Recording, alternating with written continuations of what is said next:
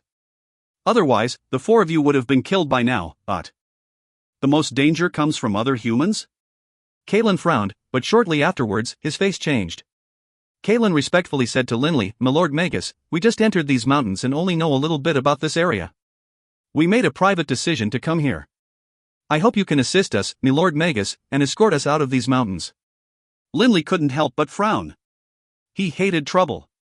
But if these people were to encounter bandits on their way home, they really would be in for it. "My Lord Magus, we beseech your aid," Alice also begged. Linley glanced at Alice. Seeing the look of appeal in her eyes, and imagining her being killed by bandits, Linley's heart softened. Nodding, he said, "Fine. I'm headed back anyways. I'll take you along with me. But if we really do encounter bandits on the way back, I can only promise to try my best. If you end up getting killed, there's nothing I can do." Kalen immediately joyfully nodded. "For you to be willing to aid us, my Lord Magus, we are extremely grateful already." Linley nodded, then immediately headed forwards. His back towards the four of them, he said, "Follow me."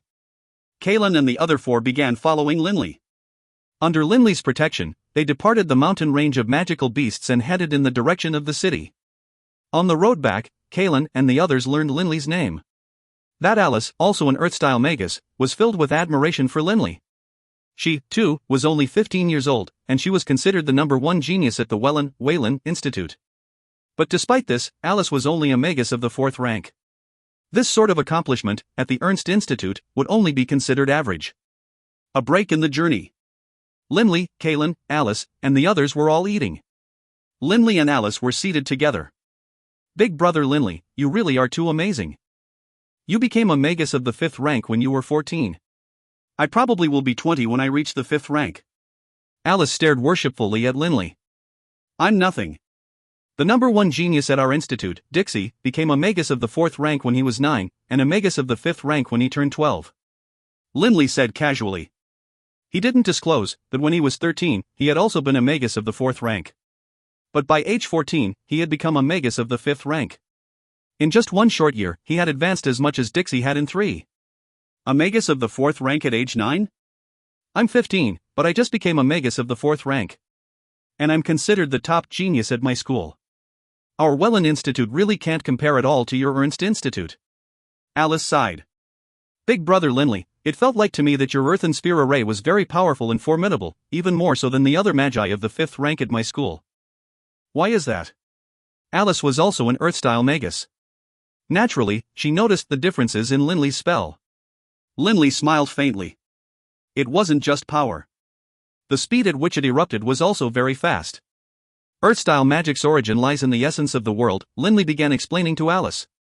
To be honest, in terms of understanding Earth magic, Linley had a much deeper grasp and understanding than even the Earth-style instructors of the Ernst Institute. After all, he had a saint-level Grand Magus as his personal tutor. Alice stared at Linley, totally focusing and concentrating on him. One listened while the other spoke. As they talked, the two of them drew closer and closer to each other. Totally absorbed in magical theory, Linley only noticed after taking a break that their faces were now so close that only a fist's worth of distance separated them. Linley was startled. This was his first time being so close to a girl. Being so close, he could clearly see Alice's 2 hazy, soft eyes, her pert nose. Linley even thought that he could feel her breath on him and smell the fragrance of her body. "Big brother Linley, why'd you stop talking?" Alice asked curiously. But moments later, Alice realized what happened. She immediately pulled back, and her face immediately flushed as red as an apple. Linley forced himself to calm down, and then stood up to face the others. Pretending that nothing was amiss, he said, "All right, everybody eat up. We're going to continue to travel soon. Let's do our best to arrive at the city early. If you find any errors, ads pop up, ads redirect, broken links, non-standard content, etc., please let us know. Report chapter so we can fix it as soon as possible." Book 3 Chapter 25, Violet in the Night Wind, Part 1. Book 3, Mountain Range of Magical Beasts, Chapter 25, Violet in the Night Wind, Part 1. On the Greenleaf Road of Funlai City, the capital of the Kingdom of Funlai, a member of the Holy Union, there were many noble manors clustered together. In front of one particular manor, over 10 people were clustered together. The Debs, WSI, clan would like to thank you, Linley, for your assistance. If it wasn't for you, this child of ours, Kaelin, probably would have suffered greatly. A distinguished-looking old man with flowing silver hair smiled towards Linley. By this old man's side was Kaelin, Alice, Tony, and Naya. Behind them were the servants of the Debs clan. Turning around, the old man nodded at one of the servants, who took out a small golden sack from within his clothes. Taking the gold sack, the old man turned to Linley with a smile. This is 100 gold coins. Although it isn't much, it represents the gratitude of our Debs clan. I hope, Linley, you will accept it. No need. It didn't take any effort on my part. Linley said quite courteously.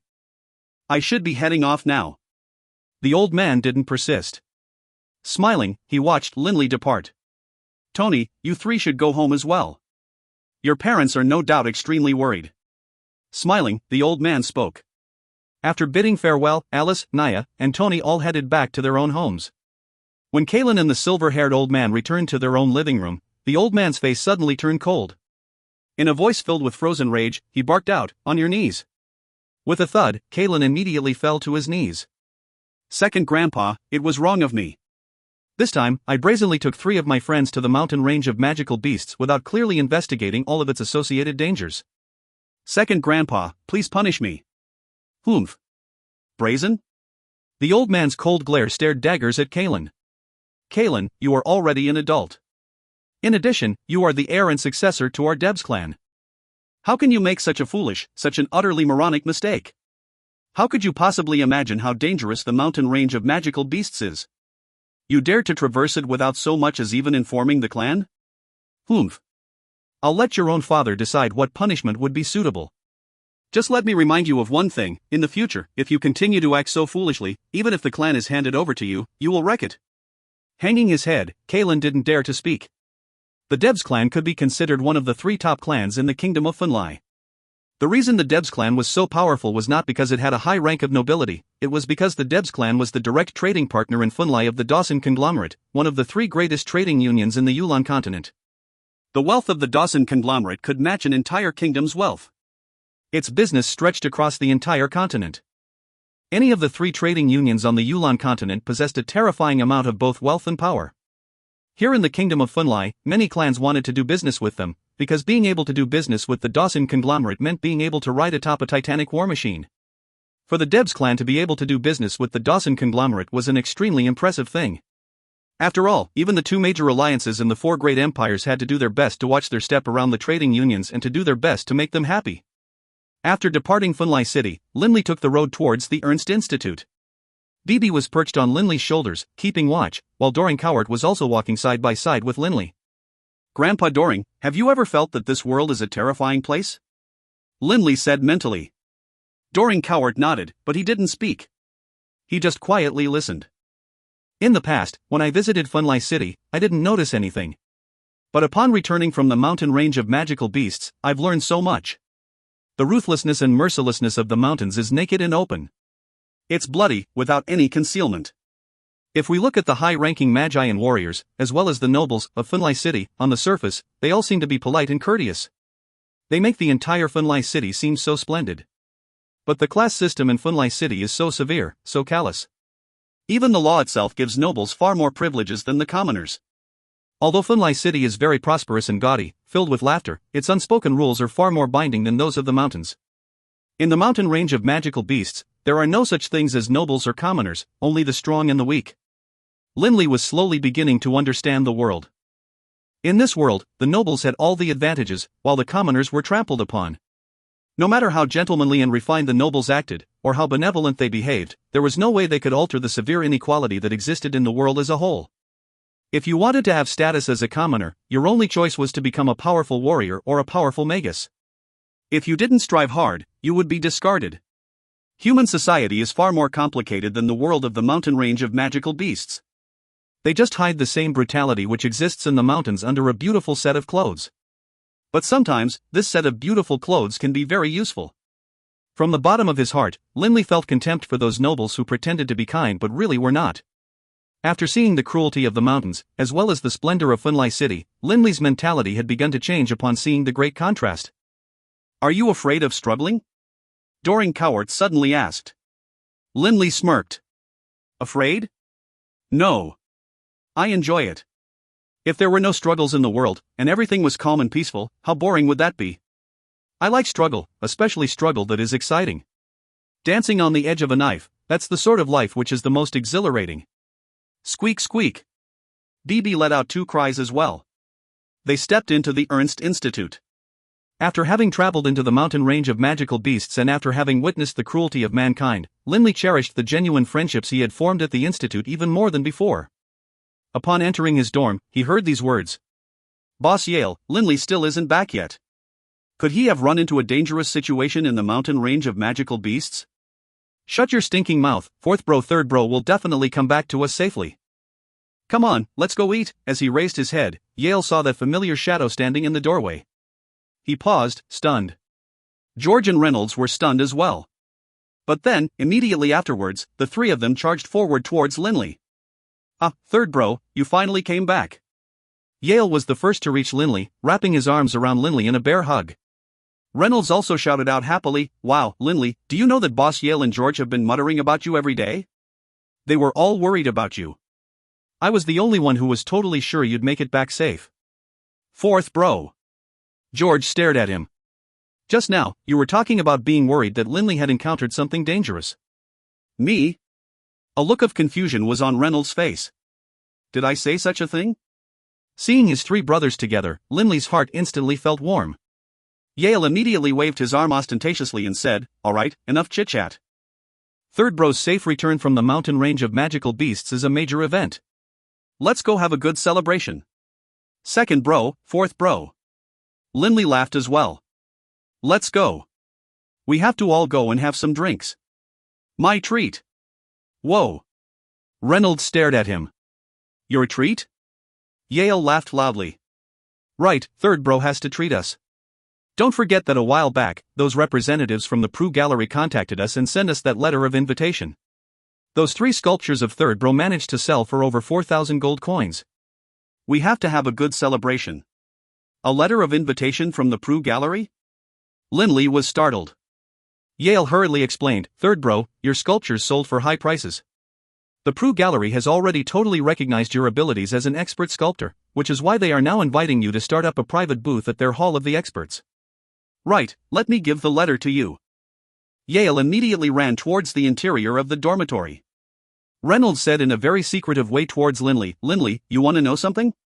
Ever since that guy from the Prue Gallery came to our school, the news that you've been invited to have a private booth at the gallery has spread across the entire institute. Your fame has tremendously increased. It's been spread across the entire institute? Linley was somewhat numb with surprise. He himself had just found out, after all. Right. In the entire institute, you might be the last one to know about this, actually. George chortled as well. Linley, this is the letter of invitation the Prue Gallery sent us. Yale came running out of the dormitory with a white envelope that had a golden seal affixed to it. If you find any errors, ads pop-up, ads redirect, broken links, non-standard content, etc., please let us know. Report chapter so we can fix it as soon as possible. Book 3, Chapter 26, Violet in the Night Wind, Part 2.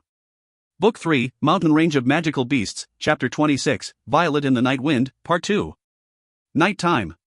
The 4 brothers of Dorm 1987 were walking along a dark, silent street of the Ernst Institute, casually talking about what had happened over these past 2 months. As vicious as that? Reynolds, amazed, tugged aside Linley's shirt. Seeing all the crisscrossing scars across Linley's chest, he couldn't help but hold his breath. The nearby George also went silent. Only Yale was able to laugh. You guys have no experience. When I was a kid, I saw way worse than this. Boss Yale, are you serious? Reynolds said in astonishment. Yale smiled cockily. Of course I'm serious. And I've seen more than a few as well. For example, killing prisoners by torture. Or real people fighting against magical beasts with their bare hands. When they fought barehanded against the beasts, they were surrounded by a ring of rich spectators. The sight was really bloody. Hearing Yale's words, Linley was able to picture the scene in his mind. It's good to be on campus, George sighed. Linley also nodded in agreement. By this time of the night, many couples could be seen walking together on the road, some holding hands, others seated together on the backs of a magical beast. Campus life was very leisurely. Right. Boss Yale, Aren't you going to go spend tonight with your girlfriend? Why aren't you getting ready to leave? Reynolds suddenly said. Yale said with dissatisfaction, girlfriend? My bro has just come back from the mountain range of magical beasts after encountering so many near-death situations. And I'm going to go spend time with my girlfriend? Reynolds, you have to remember these words: bros are like your arms and legs, while girls are like your clothes. They're just good for playing with. A look of contempt immediately appeared on Reynolds' face. Linley! A surprised voice suddenly rang out from far away. Linley and the others all turned their heads and watched as a tall, slender, beautiful young woman with golden hair ran towards them happily. Upon reaching Linley, she exclaimed in surprise, "Linley, you're back from the mountain range of magical beasts? This is wonderful. You disappeared for 2 full months this time. I was so worried. Are you injured?" "Delia, I'm fine," Linley laughed as he responded. Delia was also someone whom Linley had met just as he had enrolled in school. They were on very close terms with each other. When he was together with Delia, Linley felt as though he could totally relax and be without any mental pressure. It was just like when he was with his 3 dear brothers. "Delia, Uncle's carriage is outside waiting for us. Let's not waste any time." A cold voice rang out. Turning his head, Linley saw a youth dressed in long robes standing some distance away. It was Delia's elder brother, Dixie, one of the 2 geniuses of the Ernst Institute. Dixie's robe was extremely clean and neat, without a single blemish or stain. His eyes also seemed very clear and tranquil. "Oh." Letting out a disappointed sound, Delia looked at Linley. "Linley, father asked me and my brother to go back. Our carriage is outside waiting for us. I have to go back now." "All right, Delia. We can chat when you come back." Linley smiled as he replied. "Right. Bye." Delia clearly felt rather disappointed at not having more time to chat with Linley. Dixie walked over to them as well. He only glanced at Delia, and Delia immediately began walking towards him. But then, Dixie turned to look at Linley. "Linley, I heard you successfully returned from your training exercise in the mountain range of magical beasts." "Congratulations." Linley was stunned. This Dixie was actually speaking to him? Dixie's coldness and aloofness was legendary at the Ernst Institute. Most people would feel themselves to be under enormous pressure next to Dixie, especially when his cold, clear eyes fell upon them. That sort of psychological pressure was enough to cause some to break under the strain. "Oh. Thanks," Linley replied. Dixie barely nodded, and then escorted his sister Delia to the school gates. Austoni carefully looked at Linley, sighing in amazement. "Linley, I must say, you really are a genius, a super genius." A 15-year-old youngster who was a genius amongst the geniuses at the #1 Magus Academy in the entire Yulan continent, and also someone who has reached an incredibly high level in the art of stone sculpting. For you to be able to accomplish all this is a miracle. Putting aside the fact that you are a genius magus, even in the world of artists, in this day and age, most sculptors who qualify to be invited by us to open up a private booth in the Hall of Experts are at least 40 years old. You are the youngest one. Even in our entire history, there are only 2 unparalleled geniuses who are a match for you. But the difference is, not only are you a genius sculptor, you are also a genius magus. Wow, what a genius. Austoni's words of praise caused Linley to be embarrassed and not know what to say. "Austoni, stop wasting time. Hurry up and finish. We 4 brothers are going to go out and have some fun," Yale urged. Only now did Austoni seem to come to himself. He hurriedly pulled over a stack of documents and withdrew a silver Magicrystal card. Smiling, he presented it to Linley. "Linley, this silver Magicrystal card was specially designed by the Golden Bank of the 4 Empires. It represents that you are one of our expert sculptors. In the future, any and all proceeds from sales of your art will be directly transferred by us into the balance for this card. Right now, this silver Magicrystal card doesn't have an owner imprinted. Use your fingerprint to seal it to you. In the future, you can use it." Austoni respectfully handed the Magicrystal card to Linley, then said in an eager voice, "Linley, might I ask if you brought any sculptures for us this time?" Linley nodded his head slightly. "I have 3 in total." Austoni's smile immediately became even more radiant. Night time. Within the Jade Water Paradise. Linley, George, and 2 courtesans were there by themselves, drinking while talking and laughing. By now, Reynolds and Yale had long since retired to their rooms with their courtesans. Geez, those two, Boss Yale and fourth bro. Lindley drank a cup of wine as he spoke to George, who was in the middle of laughing and chatting with his girl. Second bro, my head is getting a bit dizzy. I'm going to go out to cool off a bit. Sure. George replied, then continued to chat with his companion. Heading downstairs, Lindley directly left the Jade Water Paradise. Upon departing the lively premises, Lindley suddenly felt a cold, refreshing night wind blow past him, helping to clear his mind. Compared to the Jade Water Paradise, the outside was much calmer and more tranquil. Lindley began to take a casual walk around the streets of Funlai City. The cool night breeze was very refreshing. There were some noble estates lining the streets, but compared to the Greenleaf Road, the estates on this street, Dry Street, were clearly on a lower level. And on the balcony of one two-story estate in particular, Alice was standing, enjoying the night breeze. Staring up at the bright moon in the empty sky, Alice couldn't help but think about Lindley, who had saved her life. At that moment, when she had fallen into despair, he had descended from the heavens and vanquished that bloodthirsty warpig and saved her life. That action had shaken her deeply. It could be said that that event had left a deep impression on her soul. Big brother Lindley is a bit taciturn, but when he gets into discussing magic, he's rather handsome. A faint smile appeared on Alice's face as she reminisced. Suddenly, Alice saw a figure walking on the streets below. His frame seemed very familiar. Taking a closer look, she immediately recognized him, and a smile lit her face up. She hurriedly waved while shouting, "Big brother Lindley, big brother Lindley." Lindley, who was walking on the street while enjoying the cool night, looked up suspiciously as he heard someone calling his name. A distant balcony, a shadowy form dressed in violet, the bright moon illuminating from behind. The violet clothes fluttered in the night breeze, and under the glow of the moon, seemed to radiate. Long hair fluttering alongside the violet clothes. Suddenly, Lindley seemed to smell Alice's fragrance. That fragrance was so mesmerizing. Alice, Lindley couldn't help but walk towards that balcony. If you find any errors, ads pop up, ads redirect, broken links, non-standard content, etc., please let us know. Report chapter so we can fix it as soon as possible. Book 4, Chapter 1, Coming Home, Part 1. Book 4, The Dragonblood Warrior, Chapter 1, Coming Home, Part 1. The walls around Alice's manor were not too high, only around 2 meters high. Walking to the walls, with a single jump, Lindley leapt on top of the walls. Then, with a single leap, he descended in front of Alice, as though he had flown to her. "Quick, lie down." Alice urgently tugged at Lindley. Suspicious, Lindley obediently sat down. Alice cautiously looked around before finally letting out her breath as she turned to Lindley. "Good thing everyone's asleep. If someone saw something, then I would be in for a lot of trouble." Lindley suddenly understood. "Let's sit down. If we talk while sitting down, the wall will prevent anyone from seeing us." Alice smiled delightedly, like a sly little fox. She casually wiped down the floor with a nearby cloth, then sat down alongside Lindley. Lindley was also very delighted to be able to run into Alice again. "Big brother Lindley, what are you doing out here on the streets so late at night?" "Right, didn't you say you are a student at the Ernst Institute? What are you doing here in Funlai City?"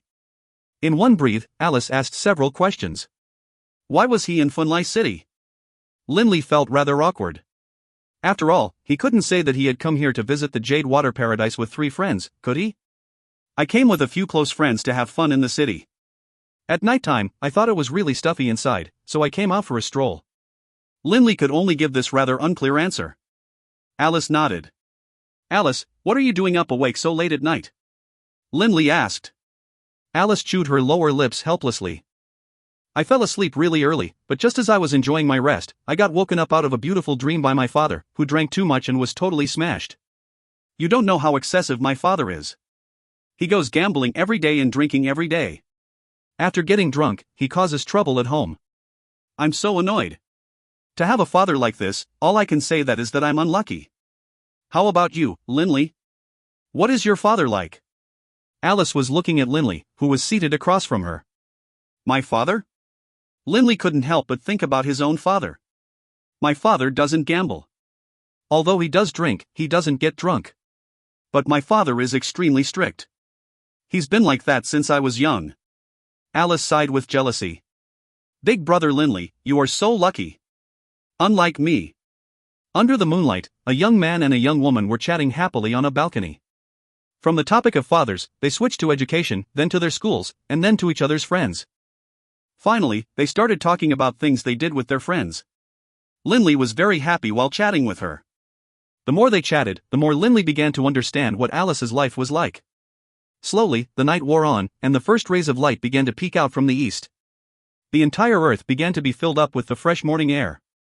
But Linley and Alice, both happily immersed in conversation, didn't notice the passage of time at all. Only when the sky was bright did the two of them realize how much time had passed. Oh, it's day already. Only now did Linley notice the time. Alice finally realized as well. I'm so embarrassed, big brother Linley. I've forced you to keep me company all night. Suddenly, Linley and Alice stopped talking. They felt a bit awkward. Right. Time for me to go. Linley could feel that the atmosphere was a bit strange. He couldn't help but suddenly feel nervous, and so he immediately stood up. Big brother Linley, in the future, will you come back to Funlai City? Alice asked. I will, as long as I have free time. Gripping the railings with his hands, Linley somersaulted over, landing on the wall, then with a leap, jumped down to the street below, almost 10 meters away from the wall. Linley didn't look back, just casually, weakly waving goodbye. Alice watched as Linley departed. Only after he disappeared into the streets did she rather forlornly return to her own room. The summer sun in August was like a huge ball of flame, baking the land. After having lunch with his three brothers, Linley headed directly towards his hometown, Wushan Township. He carried with him his backpack with over 70,000 gold coins worth of magicite cores. Squeak squeak. On Linley's back, Bibi began to excitedly squeak as well. Linley glanced at Bibi, then began laughing as well. He mentally said, Bibi, you are excited about going back to Wushan Township as well, eh? Right, I've never asked you before, but how and why did you appear in my family's courtyard, back then? I dunno either. Bibi helplessly shook his little head. As far back as I can remember, I was there in your family's back courtyard. I don't know who my parents are either. But I do remember one thing, a voice, which seemed to say, stay here, don't run around. Stay here, don't run around? Linley's heart throbbed.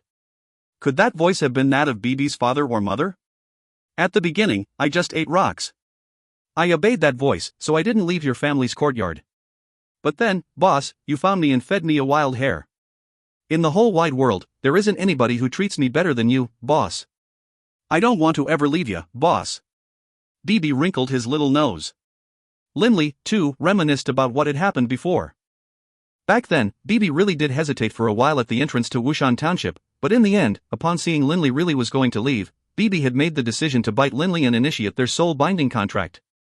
Alright, Bibi, we'll always be together, okay? Linley lovingly stroked Bibi's little head, and Bibi, comforted, closed his little eyes happily. Linley didn't walk too fast, traveling around 20 kilometers per hour. By the time he arrived at the borders of Wushan Township, it was already night. As he made his way into town, he heard a familiar voice. All of you, straighten and tighten up those waists. Don't bend. If anyone's buttocks touches those branches and gets stained by the dye, they'll be considered to have broken the rules. Double training for them. Hillman's voice could be heard from far away. Linley stared towards him. On that familiar, empty field in the east side of Wushan Township, next to a row of trees, a group of kids from age 6 to 16 were standing in 3 divisions. Under the strict supervision of Hillman and the other two, they were engaged in tough training. Sweat had totally drenched all of the children's clothes. Back in the day, I did this training as well. Seeing this, Linley felt very moved. Linley? Hillman saw Linley from far off. After giving some instructions to Roger and Lori, he immediately ran over towards Linley, immediately giving Linley a big bear hug. Uncle Hillman, long time no see. Linley was very happy as well. Let's go. Let's go home first. Lord Hog will be so happy to see you. Hillman chortled as he spoke, and then led Linley into Wushan Township proper. Young Master Linley. Roger and Lori greeted Linley warmly from afar. Uncle Roger, Uncle Lori. Linley also waved at them happily, and then followed Hillman towards his own manor. Linley, you brought a backpack with you? It seems heavy. What's inside? Hillman noticed the backpack on Linley's back, and asked with a laugh. Linley smiled mysteriously. A present for my father. If you find any errors, ads pop up, ads redirect, broken links, non-standard content, etc., please let us know. Report chapter so we can fix it as soon as possible. Book 4, Chapter 2, Coming Home, Part 2. Book 4, The Dragonblood Warrior, Chapter 2, Coming Home, Part 2. Within the Baruch clan manor, Hogg was reclining in a chair, carefully reading an exceedingly thick book. "Lord Hogg, dinner is prepared," a female servant said respectfully. Ever since housekeeper Harry had gone off to accompany Wharton to the O'Brien Empire, the Baruch clan no longer had any servants in their employ. But Hogg was the clan leader of the clan of the Dragonblood warriors. He couldn't do all the servants' work himself, right? So he forced himself to hire a female servant. Oh. Hogg closed his book and glanced at the female servant. In his heart, he sighed, "Fortunately, now that these other nobles know that my son is a genius magus at the Ernst Institute, they are willing to loan me money again. Otherwise, life would be even tougher." Based on the low taxation rate in Wushan Township, Hogg was only able to just barely pay his bodyguard's salary and also pay his yearly tithe to the kingdom. Hogg felt unhappy just thinking about it. By the time the clan had fallen into his hands, virtually all things of value had been sold off. Fortunately, he, Hogg, had 2 sons, 2 wonderful sons. Linley is already a magus of the 5th rank. He will graduate soon. By then, I can hand the position of clan leader to him, and I'll be able to do some things I have always wanted to do. Hogg stood up, preparing to head towards the dining room, when suddenly, "Lord Hogg, Lord Hogg!" Hillman's voice rang out from afar. Hogg looked questioningly towards the main gate. In a short period of time, Hillman ran in, and right beside Hillman was a tall, sturdily built young fellow. Upon seeing the young fellow, a smile blossomed upon Hogg's face. Laughing loudly, he advanced. "Linley, you are back. Ha, this is wonderful. This is an enormous surprise. Agatha, Agsa, please prepare a more sumptuous dinner." Hogg intimately patted Linley on the shoulders. "Nice, kid. You're almost as tall as me now." "Oh, right. I thought you were usually only allowed to come back at the end of each year. This time?" Linley smiled secretly. "Father, I'll tell you later, during dinner." "So mysterious?" Hogg intentionally frowned at Linley. Hillman, next to them, laughed. "Lord Hogg, Linley wouldn't tell me either, but he's prepared a mysterious gift for you." I asked him what, but he refused to say. "Uncle Hillman." Linley frowned at Hillman. "All right, I'll be quiet, I'll be quiet." Hillman laughed loudly. Darkness fell upon the world, blanketing the earth in shadows, but the Baruch clan manor's dining room was brightly lit with many lanterns. After finishing dinner, the serving girl Agatha cleared the table, leaving behind only Linley and Hogg in the room. Only now did Linley place the backpack in front of his father. "This is?" Hogg stared suspiciously at Linley. "We'll open it in a bit." Linley stood up and closed the door to the room. Hogg couldn't help but chuckle. "As secretive as all that? You even went to close the door." Linley sat down confidently. "Father, you can open the backpack now. HRMPH, let me see just what you have in here." Hogg curiously opened the backpack, but much to his surprise, there was another sack inside the backpack. The mouth to the large sack was closed tightly, and it was bulging with the magicite cores that were hidden within it. Rubbing his hands against the sack, Hogg said suspiciously, "What a large sack. It doesn't feel like gold inside. Can it be pebbles?" Hogg didn't understand what was going on. As he spoke, he opened the sack up. As soon as the sack opened, gaudy, beautiful, multicolored magicite cores all gleamed with rainbow light. Hogg couldn't help but feel dazed upon seeing them. This sack was filled to the brim with magicite cores. In all his life, Hogg had never seen so many. "These are magicite cores?" Hogg's eyes were round, and he stared at Linley in astonishment. And then, he slowly swallowed. Hogg had seen magicite cores before, but he had never seen so many in one place. So many magicite cores in one sack really did have the capacity to astonish its viewers. Linley nodded. "Right. This bag is filled almost exclusively with magicite cores. There's a very small number of magestones inside as well. Based on what I read, these magicite cores should be worth a total of around 70,000 gold coins." 70,000 gold coins? Hogg felt his heart pump frantically. All these years, Hogg had been suffering from the restrictions of money. By now, even if one just wanted Hogg to produce 500 gold coins, Hogg would probably have to go borrow money. One could imagine how dire their straits were. 70,000 gold coins. What sort of wealth was this? 70,000 gold pieces definitely could keep the entire Baruch clan fed for over 100 years. Of course, 70,000 is just the book estimate, and these prices were previous prices. I expect that this will be enough to reach 80,000 gold prices. Liney said honestly. Staring at the gaudy magicite cores, Hog felt as though he were living in a dream. His entire body was floating. Ha-oa! Ha-oa! Hog took 2 deep breaths, finally calming himself down. Linley, where did you get these magicite cores? Hog finally thought of this. He stared at Linley with a deadly stare. Did you go to the mountain range of magical beasts? Linley nodded. Yes, father. I got all of these from mountain range of magical beasts. Hog was somewhat angry now. The mountain range of magical beasts is one of the most dangerous places in the entire continent. Entering it is a major endeavor. Why didn't you discuss it over with me before going inside? Do you know how dangerous it is in there? Just as he finished speaking, Hog began to laugh at himself. Linley had gone inside, after all. He definitely now knew how dangerous it was. Hog lowered his gaze, and was silent. Seeing Linley with an earnest, listening to himself being lectured expression on his face, he couldn't help but shake his head and sigh. Linley, it's not that I, your father, want to yell at you. But you must know that you are currently a genius magus studying at the Ernst Institute. In the future, your potential will be limitless. The heavy burden of stewarding the Baruch clan will rest on your shoulders. After all, your brother is still young. Who knows how long it would take before he becomes a real Dragonblood warrior. All my hopes rest on you for now, as well as all of the hopes of the Baruch clan. This is why you can't treat your life as a joke. Linley didn't dare to speak. Take off your clothes. Let me see if you have any injuries. Hog suddenly said. Take his clothes off? Linley hesitated. Others couldn't tell with his clothes on, but Linley himself knew very well how terrifying the sight of all the crisscrossing scars on his body was. Hog frowned. Take them off. After hesitating another moment, in the end, Linley still undressed, taking off his shirt and baring his upper body.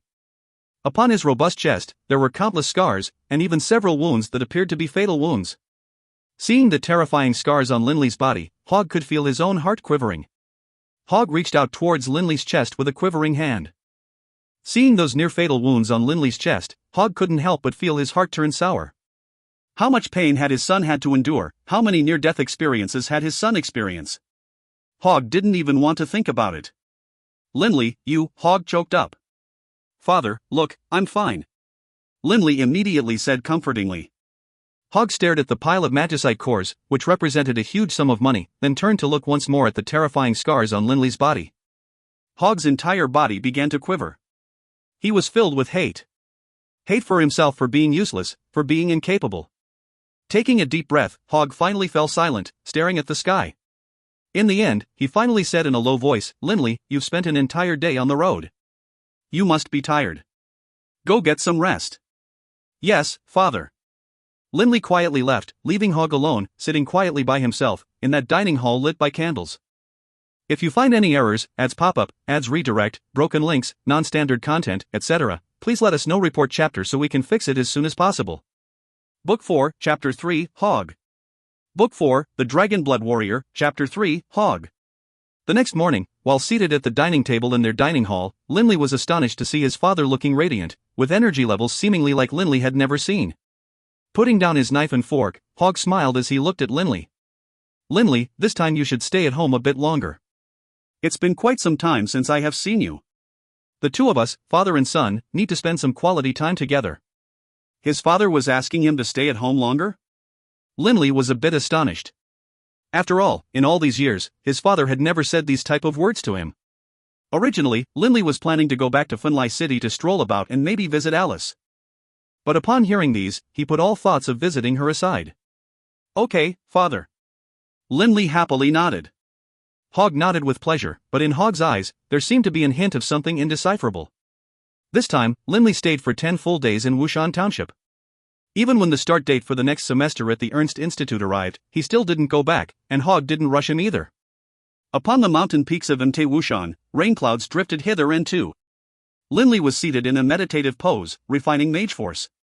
Earth elemental essence and wind elemental essence swirled around Linley, entering his body from every direction and being absorbed into his muscles, his skeleton, and his veins, improving his body's strength. After part was absorbed, the rest was transformed into mage force and stored in his central dantian. Like an ocean being fed by 100 rivers, all of the flows of elemental essence in his body would eventually end up here. Linley just sat there for half a day. By the time Linley opened his eyes, it was already sunset. Time to go back to school. Linley rose to his feet and took a deep breath. Ever since I gave those magicite cores to my father has changed for the better. He's been much closer to me as well. These 10 days Linley had spent here had been the closest 10 days he had ever spent with his father. What caused father to change so much? The magicite cores? I don't think father would have changed just because of money. Perhaps it was the scars on my body? Linley pondered, but in the end, he still couldn't fully understand why his father's attitude towards him had changed so much. Asking if one was cold, worried that one might be hot, this idiom expressing concern perfectly captured how considerate and caring Hogg was towards Linley. After entering the Baruch clan manor, Linley immediately saw his father, book in hand. Father, it's getting dark. Why don't you finish the book tomorrow? Oh, Linley's back. Laughing, Hogg closed the book. Your words have merit. I'll finish it tomorrow. Linley, after spending all this time training, you should be thirsty. Hogg poured a glass of hot water from the tea carafe he kept by his side. Here, have something for your throat. The temperature of this water is just right, not too cold, not too hot. Thanks, father. Linley's heart felt warm. This was how Hogg had treated Linley during these past 10 days, incomparably well. While in the past, Hogg was always strict and solemn. Rarely would he show his affectionate side. While drinking the water, Linley said, Father, I've been at home for some time now. I'm planning to go back to school tomorrow. Tomorrow? Hogg paused for a moment, seemingly stunned, but then nodded. All right. Come back earlier for your end-of-the-year holiday this year. Sure. Linley assented. Hogg said in a soft voice, Linley, your father doesn't have much ability. In the future, our clan will depend on you. By giving me these magicite cores, your little brother's tuition expenses are guaranteed as well. I am already extremely satisfied. But in my mind, I still constantly think about our family's humiliation. I hope that you will never forget that our ancestral heirloom is still in the hands of others. Linley could sense his father's faith being placed in him. Taking a deep breath, he nodded slightly. Right now, I don't have any other desires. I only hope that before my death, I will be able to see with my own eyes the Slaughterer Warblade. Hogg's voice became even more quiet. Linley could feel that something was amiss. He immediately said, Father, don't be so gloomy. You are only 40 years old this year. You have lots of time left. I have confidence that within 10 years, I can definitely bring our Warblade Slaughterer back, and once more place it within the ancestral hall in our manor. 10 years. Good, good. Hogg gently nodded. The second day, after lunch, Linley departed from Wushan Township. That night, in the main hall at the Baruch Manor, two people sat together. Hogg and Hillman. The door to the hall was closed, and on the main table in that hall, the sack of magicite cores was on display. Hillman had been totally stupefied by this sack of magicite cores. Finally, Hogg spoke. Hillman, I plan to sell off these magicite cores. I want to entrust that gold into your safekeeping. Hillman immediately recollected himself. He hurriedly said, Lord Hogg, no. How can you hand such a vast sum of money to me? Why don't you take care of it? Hillman, don't call me Lord Hogg. You can just address me as Big Brother Hogg again. Hogg laughed in a very kind way. Suddenly, Hogg stood up, facing the east. Me, take care of it? Ha, Hillman, perhaps there is nobody besides you who knows more about the affairs of the Baruch clan, and about me. Hillman started. He didn't know why Hogg had suddenly said this. That affair has been buried in the deepest reaches of my heart for 11 years now. For 11 years, I've felt as though my heart has been chewed on by ants. I've been suppressing it all this time. Suppressing it, one day after another, 1 year after another, and in the blink of an eye, 11 years went by. Hogg's entire body began to tremble. Hillman's face changed.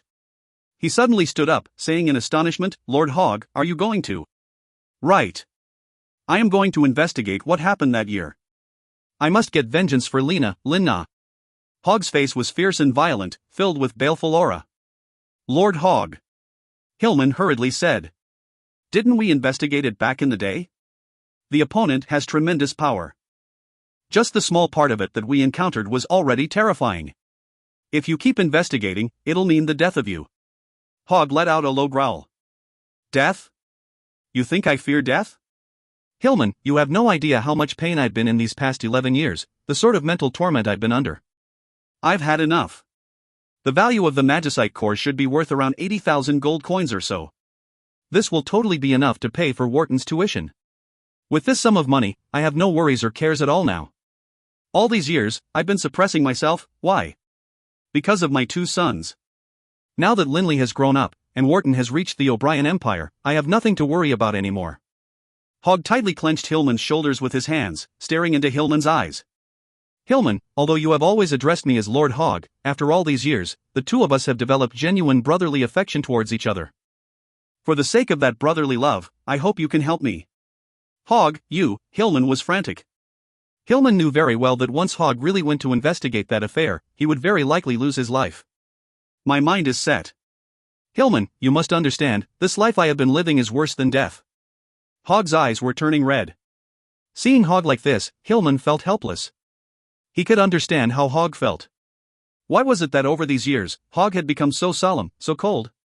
Others might not know, but Hillman knew very well.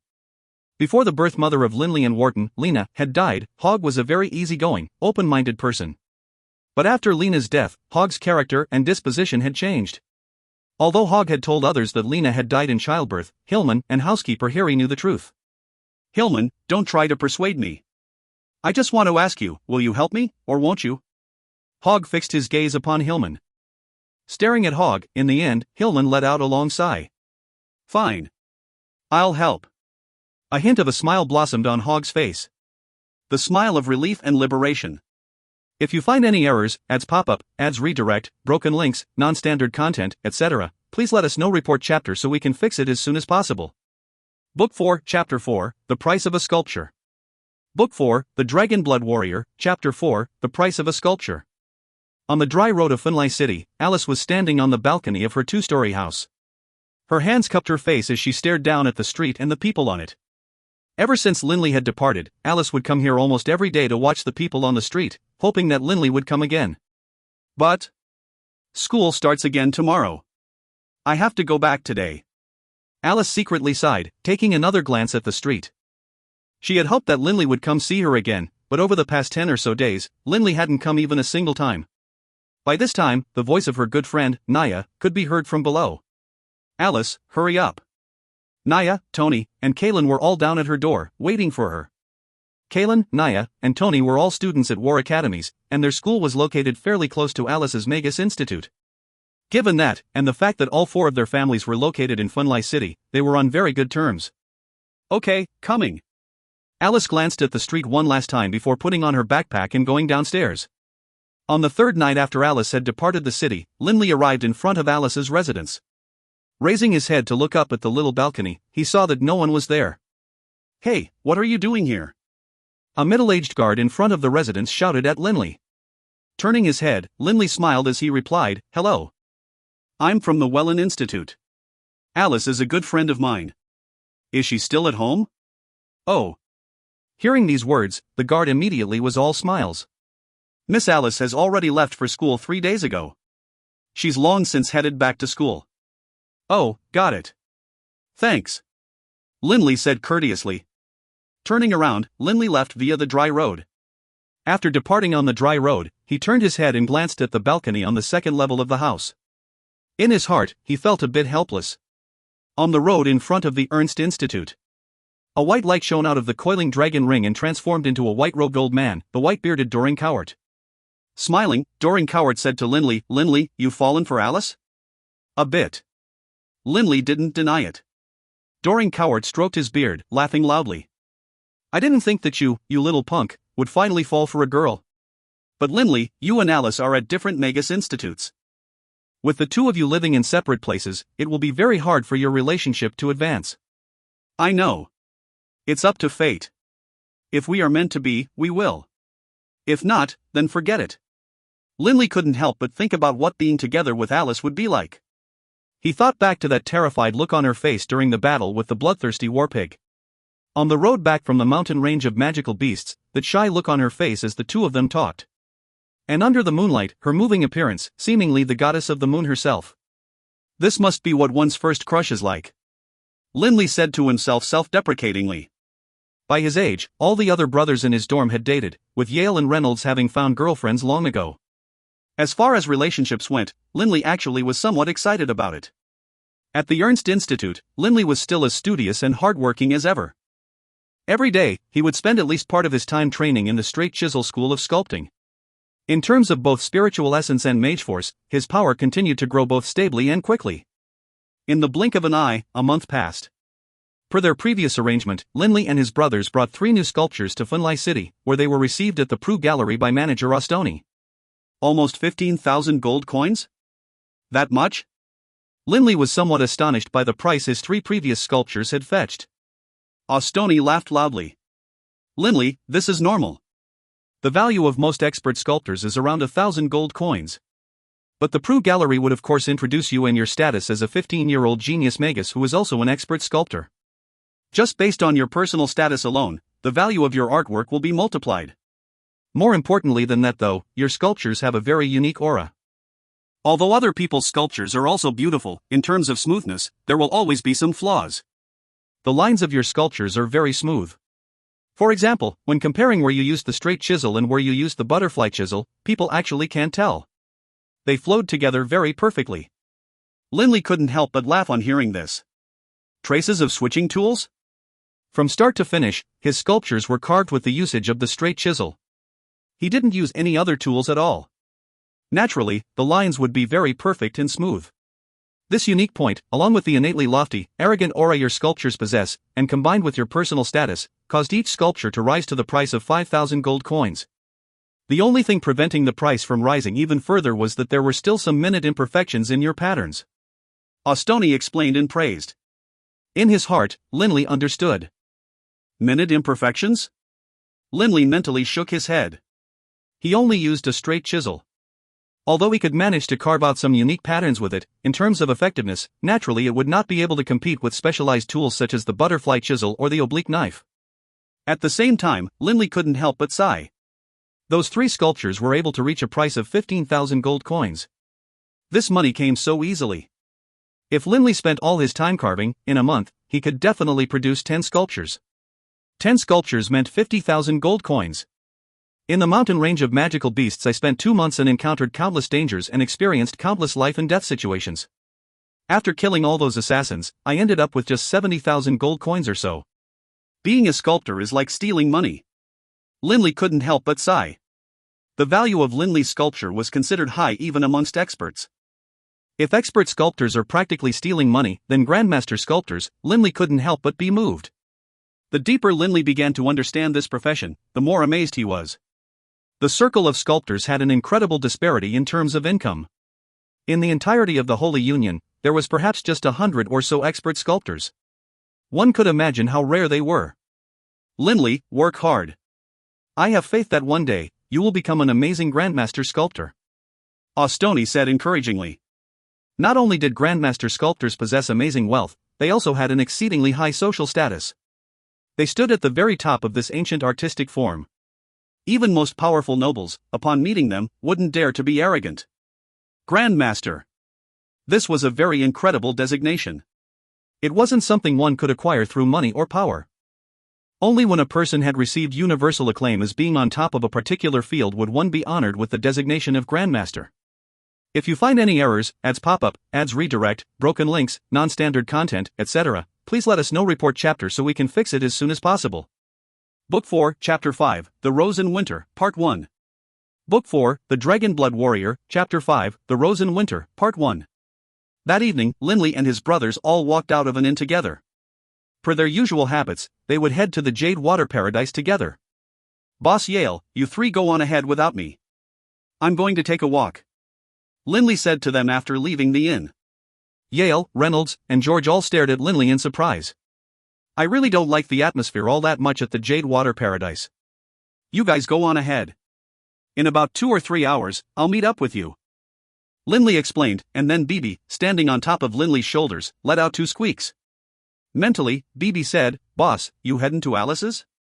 Since he was always by Lindley's side, of course Bibi knew everything. Although Bibi didn't seem to grow larger, his intelligence by now was the match of any human youth.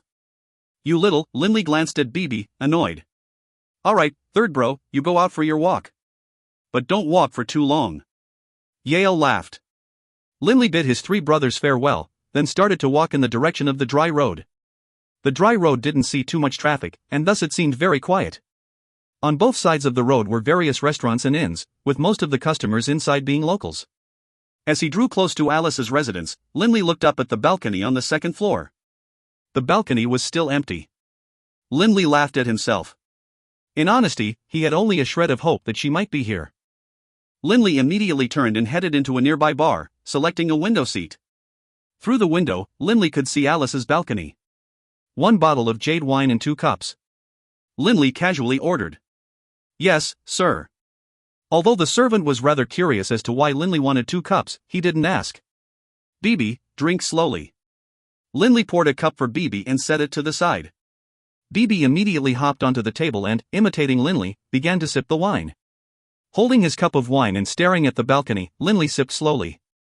Just like that, the two of them, a man and a magical beast, drank quietly, polishing off 3 bottles over the course of 2 hours. Only then did Linley pay his tab, and the two of them left the bar. Boss, are you really disappointed? On Linley's shoulder, Bibi messaged him mentally. Linley reached out to stroke Bibi's little head. Laughing, he berated, "You little punk." And then Linley began walking towards the major roads of Funlai City towards the direction of the Jade Water Paradise, enjoying the night scenery. The second day, September 30th, Linley and his 3 brothers left the city and returned to the Ernst Institute. That night, Alice, Kaylin, and the others returned to Funlai City. The reason for this coincidence was that the Ernst Institute and the Welland had different break days for the students. The break days for Ernst Institute students was on the 29th and 30th of each month, while for Welland Institute students, it was on the 1st and 2nd of each month. Thus, Alice only got home on the 30th. Sadly. Although Alice stood there on the balcony, watching the crowded streets, occasionally getting excited when someone who looked similar to Linley walked by, in the end, she was always disappointed. The afternoon of October 2nd, she had no choice but to return to school. October 29th, Linley once again went into town to deliver 3 more stone sculptures. At night, Linley once again went to that bar on the dry road. He once more selected the same window seat, ordered the same jade wine, and began drinking with Bibi. Boss, looks like you are gonna be disappointed again. Bibi looked at Linley, his beady little black eyes rolling as he mentally spoke. No big deal. I guess it wasn't meant to be. Throwing his head back, Linley polished that cup of wine off. By now, him and Bibi had finished 2 bottles of jade wine. But on the balcony, Linley still could not see the figure he was waiting for. By now, the server came over. 1 more bottle of, halfway through his sentence, Linley paused, and his eyes lit up, his gaze focusing on that little balcony on the 2nd floor of Alice's house. A female figure dressed in white had suddenly appeared. Bill, please. Linley immediately stood up. The server, already preparing to grab another bottle of wine, was momentarily baffled, but he quickly recovered. After paying the bill, Linley walked out, with Bibi leaping from the table to his shoulders. By now, it was almost 8 at night. The dry road was getting dark. Because it wasn't a main road, there were very few people there at night. It's Alice. Linley was absolutely certain. Whoa, boss, you finally are gonna meet that beauty again. Ha ha. Are you happy? Are you excited? Are you impatient? On Linley's shoulders, Bibi continued speaking delightedly. Linley didn't even pay attention to Bibi. Quite agilely, he flipped over Alice's wall, and with a push of his hands, he transformed into a black blur, landing directly onto the balcony. Alice had been watching Linley make his way over to her past the wall this entire time. Big brother Linley. Alice immediately recognized him. Her heart rate immediately sped up and, nervous, her face turned red as well. But in her heart, she was filled with joy. Last time, she hadn't managed to catch Linley. Upon returning to the Welland Institute, she had asked around and found out that the Ernst Institute's vacation days were on the 29th and the 30th. Thus, Alice had skipped class and come home 2 days early. Big brother Linley, what a coincidence. Alice said with a smile. Linley was briefly stunned. Alice, yeah, what a coincidence. Alice couldn't help but laugh, before she recovered and immediately tugged Linley to sit down. Quick, sit down, don't let anyone see you. Linley sat down. The two of them hid in the corner of the balcony, quietly chatting with each other. Doreen Coward appeared at this time. Linley. Doreen Coward, what is it? Linley was a bit unhappy. Doreen Coward laughed loudly. Kid, don't talk too much with this girl about irrelevant things. Be a bit friendlier, a bit more forward. You idiot. Judging from the look of her, this Alice girl is interested in you too. No rush, no rush. Although Linley had no fear of death at this moment in time, he was a bit unsteady and a bit wobbly, mentally speaking. You really are stupid. Doring Cowart said impatiently. Linley began to totally ignore Doring Cowart's advice, only talking to Alice about irrelevant, casual topics. Watching the two of them, in the end, Doring Cowart could only shake his head and disappear back into the coiling dragon ring. While chatting with Alice, Linley didn't notice the passage of time in the slightest. Big brother Linley, you are so amazing. You must have lots of girls chasing after you at the Ernst Institute, right? Alice intentionally said these words in a casual manner, but upon hearing them, Linley's heart began to beat faster. Not too bad, not too bad. While chatting with Alice, sometimes Linley spoke without thinking. You idiot. Doring Cowart's voice rang out in Linley's mind. If you find any errors, ads pop up, ads redirect, broken links, non-standard content, etc., please let us know. Report chapter so we can fix it as soon as possible. Book 4, Chapter 6, The Rose in Winter, Part 2. Book 4, The Dragonblood Warrior, Chapter 6, The Rose in Winter, Part 2. Together with Alice, Linley felt truly joyful from the bottom of his heart. In this manner, an entire night passed away. Neither Linley nor Alice felt tired at all, despite having been up all night. As the sun began to rise, the horizon began to glow with a soft, blue color. The sun is rising. Alice, I have to go. Linley stood up. Okay. Alice replied. Alice also stood up, looking at Linley with a somewhat reluctant-to-part expression. Linley grinned, waved at her, then floated down to the street like a leaf, his body surrounded by flows of air. After Linley arrived at the Jade Water Palace, he waited for his brothers to get out of bed, at which point he was interrogated by Yale and the other two. After returning to the Ernst Institute, Linley continued to be as studious as ever. But when he was relaxing, he would often think of Alice. Linley had a certain feeling, he had been struck in the heart by the gods of love. Yulon calendar, year 9997, November 29th, evening. Alice had gotten up very early to wait outside her family's door. After waiting for a while, she saw Linley's familiar figure making his way up from the dry road. Immediately, she ran to him. Big brother Linley. Alice shouted rather excitedly. They hadn't seen each other for a month. After finally being able to see him, Alice was somewhat unable to control her excitement. In his heart, Linley was feeling excited as well. After all, it had been a month since they last met. But today, he felt especially happy. Even though I didn't tell Alice when I would see her again, she came outside to wait for me today. Last time, after chatting with Alice, Linley discovered that the Wellen Institute's vacation days were on the 1st and 2nd of each month. Alice was skipping class in order to meet with him. Linley fully understood what that meant. Linley, keep at it. This time, you have to be a bit braver.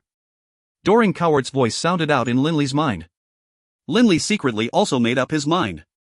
After all, he didn't want to wait another month. Alice, why are you outside today, instead of on your porch? Linley and Alice were walking side by side on the street. Alice laughed. We can't always be hiding on my balcony, can we? Thinking back to how the two of them were hiding in the corner of a balcony, Linley couldn't help but laugh. Right. If you don't go back home at night, isn't your father going to be worried? Linley asked. Him? Alice pouted. My father is a drunken sot, and also a compulsive gambler. He might not even know when he himself will be home, much less me. Big brother Linley, I grew up in Funlai City as a child. Funlai City is a very big city. You probably haven't been to many places. Come on, I'll show you around. Alice laughed. Linley and Alice walked together on the streets. It was winter now, and on the Yulon continent, December and January were the two coldest months of the year. The night wind was very cold as well. There weren't too many people on the streets. But as Linley and Alice walked and chatted, they totally ignored the people who were on the streets. Oh, it's snowing? Alice raised her head up to stare at the night sky and watched as white flecks gently drifted down. I love snow. This is the first snow of this year's winter. I also like snow. Linley lifted his head up, allow the snow to collect and then dissolve upon his face. To be able to take a walk with the girl he liked on a snowy night was quite romantic. The two of them continued their slow stroll in the streets of Funlai City. Big brother Linley, do you have a girlfriend? Alice suddenly asked, before saying in a soft voice, Big brother Linley, you are so amazing, you must have one already. I do not, definitely do not. Linley quickly said. Hearing his words, Alice fell silent. Alice, do you have a boyfriend? Linley dithered for a while, but finally got the question out. Alice's face immediately turned red. Even her neck turned red. But in the dark night, there was no way for Linley to see. How could I have a boyfriend? Who would want me as their girlfriend? Oh. Linley took a deep breath, then suddenly said, then how about, you be my girlfriend? Alice looked up at Linley in surprise, as though she had been stunned silly. Linley was just chatting normally with her earlier. All of a sudden, he asked this question of her, catching her totally off guard. In the Holy Union, it was very normal for young people to have boyfriends or girlfriends. Many of Alice's female classmates already had boyfriends, and she had also thought about having one. But she didn't expect that Linley would ask her in such a direct manner. You want me to be your girlfriend? Alice asked. Right now, Linley felt that his heart was pounding so frantically that it was going to burst out of his chest. Even when facing life and death battles in the mountain range of magical beasts, he had never been so frantic. Yes. Are you willing? Alice's face was totally red by now. She stared at Linley. Big brother Linley, honestly, maybe I'm not as good of a person as you think I am. I trust my judgment. Alice, I asked you already. Are you willing? Linley was about to go crazy. He wanted to know Alice's reply right away. Even Linley's voice was quivering. Alice was quiet for a moment, and then she gently nodded. Yes. Excited, Linley couldn't help but enfold Alice in a deep embrace. Embarrassed, Alice buried her face against Linley's chest. Just then, Linley noticed that there was a flower shop next to them. Moments later. Alice, here. Alice lifted her head up in response, and she saw a brilliantly beautiful rose in front of her. Her face blushing, Alice accepted the rose. Looking at Alice, Linley thought that the red rose complemented her blushing pink face perfectly. She was an unspeakably moving picture. This image was burned into Linley's mind forever. Holding Alice by the hand, the two of them continued their walk. The snowflakes continued to fly about. The two youths slowly strolled about the night streets of Funlai City. The rose in Alice's hand was so beautiful, so vibrant. In one of the superior rooms of the Jade Water Paradise, there were 7 people, Yale, George, Reynolds, and 4 beautiful ladies. I don't know what's gotten into third bro. Last time he went missing for an entire night also. This time, he hasn't come back even now. Yale shook his head helplessly. Hey, that guy looks like third bro. Reynolds, who was seated next to the window, suddenly let out a surprised shout. And he's holding hands with a girl. Damn. Third bro managed to find himself a beauty behind our backs. Whoosh. Yale and George also ran to the window, staring down at Linley below them. At this moment, Linley, who was drunken in the beautiful throes of young love, didn't even notice that they had reached the Jade Water Paradise. Linley and Alice walked right past the Jade Water Paradise, continuing onto the fragrant Pavilion Road. Man, when did third bro become so formidable? Yale's eyes were sparkling. George and Reynolds were both excited as well. Reynolds immediately suggested, when third bro comes back, we have to give him a proper interrogation. The next morning, Linley happily returned to the superior room in the Jade Water Paradise. Per their usual habits, Reynolds and Yale should have each retired to their own private rooms with their beauties. But, upon opening the door, Linley stared inside with surprise. Boss Yale, why are you all here? You ask me why we are all here? Reynolds began to chortle. Scheming looks were on the faces of George and Yale as well, and they began to creep closer to Linley. Tell. Reynolds stared at him. Who was that beauty who was with you last night? Quick, tell.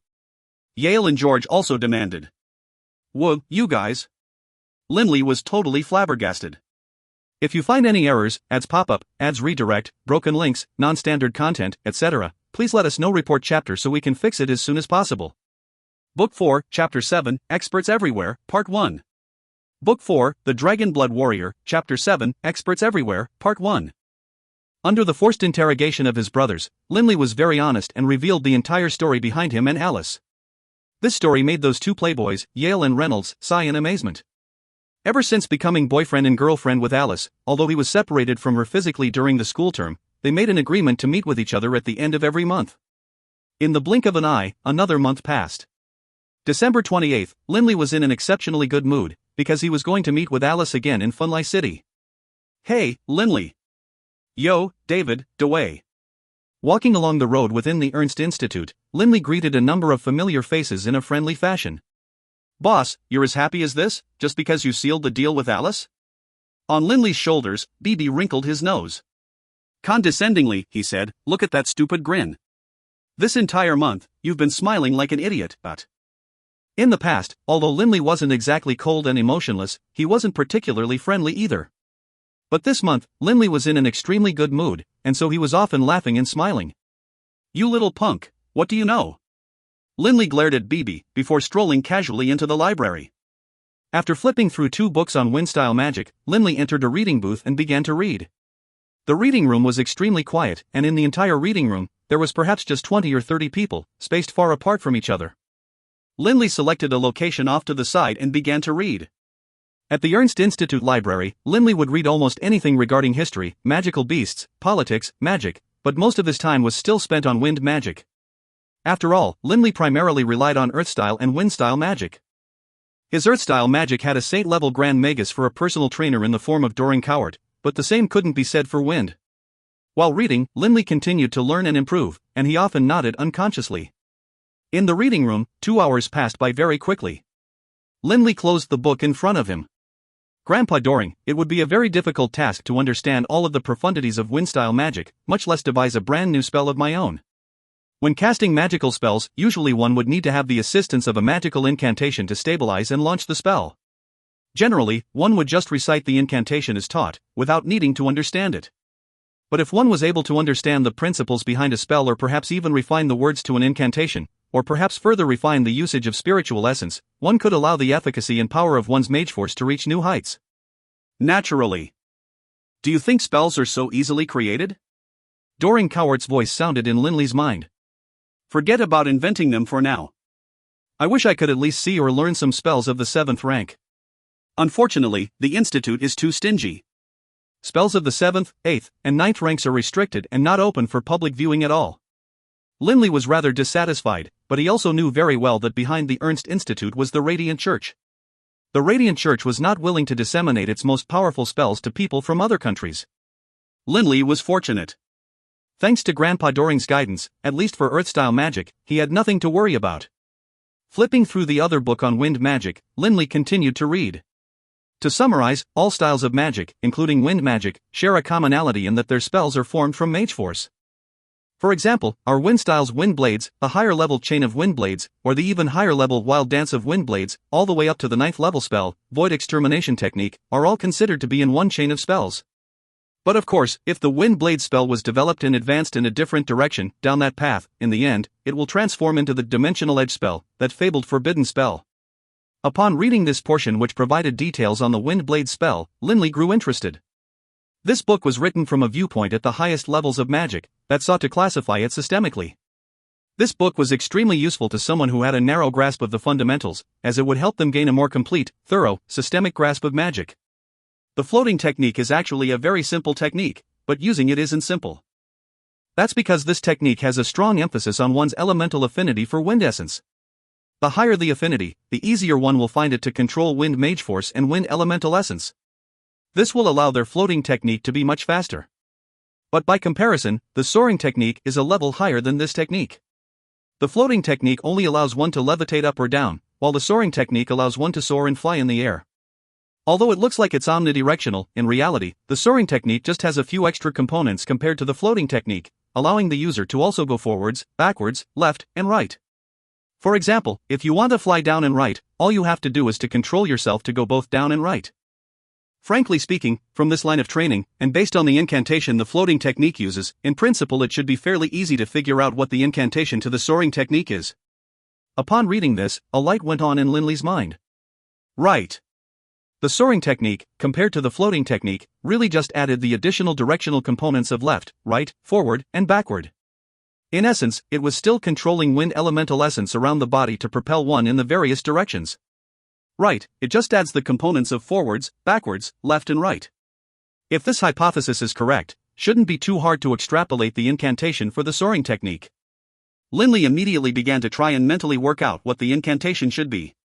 But of course, whether or not the extrapolated incantation would be correct was something which only experimentation could prove.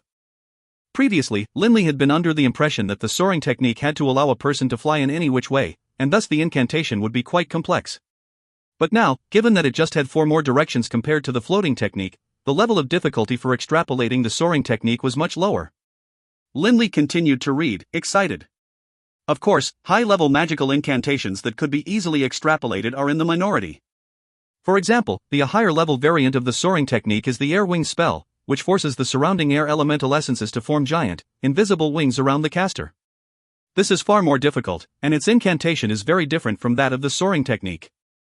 There's simply no way to extrapolate it at all. Linley nodded as well. The more he read, the more confident Linley was that the author of this book was an expert in researching magical spells, because the explanations this book gave were almost all rooted solidly in the fundaments of magical theory. It gave advice on how to truly understand the mechanisms behind controlling elemental essence and in understanding each magical incantation. But it didn't say anything about how to improve the power of one's spells. Most people, upon seeing how deep and in-depth this book went with regards to magical theory and usage of elemental essence, wouldn't bother to read further. But Linley understood that if he could understand the reasoning behind each spell, he would naturally also learn how to better control his magic. At that time, the power behind each of his spells would be greater. Linley. Just as Linley was getting absorbed with this book, a clear voice sounded out by his side. Lifting his head, Linley looked off to the side, where he saw a tall, slender, beautiful girl standing next to him. It was Linley's good friend, Delia. But the expression on Delia's face wasn't too happy. "Hey Delia, what's up?" Linley laughed. Delia bit her lower lips. She was silent for quite a while, before finally asking, "Linley, I hear you have a girlfriend?" Delia's eyes, beautiful and large, were firmly fixed upon Linley. If you find any errors, ads pop up, ads redirect, broken links, non-standard content, etc., please let us know. Report chapter so we can fix it as soon as possible. Book 4, Chapter 8, Experts Everywhere, Part 2. Book 4, The Dragonblood Warrior, Chapter 8, Experts Everywhere, Part 2. Linley was slightly startled. He hesitated. In his mind, many thoughts flashed by. But in the end, he still nodded. Yes. Her name is Alice. Delia's eyes immediately turned red. Congratulations, Dot. Delia hurriedly turned away, unable to prevent her tears from coursing down her face. She quickly ran out of the reading room. But Linley himself did not see Delia's tears. Sigh. After directly telling Delia the truth, Linley felt restless and annoyed.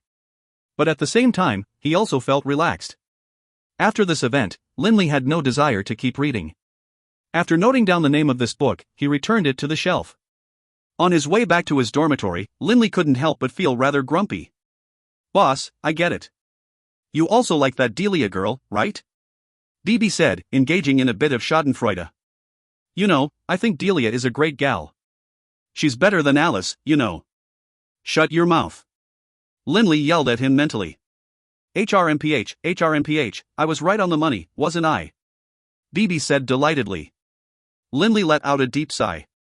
After a while, a hint of a smile appeared on his face. "Forget it. Since I've made things clear to Delia, this won't be on my mind anymore." Right. I'm meeting with Alice again tomorrow. I have to prepare a present." As he began thinking about Alice, Linley felt much more happier and relaxed. December 29th, evening. Linley split apart from Yale and his other brothers, and headed off by himself to Alice's house for his rendezvous. This time, Linley was going to be able to spend some extra time with Alice. The first day of the first month of each year was known as the Yulon Festival. This was the biggest holiday in the entire Yulon continent. On this day, every year the Radiant Church would organize a huge religious mass. As Funlai City was known as the Holy Capital, with the headquarters of the Radiant Church located in West Funlai City, naturally the religious mass in Funlai City would be the largest one in the entire Yulon continent. When the time came, the Holy Emperor himself would officiate over the proceedings. This was always an incredible mass, and many, many people attended each year. January 1st. West Funlai City, the headquarters of the Radiant Church. The Radiant Temple. This was a huge building that rose up nearly 100 meters. Anyone at any place within Funlai City could see it in the skyline. In front of the Radiant Temple was an enormous city plaza, over 1,000 meters in length. The plaza was paved with smooth, equally sized white stones. At this moment, the plaza was filled with a sea of people, and Linley and Alice were amongst them. Many mounted knights of the Radiant Church were there as well, keeping order amongst the crowd. But in general, all of the people there were very orderly and obedient.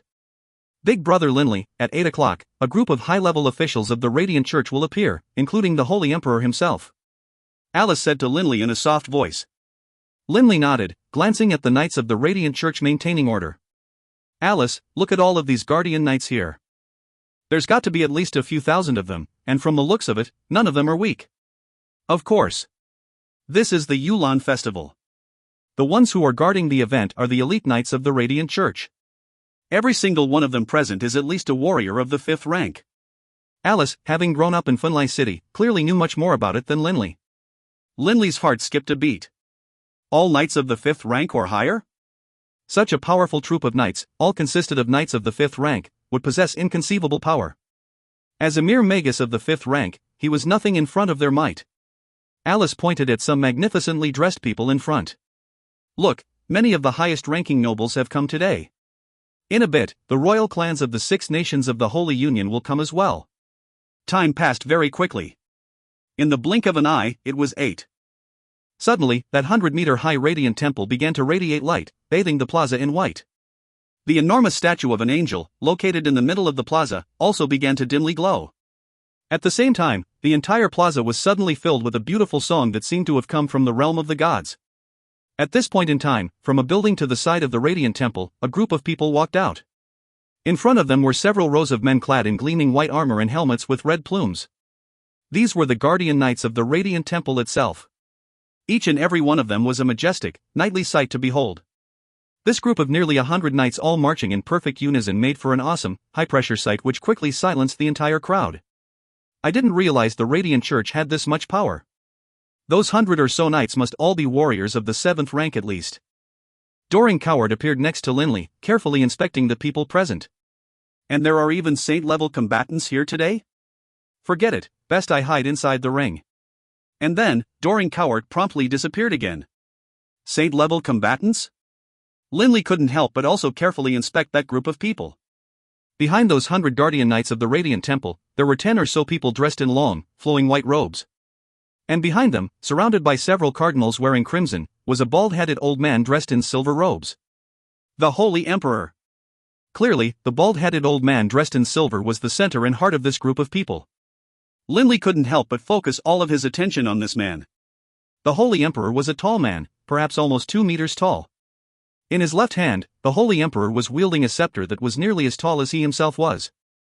Behind the Holy Emperor and the cardinals, there were 4 old men all dressed in black, as well as over 100 warriors dressed in violet. This group of people walked in an orderly fashion to the center of the plaza. None of the 100,000 people gathered in the plaza dared to make a sound. "Grandpa Doring, you said there are saint-level combatants present. Which of these are saint-level combatants?" Linley asked mentally. I could tell at a single glance. That Holy Emperor as well as one of those 4 old men in black are both saint-level combatants. They are quite self-confident, it seems. They didn't attempt to mask their power in the slightest. I didn't expect that after 5,000 years, that little Radiant Church which was hiding within the Powant Empire would develop to such a level. Doring Coward sighed non-stop. Not mask their power?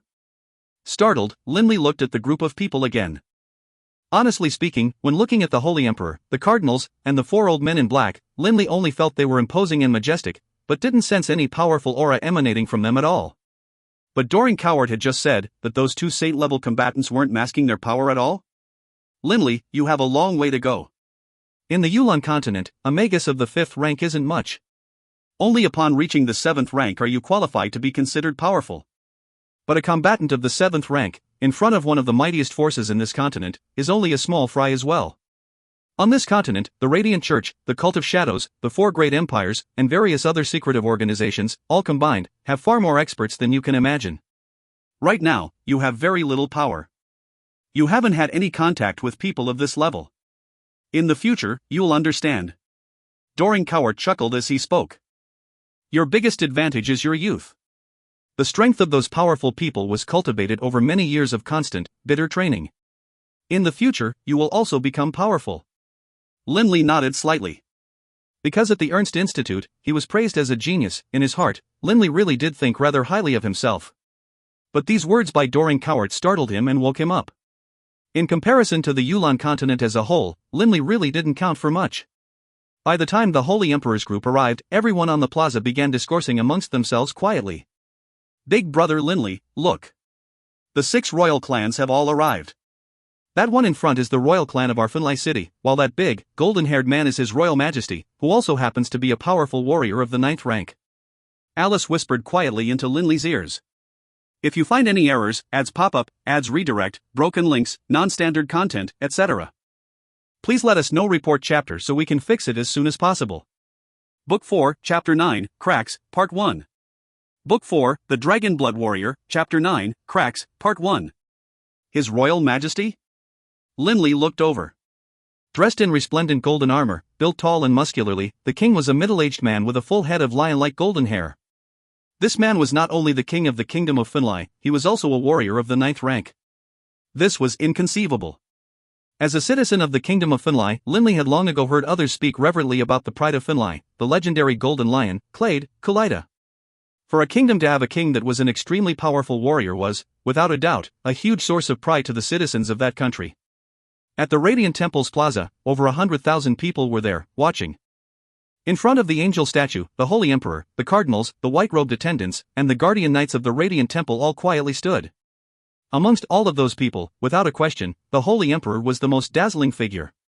The members of the 6 royal clans of the 6 kingdoms, as well as all the dukes of the various duchies, all quietly stood there as well. Suddenly, with the Holy Emperor at the center, a wave of pure, billowing light suddenly emanated outwards, spreading across the entire plaza. The entire plaza full of people fell silent, and on everyone's face, a calm, peaceful smile appeared, as they felt their hearts and minds be comforted. How terrifyingly powerful, for him to be able to so easily emit a wave of light that ensconced over 100,000 people. As a magus himself, Linley could immediately tell how mighty this Holy Emperor really was. The entire plaza was now so quiet that the sound of wind could be heard. In the name of the Lord, the Holy Emperor said quietly, but his voice penetrated everyone and shook everyone's souls. Everyone present at the plaza could sense the majestic presence now emanating from the Holy Emperor. Linley, too, didn't have any chance to resist this pressure, and he obediently bowed. The strength of this awesome presence emanating from the Holy Emperor was even more terrifying than the presence which emanated from those 2 saint-level combatants who did battle in the sky over Wushan Township, and more terrifying than that black dragon as well. This sort of presence did not need to compel others to do anything. Its very nature caused people's souls to feel worship and veneration towards it. It was a deity's presence. In the entire plaza, aside from the Holy Emperor, everyone else, including all 100,000 onlookers, the cardinals, and the kings, all bowed reverently to hear the Holy Emperor speak. May you be blessed with the love, the kindness, and the benevolence of the Lord. The Holy Emperor's voice didn't seem to be too loud, but it shook the heavens and the earth, causing everyone's soul to tremble. Countless patterned rays of holy light suddenly emanated forth from the top of the Radiant Temple, bathing every single person in its radiance. Everyone in the plaza felt their hearts suddenly grow calm, and their bodies feel more comfortable than they ever had before. Everyone was extremely solemn and respectful. May the Lord bless you with peace and love. At the same time, a glorious aura began to emanate from the Holy Emperor himself. Children of the Lord, let us admit our sins. Let us genuinely reflect and repent for our mistakes in thought, action, and speech. May the Lord take pity on us and pardon us our sins, and grant us eternal life. Instantly, the entire world seemed to be filled with the sound of a holy song, which all the adherents of the Radiant Church immediately began to chant along with. The sound of the adherents singing, combined with the holy song emanating from the heavens, filled everyone's hearts with reverence and solemnity. The Mass was an extremely complicated one. It started with repentance, proceeded to God's pity, went on to songs of praise, was followed by prayers, then words of thanks, before finally ending with a choir. The vast majority of the people on the plaza were followers of the Radiant Church, and bathed by the radiant glow from the Radiant Temple, almost everyone was silent. Even those people who didn't really believe in the Radiant Church were sincerely moved by the sight. When the choir songs came to an end, everyone finally woke up. By now, it was midday. With the Mass concluded, everyone present began to leave. Hand in hand, Alice and Linley were walking together. Big brother Linley, how do you feel? Don't you feel very comfortable? But Linley shook his head. I was influenced by the atmosphere, to the point where I couldn't even think clearly. Perhaps those who are not mentally strong and need something external to rely upon would really like that feeling, but personally speaking, I do not. I dislike being influenced by outside factors. He had to admit, during the Mass itself, Linley had been affected, and he had lost himself within that comfortable, embracing aura. But Linley had, after all, fought his way through and survived the deadly mountain range of magical beasts. After the Mass ended, he immediately woke up. Thinking back to what just happened, he was terrified. The seductive power of the Radiant Church was really too frightening. Influenced? No. The Lord is like our father and mother. We are all the Lord's children, and we are all blessed with the Lord's benevolence and love. Big brother Linley, how could you think such a thing? Alice was somewhat unhappy. Alice had grown up in Funlai City since she was little. As the holy capital, each year during the Yulon festival, Funlai City would put on this sort of large-scale mass. The vast majority of the citizens in Funlai City were followers of the Radiant Church. Alice, as well, had been a believer in the Radiant Church since she was a child. This sort of spiritual belief was not something that would be easily changed. Alice, you can't think of it like that. The power and abilities you currently have, aren't they all a product of your own hard work and training? How can it have been bequeathed to you by the Lord? If the Lord is benevolent to you, why would he give you a father and mother like the ones you currently have? Linley knew very well what Alice's family situation was like. Alice couldn't help but fall silent. She stared at Linley. Big brother Linley, I'm going home now. There's no need for you to walk me back. Turning, Alice immediately headed in the direction of her home. Watching Alice depart, Linley felt unhappy and stifled. Turning his head, he looked back at the Radiant Temple, which rose into the clouds. This Radiant Church really does cause lots of harm. It was quite normal for young lovers to quarrel. By the next time Alice and Linley met, they were madly in love with each other again. Both of them wisely decided to refrain from discussions of religion. While they originally met twice a month, at the depths of their ardor, they even opted to meeting 4 times a month. Their relationship grew so close that they even began sleeping together, although they never did break that final barrier. Per Alice, my first time has to be on my wedding night. That second year, during the first half of year 9998 of the Yulon calendar, was a high point in the relationship between Linley and Alice. But of course, any long-term relationship would have some small problems. Year 9998 of the Yulon calendar, September 29th. And there's something Alice is hiding from me and doesn't want to tell me. Linley was walking with his 3 brothers on the streets of Funlai City. Thinking back to the unhappy parting him and Alice had last time, Linley felt very helpless. Alice and Linley grew up in very different circumstances, and also had many different thoughts on things. Most importantly of all, Alice was a very independent, strong-minded girl. She definitely wasn't the sort that would easily compromise with others. What made Linley the most helpless of all was that Alice was a closed gourd who hid her thoughts. Third bro, you and Alice are quarreling again? Yale teased from the side. George and Reynolds began to chuckle as well. Reynolds patted Linley on the shoulders and said, Linley, I feel like you care a bit too much about this Alice. Careful that you don't let your heart be hurt too badly if you break up. Look at me, I've had over 10 different girlfriends by now. How relaxed and easy my life is. Linley glanced at Reynolds, speechless. Fourth bro, watch your words. Third bro was intending on making Alice his wife. Yale chortled. Afterwards, he patted Linley on the shoulders as well. But third bro, I have to say, as a man, there's plenty of women out there waiting for you. No need to restrict yourself so much. Linley smiled but didn't speak. Within Funlai City, Linley bid farewell to his 3 brothers and headed towards the dry road in Alice's residence. Uncle Hud, Hada. Linley warmly called out to the guard who stood in front of Alice's house. Over this period of time, Linley and Alice had grown extremely close, and so he had also gotten acquainted with the guard. Hud laughed as he saw Linley. Oh, it's Linley. Are you here to see Miss Alice? Alas, Miss Alice isn't back yet. She should have been back already. I'm not sure what's going on. Not back yet? Linley was stunned. But then, Linley smiled at Hud. Then I'll just wait for a while over here. I bet she'll be back soon.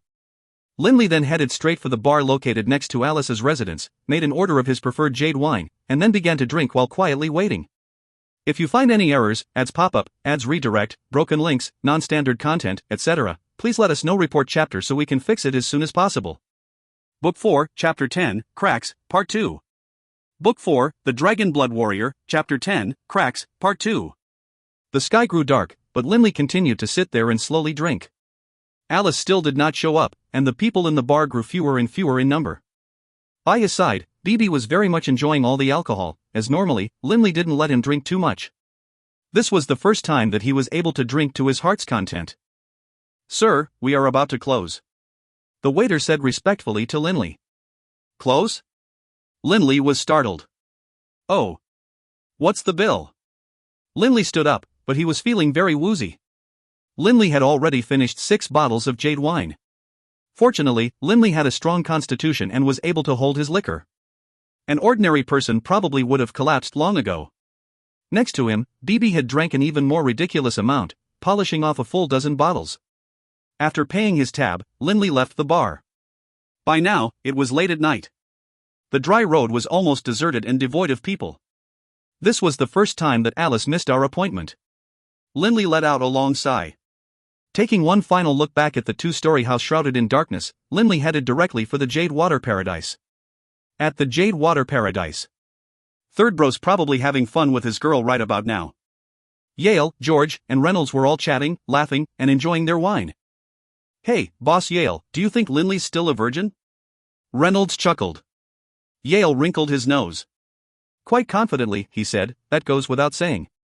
Just by looking at him, you can tell that he's a 100% virgin. Bah, fourth bro, let's go get some rest." As he spoke, Yale pulled his beauty by the hand and moved to leave the room, quickly followed by Reynolds. Crack! The door to their room suddenly opened. Yale and Reynolds stared in surprise. Shocked, Yale said, "Third bro, why'd you come back?" "No reason." "Come on, Boss Yale, fourth bro, second bro, keep me company and have some drinks with me." Linley's voice was a bit low and quiet. Reynolds, George, and Yale all looked at each other. Yale was the first one to laugh and say, "Wonderful. It's rare to see third bro in such a frank and straightforward mood. Tonight, we brothers are gonna keep you company and drink with you." Yale, Reynolds, and George all sat down and began to drink with Linley. The next day, Linley once more went to Alice's house, but once again, Alice did not show up. Within the Ernst Institute. Alice really is mad at me this time? Linley was walking on the roads within the Ernst Institute, and his mood was not very good. While walking, Linley noticed a particular shop located in the middle of the institute, and saw various notices and advertisements outside of the shop. Linley's gaze suddenly fixed upon an advertisement for a crystal ball. In his mind, he suddenly remembered some words Alice had once said to him. "Big brother Linley, we're living in different places. Every time I see other couples on campus, I'll think about you and miss you, but it's so hard for us to meet each other. Alas, how wonderful it would be if the two of us could always be together." Linley's heart suddenly moved. Heading directly to the shop counter, he spoke with the storekeeper. "How much do the memory crystal balls here cost?" 800 gold coins. The storekeeper's eyes lit up. Memory crystal balls were extremely luxurious items. "We have some extremely high-quality memory crystals here. These memory crystals were specially manufactured for us by water-style magi of the 8th rank, right here in the Institute." Linley had a thorough understanding of the fundaments behind the construction of a memory crystal ball. The water-style's floating scryer technique would be embedded into the crystal ball through the usage of alchemical methods. When the memory crystal ball was activated through a small amount of mage force, the spell would automatically activate and automatically record a long scene. After the recording was completed, the next time mage force was used to activate the memory crystal ball, the crystal ball would automatically play back the previously recorded scene. After negotiating over the price, Linley managed to procure 2 memory crystal balls at the price of 1,200 gold coins. "I'll use one memory crystal ball to record what I do at the Institute, while I'll give the other to Alice and let her do the same. That way, even if I'm not able to see her, I'll be able to watch her through the memory crystal ball." Seeing the 2 crystal balls in his hands, Linley couldn't help but let a smile blossom. Stone sculpting in the dormitory, training in the mountains, attending classes at the Institute, Linley recorded everything down, until the memory crystal itself was totally filled up and could not record anymore. And then, excited, at the middle of October, Linley took the 2 memory crystals with him to Funlai City, only to find Alice still did not show up. October 29th. The 4 brothers once more headed together towards Funlai City. Within the city, Linley separated from his 3 brothers. Reynolds, Yale, and George watched as Linley departed, the expressions on their face solemn. In the past 7 years that I've known Third Bro, he's always been an outstanding genius, both in the field of magic as well as in the field of stone shaping. But clearly, Third Bro highly values the relationship between him and this Alice. If this results in heartbreak, I'm afraid that Third Bro will be deeply hurt." Yale frowned as he spoke. Reynolds nodded as well. "I have the same feeling. That Alice girl hasn't shown up for 3 of their meetings now. I'm afraid there must be some trouble." "Honestly, breaking up isn't necessarily a bad thing," Yale laughed. "As a man, if you don't experience the pain of a breakup, how will you mature? I've always felt that Third Bro dotes on that Alice too much. If it was me? Shit. If a girl acts up towards me, I'd drop her in a heartbeat. George laughed. Boss Yale, honestly, I rather appreciate how third bro behaves. Your point of view is really a bit too. George shook his head. I myself am inclined towards how Boss Yale thinks. Reynolds smirked. Enough chit-chat, let's go to the Jade Water Paradise. Yale, Reynolds, and George headed directly to the Jade Water Paradise, but halfway to their destination, Reynolds suddenly, secretively nudged Yale and George. Boss Yale, George, wait a second. Take a look over there. See who that is? Yale and George both turned to look in the direction towards which Reynolds was gesturing. Immediately, the expressions on the faces of both Yale and George changed. If you find any errors, ads pop up, ads redirect, broken links, non-standard content, etc., please let us know. Report chapter so we can fix it as soon as possible. Book 4, Chapter 11, A Meeting. Book 4, The Dragonblood Warrior, Chapter 11, A Meeting. The fragrant pavilion road was filled with people, but Yale, George, and Reynolds clearly and distinctly could tell who a certain female was, not too far away from them. Since Linley and Alice had been together for a long time now, Yale, George, and Reynolds had all been formally introduced to Alice. Naturally, they recognized her. It's Alice, George said in a low voice. Right at this moment, Alice was walking hand in hand with another young man, a hint of a smile on her face. If Linley was here, he would definitely have been able to recognize that this young man was Kalen. Bastard. A murderous look was on Yale's face. Reynolds was furious as well. These past 2 months, Linley has been going to her home time and time again, waiting bitterly for her. He's been recording all of his activities down in a memory crystal as well, like an idiot. And he even told us that in the future, he was going to marry this Alice. F***ck this. In what way is our third bro not worthy of her? George was starting to get upset as well. Yale let out a sneer. It's not convenient for us to interfere. We'll go to the Jade Water Paradise, and we'll talk to third bro about it when he's back. The most important thing for us to do now is to help third bro mentally prepare for this. If he doesn't prepare? I'm afraid that he won't be able to take this blow. George and Reynolds all nodded as well. Within their private room at the Jade Water Paradise, Yale, George, and Reynolds all sat, frowns on their faces. They didn't ask for any courtesans to accompany them, and the only thing in their cups was juice. They were afraid that they might get drunk, and would not behave appropriately when dealing with Linley. I know third bro all too well, George said worriedly. He normally doesn't say much, and he's very hard-working as well. There are so many girls at our school who are pursuing him. He's never accepted a single one of them. But a guy like him, once he falls for someone, he will fall much harder than you, boss, or you, fourth bro. Yale and Reynolds both nodded. To Yale and Reynolds, losing a girl just meant getting a new one. It was no big deal at all. But in this past year, every day, when they were joking with Linley, they could tell from Linley's reactions that he had really developed genuine feelings for Alice. This is pissing me off. Yale drank all the juice in his cup at one go. Reynolds snorted. Boss Yale, don't be too pissed. It's just a girl.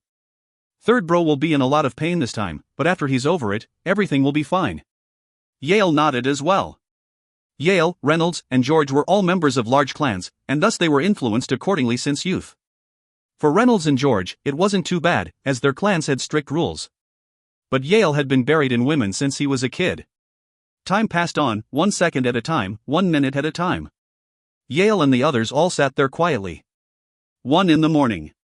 With a creak, the door swung open. Linley walked in, reeking of wine. Hey! All of you guys are still here? Yale laughed loudly. We were waiting for you. Third bro, you weren't waiting for that Alice this entire time, were you? George said in an intentionally casual manner. Linley nodded silently, and then sat down. You guys aren't drinking alcohol tonight? Bending down, Linley retrieved a flagon of strong liquor from a chest, and immediately poured himself a cup. Third bro, we need to talk to you about something, Yale said with a grin. Talk. Linley was in a very foul mood. Yale said softly, tonight, when we were on the streets, we saw a girl. She looked a lot like your Alice. Honestly. We were a bit far away, so we couldn't clearly tell. But that girl was holding hands with another guy. Lies, Linley said in a steely tone that brooked no argument. Yale couldn't help but start. Reynolds clapped Linley on the shoulder with a laugh. Third bro. We're all men. As men, how can we let women ride on our heads? Alice hasn't shown up several times now. If I were you, I would have thrown her off a long time ago. Even if she knelt in front of me, I wouldn't pay her any mind. Fourth bro, you're just a punk-ass kid. What would you know? Lindley said with a laugh, and then he drank a large cup of liquor. Come, enough chit-chat. I'm in a foul mood. Drink with me. Reynolds, Yale, and George all exchanged glances. They couldn't do anything besides sit down and drink with Lindley. Early next morning, Lindley, Yale, George, and Reynolds were all sleeping, stretched across the table. Lindley was the first one to wake up. Seeing his three dear friends, a bitter smile was on Lindley's face. In his heart, he murmured to himself, Boss Yale, second bro, fourth bro, all of you accompanied me in drinking and said so many words of encouragement to me. I understand what you guys are thinking. For Alice to miss our appointment these past 2-3 times, I too had a bad feeling, but I don't believe it. I'm not willing to. Lindley walked over to the window, looking down. It was 5 or 6 in the early morning. The city of Funlai seemed to have just woken up as well. Only a small number of people were walking about, preparing to work. The vast majority of people were still sleeping. Lindley! Doring Coward flew out from within the coiling dragon ring. Doring Coward was forever dressed in those pristine, long white robes. His white beard was forever long. Grandpa Doring. Upon seeing Doring Coward appear, Lindley suddenly felt as though he himself was a lonely boat that had finally reached the harbor. Glancing at the sleeping dormmates, Doring Coward laughed. Lindley, you have 3 really good friends. As far as the affairs of the heart between men and women? I can only say this. In the 1,300 years when I was alive, from what I've seen, perhaps only 1 time out of 10 would I see a person be successful in his first love. Grandpa Doring, I get it. Lindley barely nodded. But, I trust her. Doring Coward nodded as well. He no longer spoke. In the middle of November, Lindley put on his backpack, making sure to secure the 2 memory crystals within, and then headed towards Funlai City again, once more arriving at the 2-story house. Uncle Hud, has Alice come back yet? Lindley said courteously to the guard named Hud. Hud shook his head. No. It's been over a month since Miss Alice has come back. She hasn't returned a single time. Not a single time? Lindley frowned, furrows appearing in his forehead. Then Uncle Hud, I'll head out now. Lindley courteously bid farewell. Walking alone on the dry road, Lindley walked over to the bar, but did not enter. BB mentally said to him, Boss, don't be so worried. For Alice to not appear, maybe she just has some important things going on? For example, maybe she went to do training. That's always a possibility. Don't stand here thinking idle thoughts. Right. Maybe she's busy dealing with something and can't get free. Lindley's eyes suddenly became alive again. Seeing this, BB couldn't help but wrinkle his little nose. Boss, you are so love-struck that you've gone dumb. Just a few words of encouragement and you're incredibly excited. You little punk. No alcohol for you today, as punishment. Lindley didn't know whether to laugh or cry. But Lindley also had to admit that after joking around with BB, his mood improved a little. November 29th. This was a blizzard day, and snow covered everything in white. Lindley, Reynolds, Yale, and George were all seated within a carriage. The driver was someone belonging to Yale's merchant clan, and behind them there were several knights escorting Lindley's sculptures. Third bro.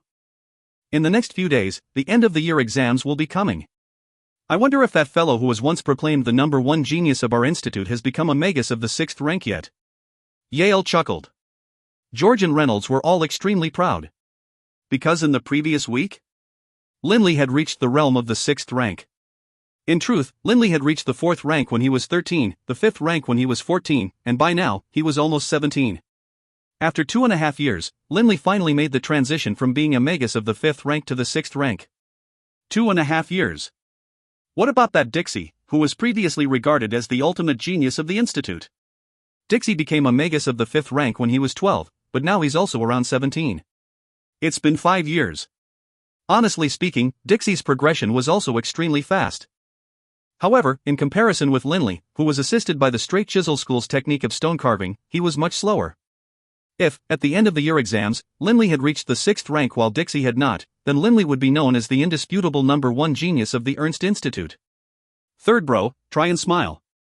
Becoming a magus of the 6th rank is something you should be happy about. Reynolds said encouragingly. Lindley quirked his lips. You call that a smile? Reynolds intentionally tried to tease Linley. Linley finally let out a smile. "Alright, fourth bro, let me be quiet for a while." Linley had already decided that this time, no matter what, he was going to meet Alice. If he couldn't see her in Funli City, he would go directly to the Welland Institute to look for her. No matter what, he had to have a face-to-face with Alice and sort things out. Opening the carriage window, Linley let a cold gust of air inside. He couldn't help but squint. Outside, everything was blanketed in white, and the sky itself was filled with feather-like plumes of snow. While enjoying the winter scenery, the time passed quickly, and they arrived at Funli City. After delivering the 3 sculptures to the Prue Gallery, the 4 of them had a meal, then temporarily parted ways. By now, Linley's income was very high. Almost each month, he was able to collect around 20,000 gold pieces. Thus Linley didn't really care much about money anymore. Carrying his backpack with 2 memory crystals, Linley headed directly to Alice's home. "Boss, if I recall correctly, this is the 4th time that you've headed to Funli City with these memory crystals, right?" Bibi said disapprovingly. "How about you give them to Delia instead? I rather like Delia." From October until now, this indeed was the 4th time that Linley had carried these memory crystal balls to Funli City. "That's enough, Bibi," Linley said with a frown. Walking on the snow-covered street, crunching noises could be heard with each step Linley took. In short order, he arrived at that familiar, 2-story house. After seeing and briefly speaking with Hud, Linley could only turn and depart. Once again, not back. Linley was frowning severely. Welland Institute. Linley immediately decided to head off to the Welland Institute. Funli City. The Fragrant Pavilion Road. Alice was walking on the streets, holding hands with Kaylin. Kaylin gently said, "Alice, are you not planning to make things clear to Linley? Maybe later."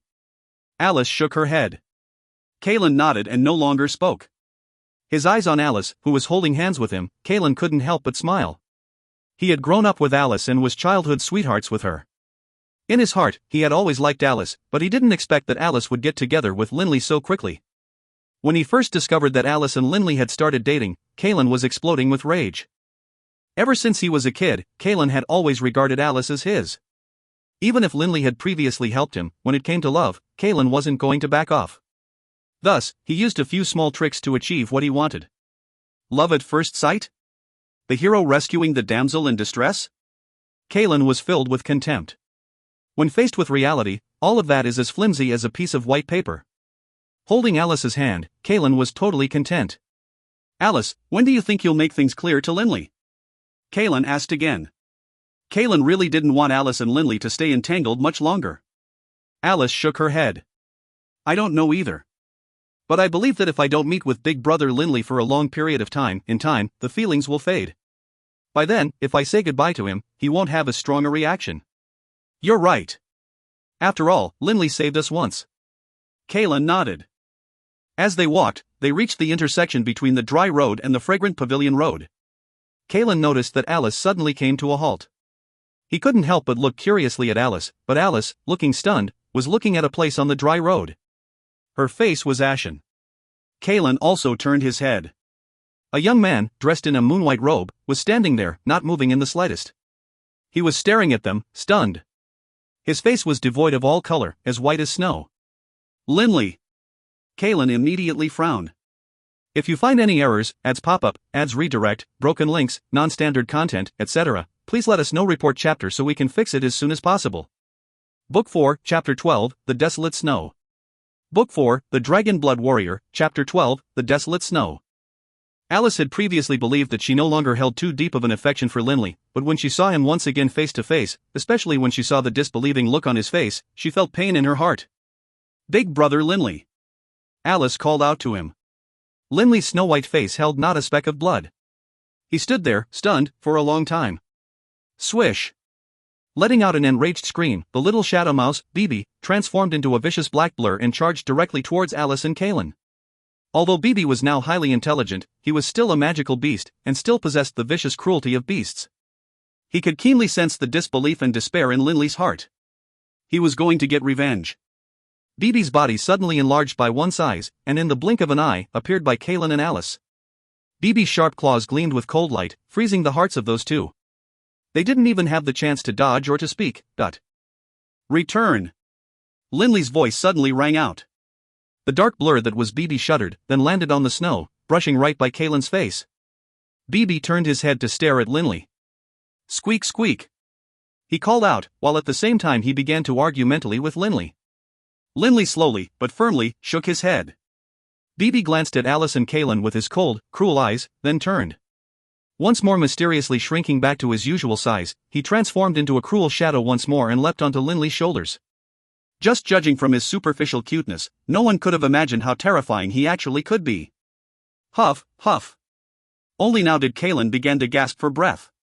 Sweat was beaded on his forehead, and with terror, he stared at BB, perched on Linley's shoulders. Alice stared at Linley. She took a deep breath. Big brother Linley, I know that right now, in your heart, you must be in a lot of pain. It's not convenient for us to talk about this on the street. Let's go to a nearby tavern and have a good talk there. Okay? Linley nodded. He did not speak. On the dry road, within a lavish hotel, Linley and Alice each sat on opposite sides of a table. As for Kalen, he quite intelligently ran off to sit in a corner of the room, not daring to get close enough to disturb them. He had just barely escaped with his life from BB's near assault. Kalen really was terrified of Linley. The table was made of polished black marble. On it were 2 cups of warm fruit wine. Linley and Alice were facing each other silently. After a long silence, Alice let out a tiny sigh. Big brother Linley. I've wronged you terribly in this affair. This entire time, I've refused to meet with you because I wanted you to be mentally prepared. At the very least, I didn't want the 2 of us to part ways as enemies. Enemies? In his heart, Linley laughed bitterly, but he didn't speak. He just quietly listened, looking at Alice. Alice continued. Big brother Linley. I admit that in the beginning, I really liked you. I had also thought about us getting married and having kids. But after we were together for a long time, I realized that in many ways, we really weren't a good fit. Linley finally spoke. In many ways? Alice, I don't just like your strengths, I also accept your weaknesses. I believe that when 2 people are together, they should make allowances for each other and try to understand each other. No 2 people will be a perfect, flawless couple without a hint of discord. Alice bit her lips. With her 2 hands, she picked up her cup of fruit wine and took a sip. Back when we were younger, when we first met, I was 15. Alice spoke only after a long period of collecting her thoughts. In my heart, you were the hero who saved me, descending from the heavens. I once thought you were my earth, my sky, my whole world, but I now realize that isn't the case. Aside from these things, family is important as well, but... Linley was startled. Big brother Linley, you've always been so filled with vitality, and you are also very good to me. You are very hard-working as well. I must admit that you are very perfect. But, this isn't enough. For example, this time, when my father went gambling, he lost several 100,000 gold coins. But all big brother Kalen had to do was ask his family to help, and this matter was easily resolved. Alice looked at Linley. Big brother Linley, this is something you aren't capable of doing. Although my father is a gambler and an alcoholic, he's still my father. Just because of this? Linley said gently. No, Alice continued. Not just this. I've discovered that big brother Kalen has always been very good to me as well. He grew up alongside me, and I'm very familiar with him. But with regards to you, I've always felt as though you've been shrouded by a layer of mist. I can't see you clearly at that. You are a genius magus at the #1 Magus Institute in the continent, and at age 15, you were able to have your own private exhibition booth at the Prue Gallery. By the sound of it, you are very perfect, but because of that perfection, I feel like I can't see you clearly. Alice's voice grew lower. The most important thing is, the 2 of us are always in separate places.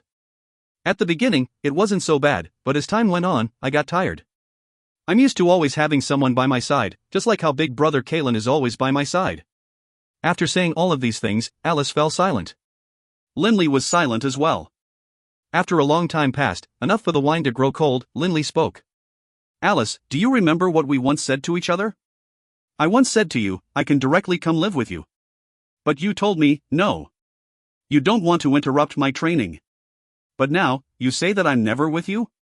A very pained smile was on Linley's face. Alice wanted to speak, but there was nothing she could say. Everything she had just said was just excuses. Looking at Alice, Linley continued. Alice, do you remember that first time we were together in a hotel? You said to me, you hoped that if my love for you disappeared, I would tell you and wouldn't hide it from you. You would quietly leave me. Linley suppressed his agitation, forcing himself to remain calm. Back then, I also said, if you ever feel like you've lost your feelings for me, I too would hope that you would tell me directly and not lie to me. I, too, would quietly leave. Alice's eyes grew moist.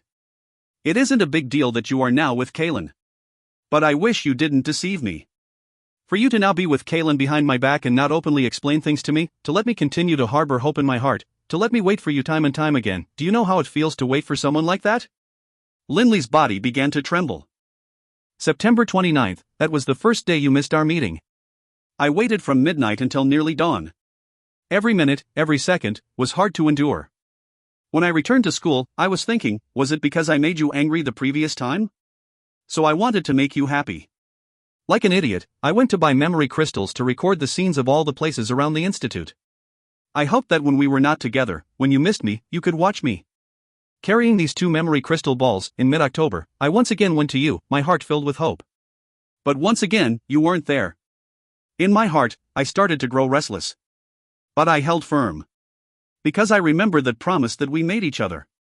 I believed that if you were going to leave me, you would let me know first. That's why I held firm. The end of October, mid-November, I went as well.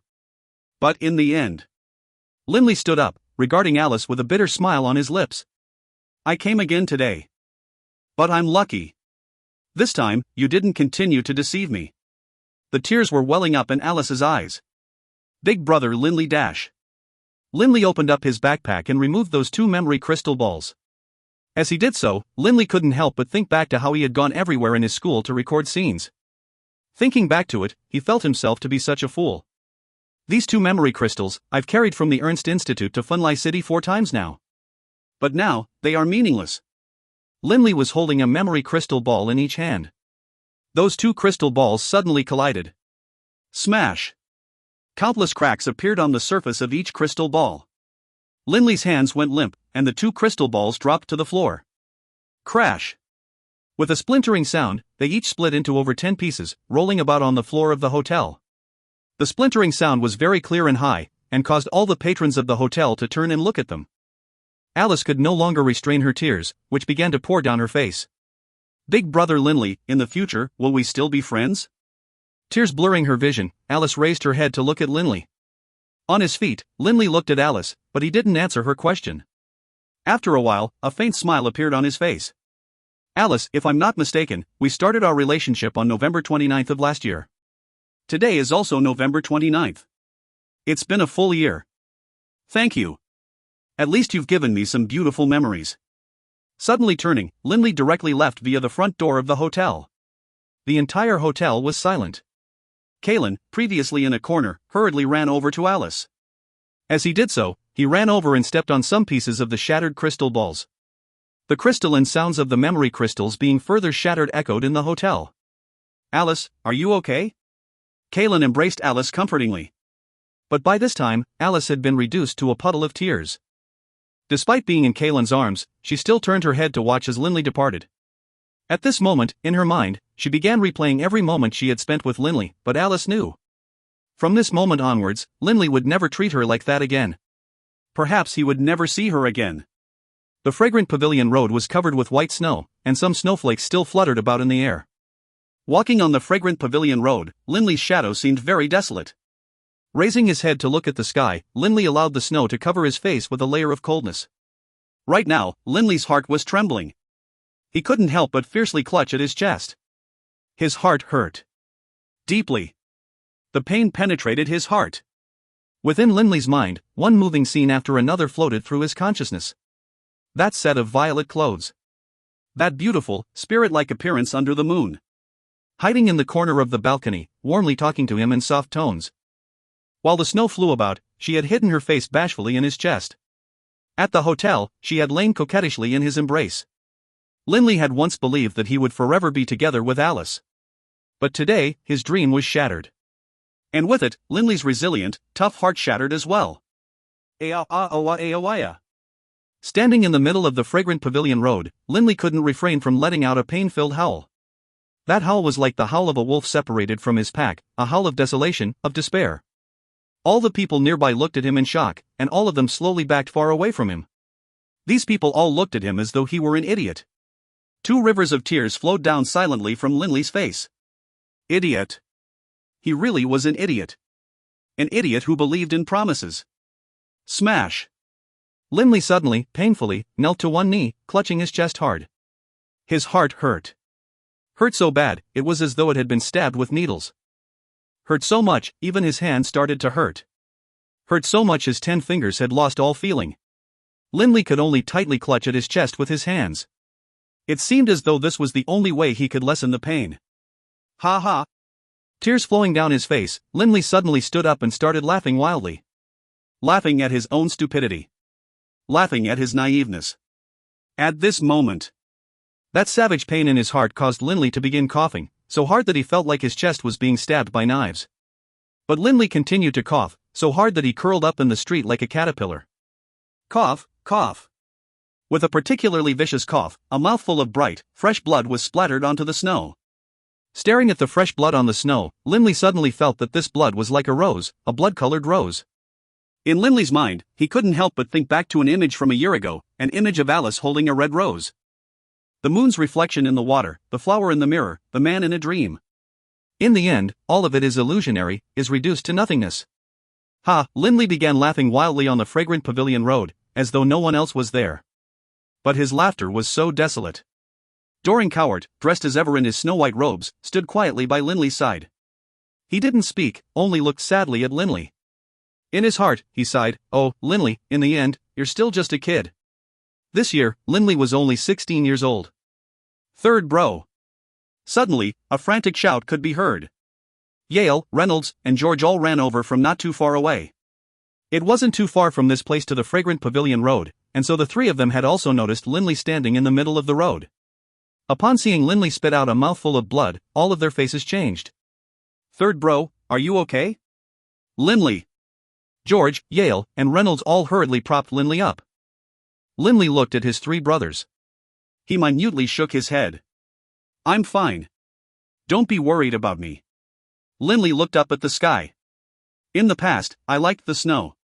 But now, I feel as though the snow is very desolate, very cold. You guys can stay here. I'm going back." After speaking these words, Linley headed directly towards the end of the fragrant pavilion road. Yale, Reynolds, and George all looked at each other, their eyes filled with concern and worry. And then, all 3 of them chased after Linley. That day, the snow continued to fall. Gradually, that rose-shaped stain of blood was covered up by the snow, with no traces of it left behind. If you find any errors, ads pop-up, ads redirect, broken links, non-standard content, etc., please let us know. Report chapter so we can fix it as soon as possible. Book 4, Chapter 13, 10 Days, 10 Nights. Book 4, The Dragonblood Warrior, Chapter 13, 10 Days, 10 Nights. Upon returning to the Ernst Institute, Linley just got his usual backpack from his room, then directly headed to the mountain behind the Ernst Institute. Within the backpack, there was just his clothes, his magic crystal card, and a straight chisel. "Second bro, fourth bro, watch after third bro," Yale instructed. George and Reynolds both nodded. They, too, were worried about Linley. "Boss, what are you going to do?" Reynolds asked. Yale's eyes flashed with a frozen look. "Me? I'm going to investigate and see why Alice, that blind girl, decided to betray third bro. And I'm going to see what little bastard dared to steal my bro's woman." As he spoke, Yale stood up. "I'm heading to Funlai City right now. You guys help me take care of third bro." "Got it." Reynolds and George nodded. And then, Yale left, taking with him his clan's guardsmen, heading directly out of the Ernst Institute to Funlai City. As for Reynolds and George, in the middle of this icy winter night, they hastened to the mountain behind the Ernst Institute. Riding a fine stallion, Yale led his guards charging across the snowy plains. Quite soon, they returned to Funlai City. Upon entering the city, Yale headed directly to one of his clan's headquarters in Funlai City. This was a 9-floor building, a famous hotel in Funlai City. Behind the hotel, there were a number of small buildings that were not open to the public. Yale directly charged into a smaller, 2-floor tall red building. As he did, 5 extravagantly dressed middle-aged men came out. Upon seeing Yale, they all respectfully called out in unison, "Young Master Yale." "Walt, Watie, where is my second uncle?" Yale immediately asked. Amongst the 5 middle-aged men, there was one named Walt. He was the only one of them dressed in long black robes. Walt respectfully replied, "His lordship returned to our main headquarters 7 days ago. For now, the affairs in the Holy Union are under my management." Walt knew very well that ever since this second young master became a pupil of the Ernst Institute, his position within the clan's hierarchy had skyrocketed. Yale was not like one of the ordinary clan members, because Yale was in the direct line of descent. Even Walt's highest supervisor, the second uncle in charge of all of the affairs of the Holy Union, wouldn't dare to be discourteous to Yale. "Young Master Yale, if you have anything you need handled, please just let me know," Walt said respectfully. Yale was quiet for a moment, then gave direct instructions. "Go and do some investigations for me. On Funlai City's dry road, there is a girl called Alice. She should be 16 years old this year. She's also a student of the Wellen Institute. Recently, she's been together with a man. Provide me with all of the information regarding this man." "Yes, young Master Yale." Walt smiled slightly. "Young Master Yale, do you like this Alice? If you do, then I can." "No need." Yale's face was cold and dark. "What I need is information, as fast as you can provide it. Understood?" "Yes." Walt could sense that this young Master Yale seemed to be truly enraged this time. That same night. Candles flickering. Yale was sitting at a table, pouring himself a cup of wine, his face unhappy. But clearly, his mind was elsewhere and not on the wine. Suddenly, urgent footsteps could be heard. Walt suddenly hurried inside, along with a woman in her 20s who looked as cold as ice. Upon entering the room, Walt bowed respectfully. "Young Master Yale, we have clearly investigated this Alice and her male friend. Speak." Yale said coldly. Walt looked at that cold woman, who bowed respectfully. "Young Master Yale, that Alice has 2 male friends. The first one is named Lindley Baruch, who was born in Wushan Township." "Stop. Discuss the second one." Yale frowned. "Alice's current boyfriend is named Kalen Debs. He was born in Funlai City, and is currently 17 years old. He's a student at the Wellen Warrior Academy, a warrior of the 5th rank. This Debs clan is a major clan in the Kingdom of Funlai, and Kalen Debs will be the direct successor to the clan leader." "Kalen Debs, the Debs clan?" Yale frowned. "Just a small clan within a kingdom?" Walt, seeking to ingratiate himself with Yale, said, "In the Kingdom of Funlai, the Debs clan can be considered a major clan. But of course, in the Yulan continent as a whole, it can only be considered a very unremarkable little clan. Oh. I want to severely punish this Debs clan. What would you recommend?" Yale looked at Walt. "That's easy." Walt began to laugh. "Young Master Yale, you don't know this, but this Debs clan is actually the working partner of our Dawson conglomerate here in Funlai. In the Kingdom of Funlai, the Dawson conglomerate makes the big money, while their Debs clan gets some of our scraps. After all these years though, those scraps have fattened up the Debs clan." "Oh, this Debs clan is actually the working partner of our conglomerate here in the Kingdom of Funlai?" A hint of a smile appeared on Yale's face. Walt nodded. "Yes, young Master Yale. You should know very well that our Dawson conglomerate doesn't seek to gain all the benefit from every single trade. In the 4 great empires and in the dozens of various kingdoms, we always have a working partner.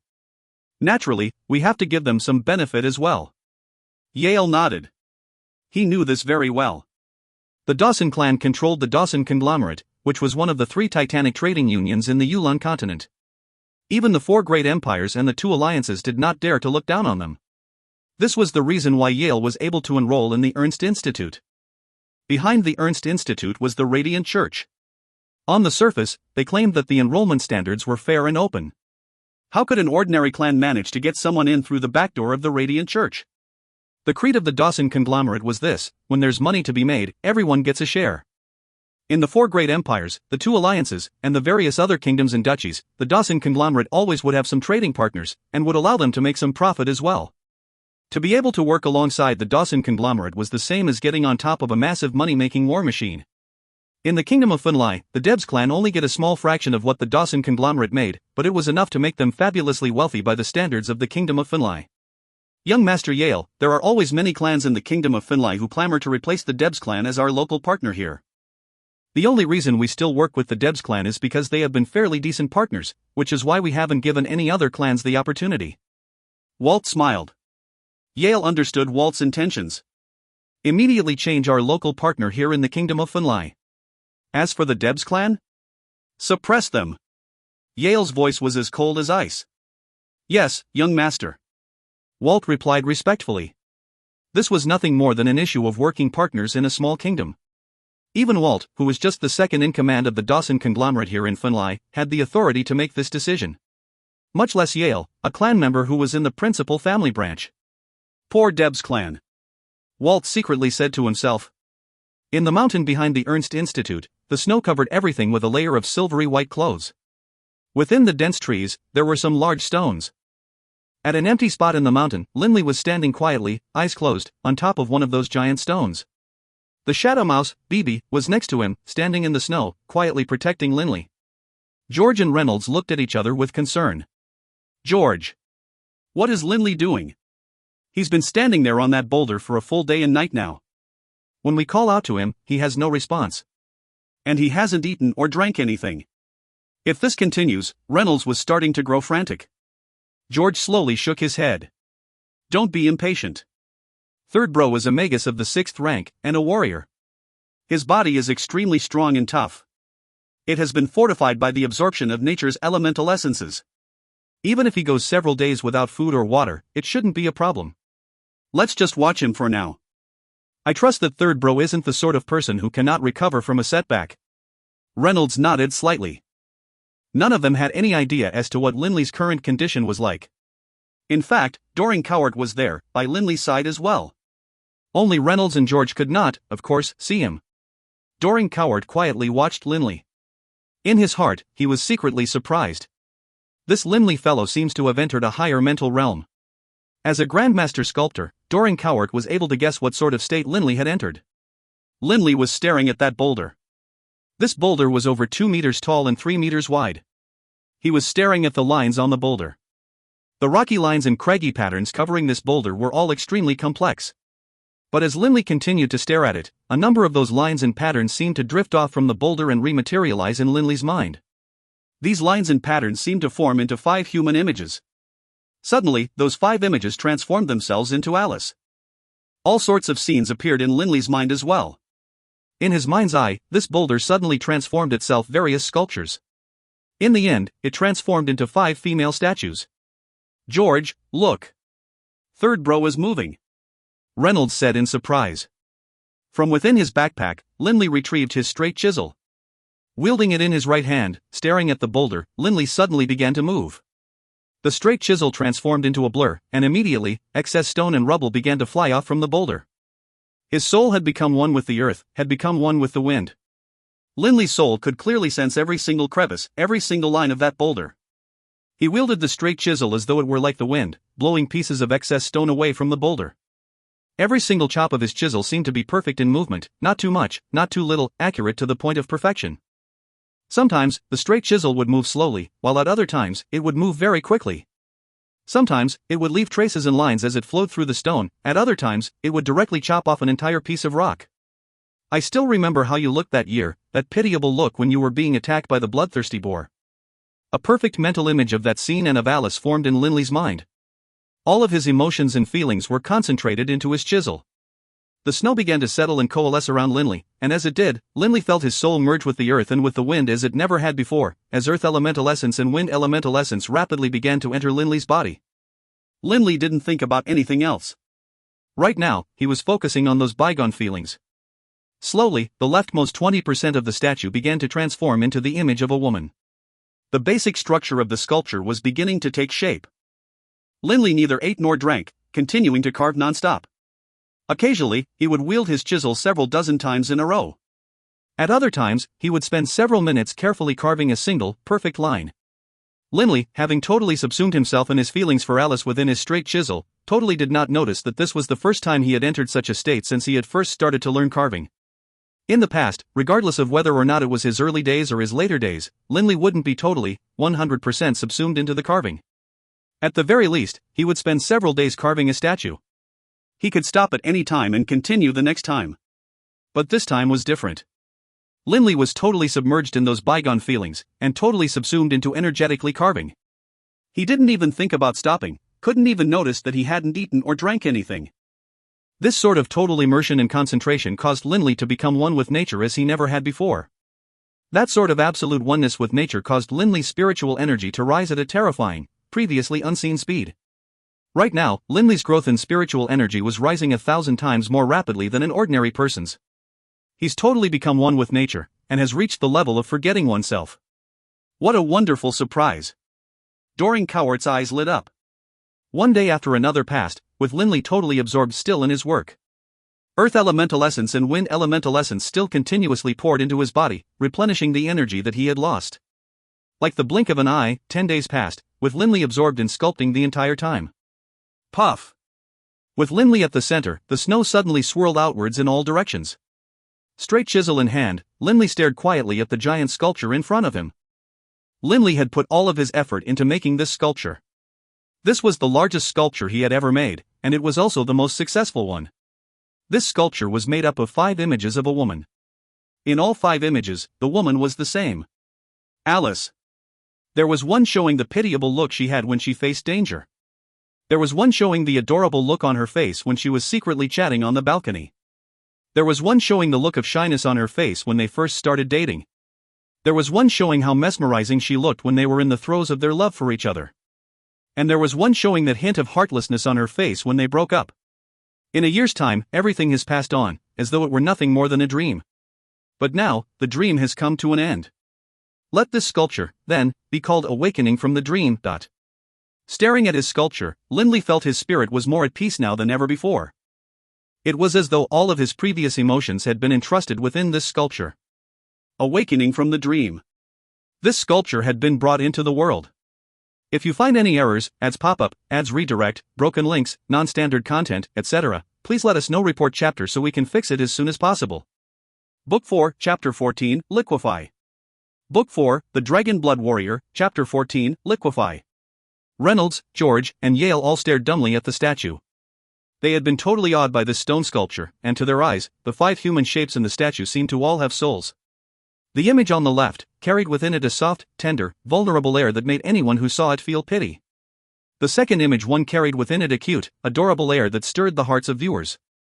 The third image seemed to be just like a real girl who was blushing with shyness right in front of you. All 5 of the figures within this statue carried their own unique aura. Linley stared at the statue, and as he did, he felt like he was seeing a fantasy. These 5 figures seemed to be figures from his dreams. But now, he had awoken. Linley! Doring Cowart walked over to him. His moonwhite robe was still spotless, without a speck of dust. Linley looked at Doring Cowart. A look of gratification was on Doring Cowart's face. In terms of stone sculpting ability, you have already reached the level of masters. And this statue of yours that you just created is totally worthy of being a sterling paragon of an example of our straight chisel school sculpting. After having experienced this, I believe that your understanding of stone sculpting has also dramatically deepened. Linley slightly nodded. Only after completing this sculpture did Linley realize why it was that each master sculptor might perhaps only have a single work of art which would be acclaimed and passed down throughout the ages. It wasn't due to them not having enough ability, rather, it was because those divine sculptures were something which occurred out of nowhere and could not be forced. For example, Linley had just completed this statue, Awakening from the Dream. But if you were to ask him to do another one like it, it would perhaps be impossible. When a divine sculpture came into existence in the world, it did so only through a unique combination of exquisite skill, marvelous inspiration, and sudden, all-encompassing emotion. Only when someone was absolutely emotionally moved, 100%, could a divine sculpture be born. Because only then would they hold nothing back and produce such a stunning, soul-stirring sculpture. Linley had completed this sculpture, Awakening from the Dream. But who could possibly guess as to how long it would be before he might be able to produce another one of this quality? However, throughout those 10 days of non-stop carving, Linley's soul had already clearly keenly attuned with that perfect sensation of being one with the universe. And thus, in terms of sculpting ability, Linley had dramatically improved. If Linley were to carve another sculpture right now, although it wouldn't be able to match the quality of this Awakening from the Dream, it would be much better than his previous sculptures, which were worth around 5,000 gold each. Linley, have you felt the change in your spiritual energy? Doring Cowart said with a delighted smile. Linley started. Spiritual energy? This sculpture had forced him to exert far more spiritual energy than he normally did, and now, his spiritual energy was far stronger than before. If 10 days ago, Linley's spiritual energy was like a small tree, by now, it was like a gloriously flourishing giant oak. How could it have increased this much? Linley was totally amazed. Doring Cowart laughed delightedly. His white beard flourishing, he said, 10 times. Your spiritual energy increased by 10 times. It's received such an incredible boost, in 10 days, it has increased by about 10 times. In 10 short days, the benefit you gained was equivalent to what others might get after tens of years of training. Your level of spiritual energy directly leapt out of the level of the 6th rank and has reached the level of a magus of the 7th rank at one go. Linley, as well, felt that this was inconceivable. It increased by way too much. 10 times. The effect is quite good, right?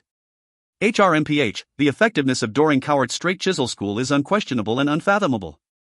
However, I really am jealous of you. Doring Cowart was grinning as he looked at Linley. Linley, you should know that upon entering a state of absolute emotion, where your soul totally becomes one with nature, is extremely rare and extremely hard to achieve. Linley nodded in agreement. If that sort of state was easy to enter, then perhaps a divine sculpture would be commonplace. In the 1,300 years of my life, I've only entered that state 3 times, and during those 3 times, I completed the 3 sculptures which I am the most proud of. A look of pride was on Doring Cowart's face as he continued. But the sculptures that I made, each took me 2, 3, and 4 days respectively. Altogether, I only spent 9 days in that state, which was less than this one session you had. Only upon hearing Doring Cowart's words did Linley realize that he had spent 10 days and 10 nights during this stone sculpting session. This sort of state is the fastest way through which members of the Straight Chisel School can increase their spiritual strength. This sort of state usually sees you grow 1,000 times faster than normal people. This state is what we dream of.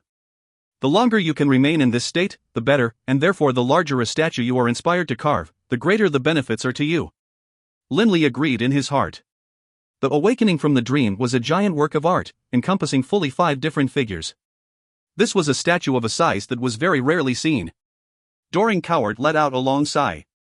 But when your soul has been moved to produce a certain type of sculpture, you really have no control over it at all. Linley understood.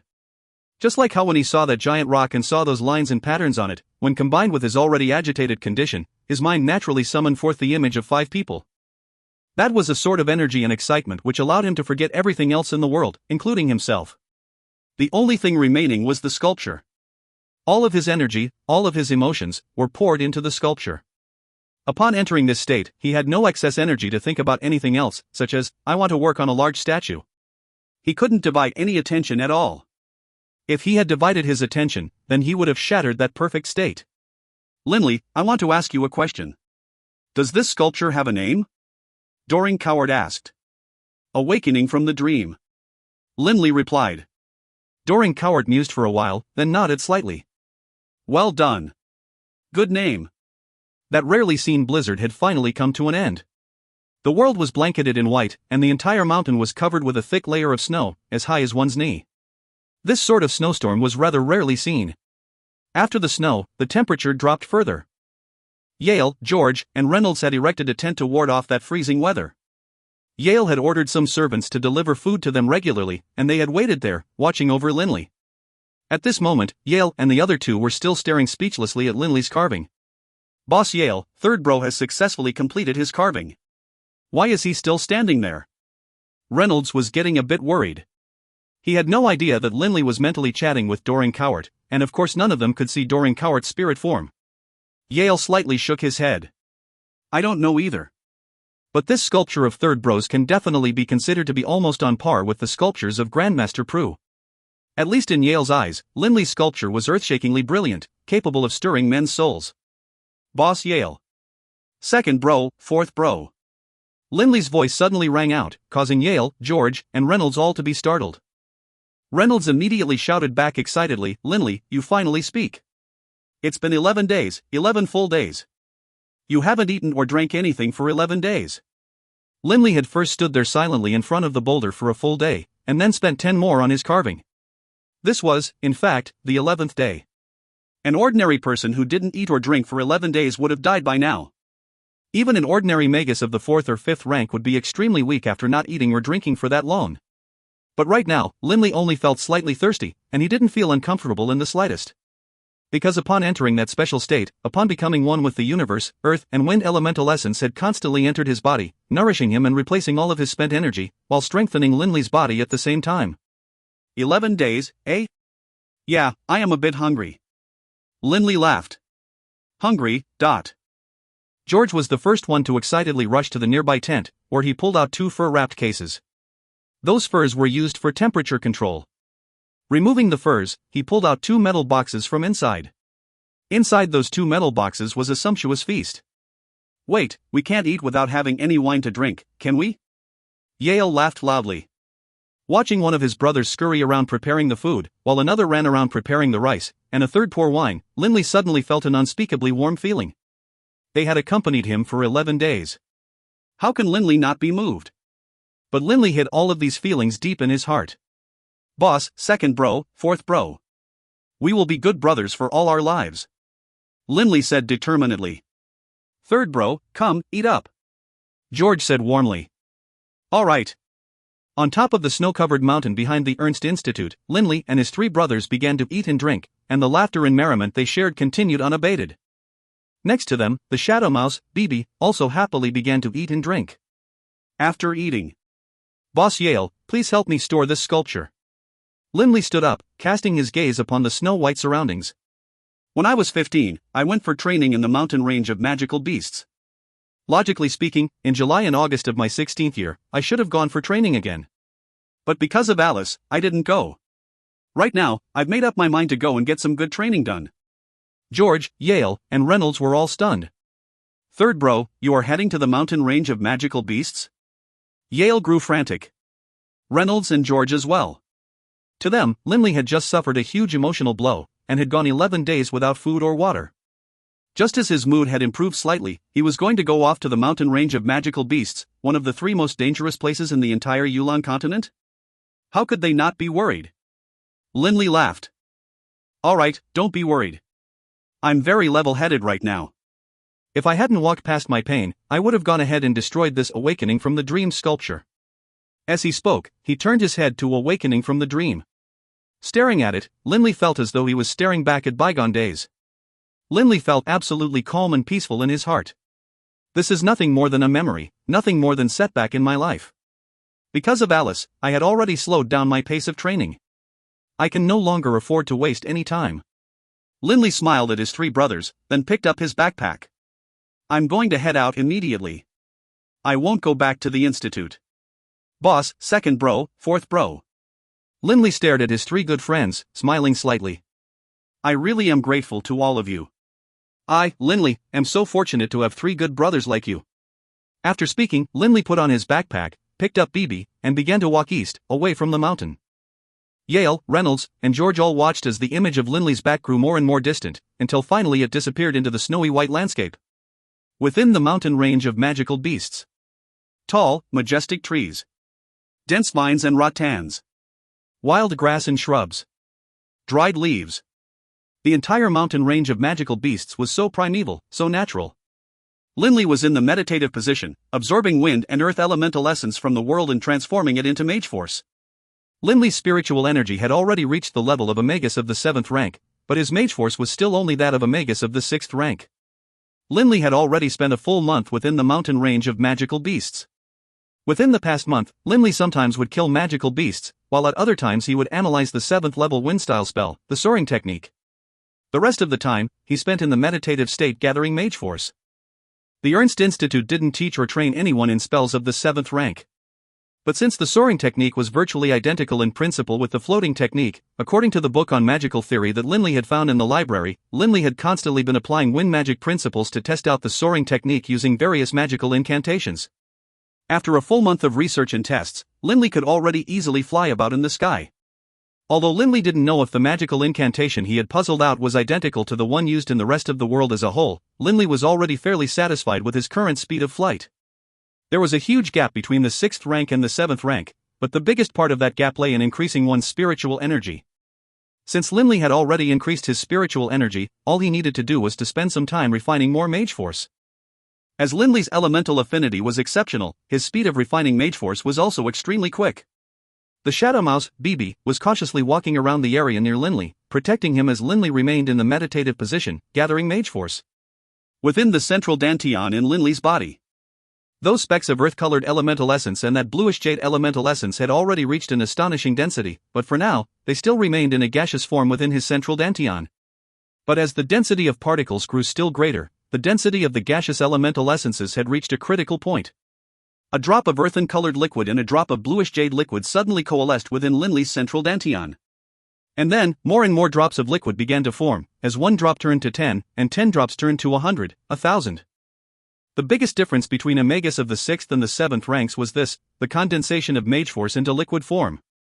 If you find any errors, ads pop-up, ads redirect, broken links, non-standard content, etc., please let us know. Report chapter so we can fix it as soon as possible.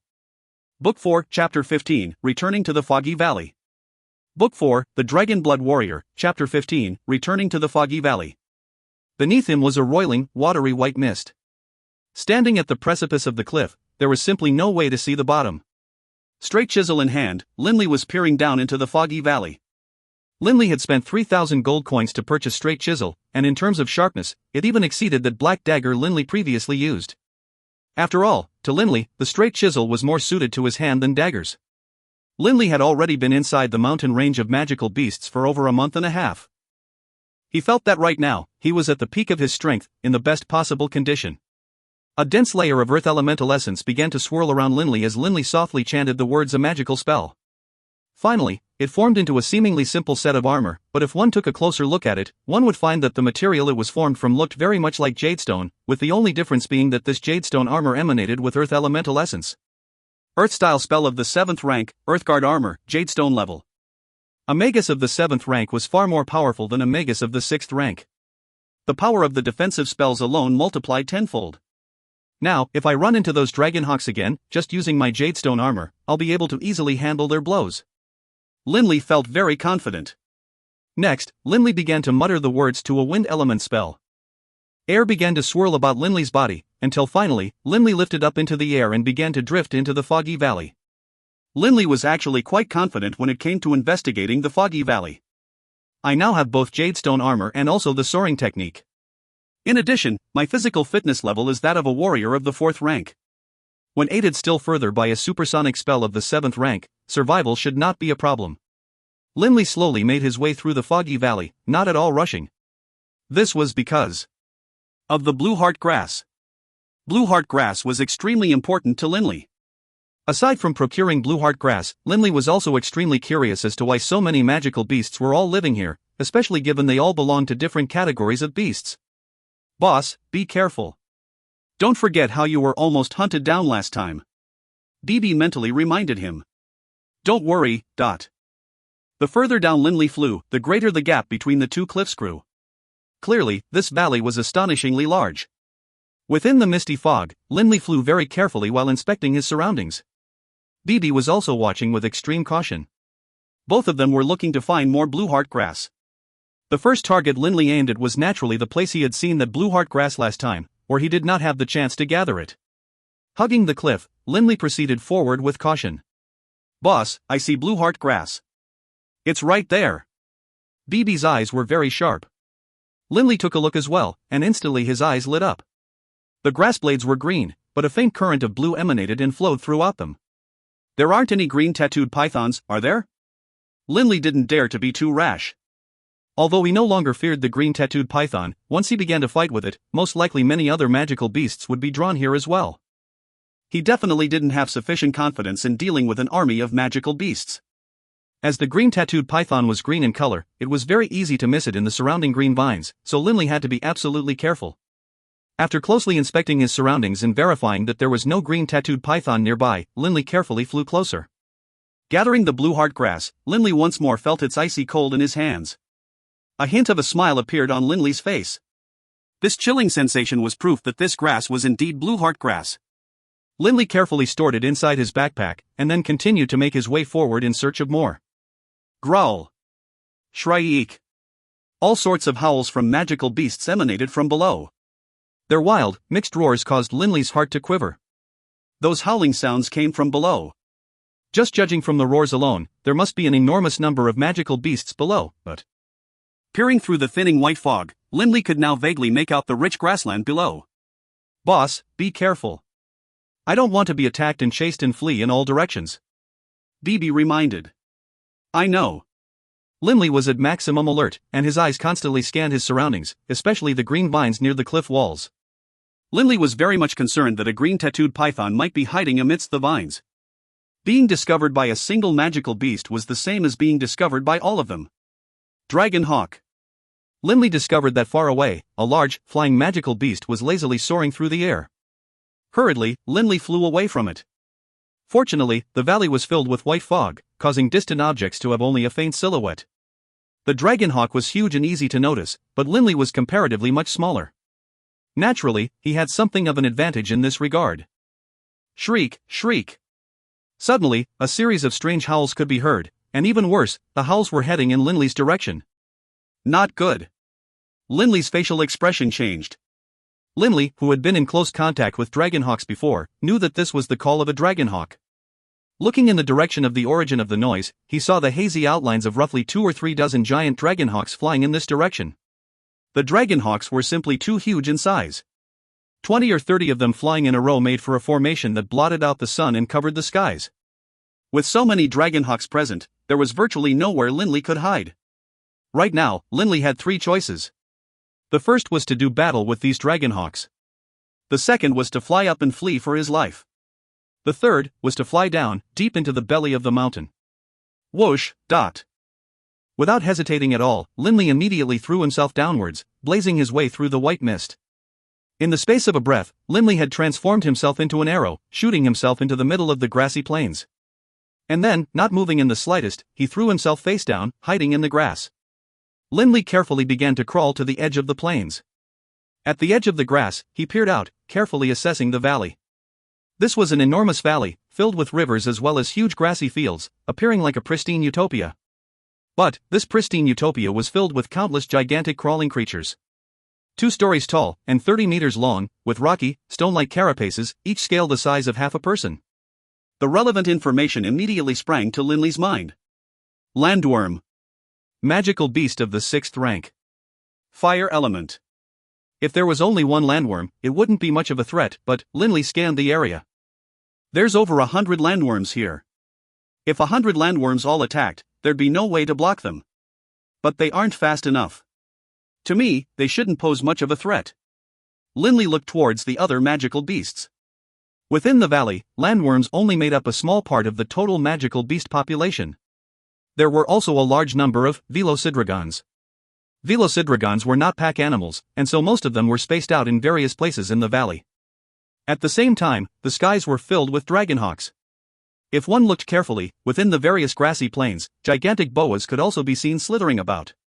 And these were just what Linley could see at a glance. Just from that short glance, I can at least be sure that this valley runs from east to west. In the north, I can just barely make out the cliff walls. Linley turned his head and looked back. From the west, he could also see the cliff walls. It was only the cliff walls to the east that he could not see clearly. Especially that east-west running river, which was continuously flowing to the east. BB, you be careful too. Linley executed the supporting wind-style supersonic spell, and then carefully made his way through the grass. There were many grassy areas within this valley, possibly because all the magical beasts here were carnivores which did not eat grass. While carefully making his way forward, Linley suddenly noticed something. What an extremely high density of natural elemental essence. The density of the natural elemental essence here is at least 6 or 7 times higher than in the outside world. Upon entering the valley, Linley was extremely keyed up, and actually didn't notice this fact until now. I wonder what has caused this place to have such a high elemental density. Linley carefully crawled eastwards through the valley. Landworms, Velocidragons, green-tattooed pythons, and Dragonhawks were all exceedingly large creatures. Thus, the little speck which Linley was in comparison to them wasn't very visible at all. This valley is really long. After crawling nearly 20 kilometers eastwards, Linley still hadn't come to the end of the valley. At the same time, Linley discovered some new magical beast packs. Magical beast of the 6th rank, Winged Pegasus. Magical beast of the 7th rank, Thunderwing Pegasus. All sorts of Pegasi were flying about in the air, while others slowly walked about in the valley, eating the grass. Boss, there's all sorts of underbrush here. How should we get across? BB was worried. Linley was starting to frown as well. The underbrush in front of him was all over the place, and it rose up half the length of his leg. The distance on the ground is too long. There's no way to crawl there. I'll have to go by air. Linley carefully backed up about a few hundred meters, as far away from the Pegasi flocks as possible, and then exercised the soaring technique. Whoosh! Directly soaring into the air, Linley immediately scurried into the dense white fog. Within the dense white fog, only occasionally would a Pegasus draw near. After all, Pegasi were fairly small and didn't take up too much space, thus when they did draw near, Linley could dodge them. Carefully flying eastwards, Linley kept close to the southern walls while carefully inspecting the cliffs for blue heart grass. But as Linley continued going forward, he began to frown again. Aside from that first patch of blue heart grass, I haven't found any more at all. Linley was starting to grow impatient. But Linley continued flying eastwards. After flying roughly 10 kilometers, Linley noticed that he was no longer seeing any Pegasi in the upper reaches, and so he once again descended to the valley floor. Linley, there's all sorts of magical beasts here. Many of the creatures here normally never travel in packs, such as the Velocidragon or the black bear, or the agile dragon cat. Doring Coward wafted out of the ring, appearing by Linley's side as they went forward together. Linley carefully snuck forwards, while Doring Coward leisurely walked with him. Ah! As though struck by lightning, Linley suddenly halted and stood there stupidly. Roughly 50 meters ahead of Linley, in a knoll of grass with a diameter of roughly 7 or 8 meters, there was one patch of green-colored grass after another. The fact that the grass was green was not of surprise. What mattered was, these grassy patches all emanated a blue aura. Blue heart grass. All of it is blue heart grass. At this moment, Linley's very heartbeat stopped. Heavens! A single patch of blue heart grass was worth tens of thousands of gold coins, and it would be considered a priceless item that would rarely even be seen on the market. But 50 meters in front of him, within that 7 or 8 meter wide patch of grass, there were at least 100 patches of blue heart grass. So much! I could grab them 7 or 8 at a time. Linley sucked in a deep breath. Doring Coward's eyes lit up. Linley, for the purposes of drinking live dragon's blood, most likely 4 or 5 blue heart grass would be enough. To have so much blue heart grass in one place is inconceivable. However, the area around the blue heart grass is empty, with no place to hide. How will you get there? Perhaps blue heart grass was inimical to normal grass. In a 30-meter area around blue heart grass, there wasn't a single blade of normal grass. There aren't too many magical beasts around here, and the ones that are here are not pack beasts. They're scattered all over the place. Linley carefully observed that large cluster of blue heart grass and also the surrounding area. There's only 7 magical beasts located near the blue heart grass. As long as I move fast enough, I shouldn't have any problems escaping with my life. Linley forced himself to calm down, letting himself reach the maximum state of readiness. Boss, are you stupid? Have you forgotten about me, BB? BB suddenly mentally said to Linley. Linley started. Turning to look at BB, he saw BB delightedly winked at him. Boss, my speed is much faster than yours, and my body is much smaller as well. How about I go do the gathering? There won't be any problems at all.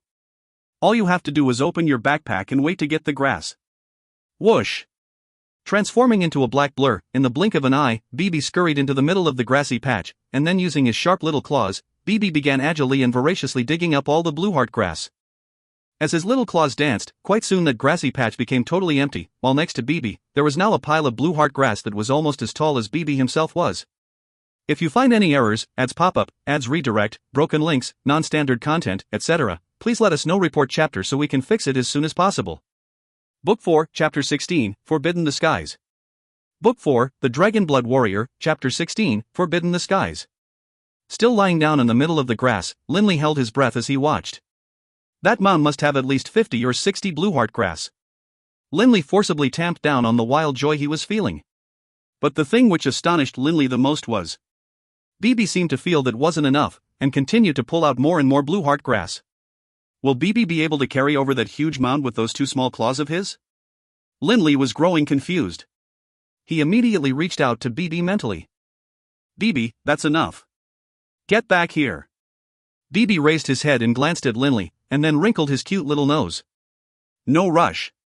There's a lot more to go.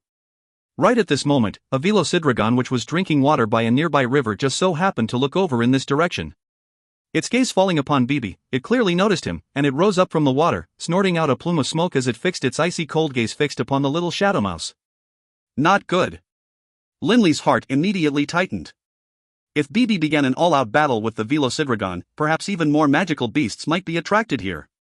By then, the situation would become even worse. BB also noticed the Velocidragon.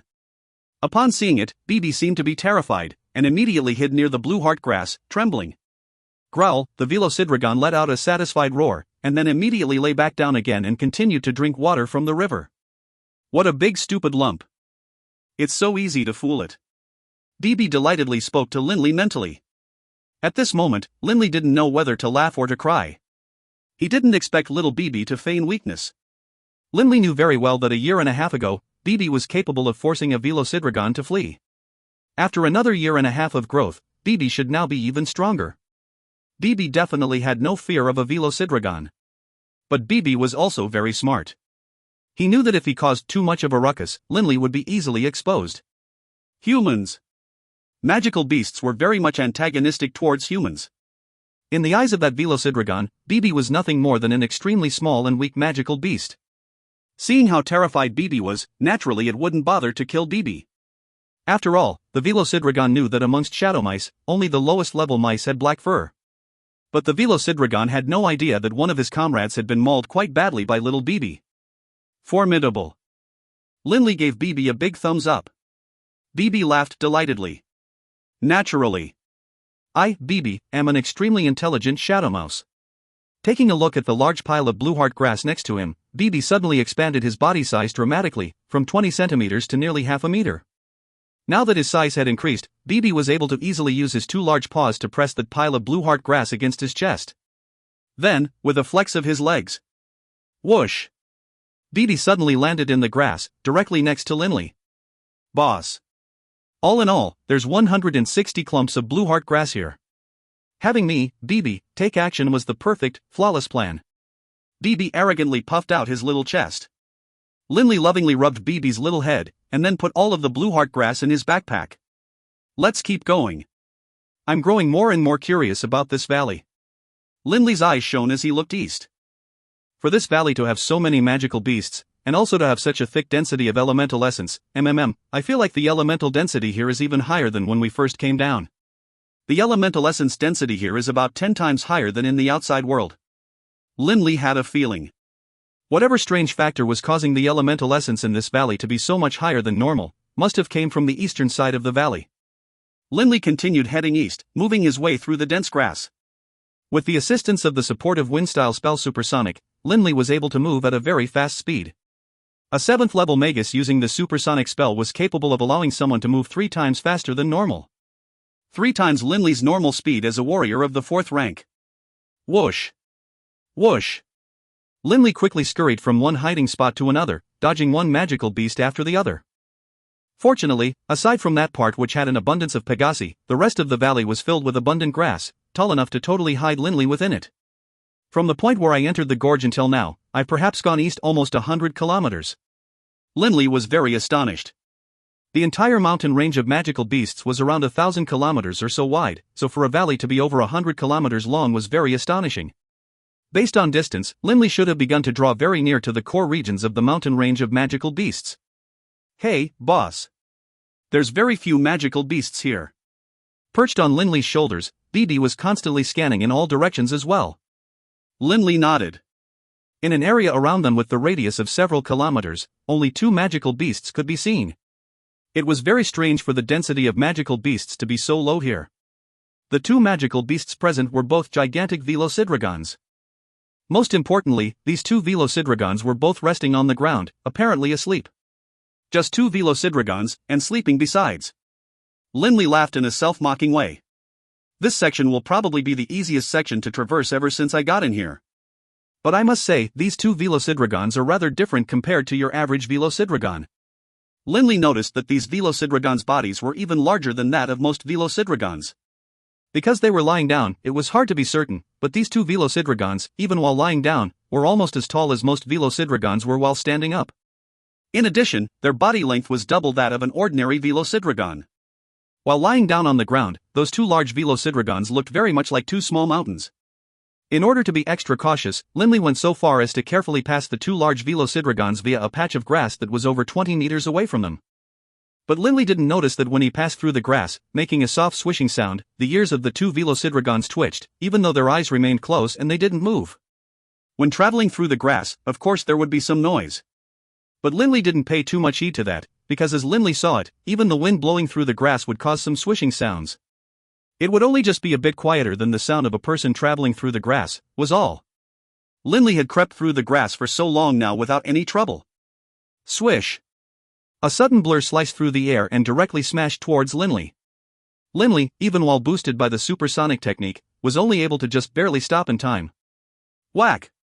A long, dragon tail, as fast and flexible as an iron whip, heavily struck the ground right in front of Linley, perhaps just half a meter in front of him. The earth itself split apart from that blow, as a meter-wide crevice appeared in the ground. Linley hurriedly exerted force with his legs and began to run. I've been discovered. Linley's heart shuddered. Growl! Growl!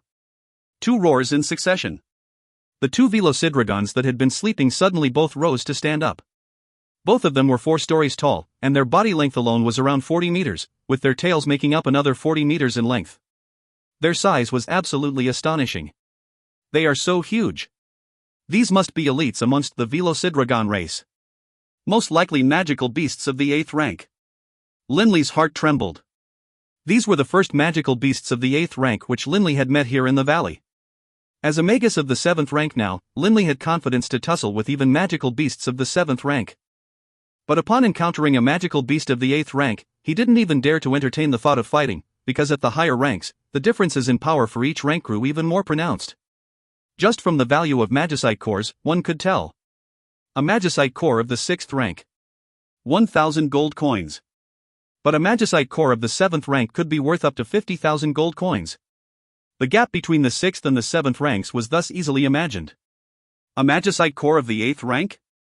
The price could reach up to 500,000 gold coins. As for a magicite core of the 9th rank?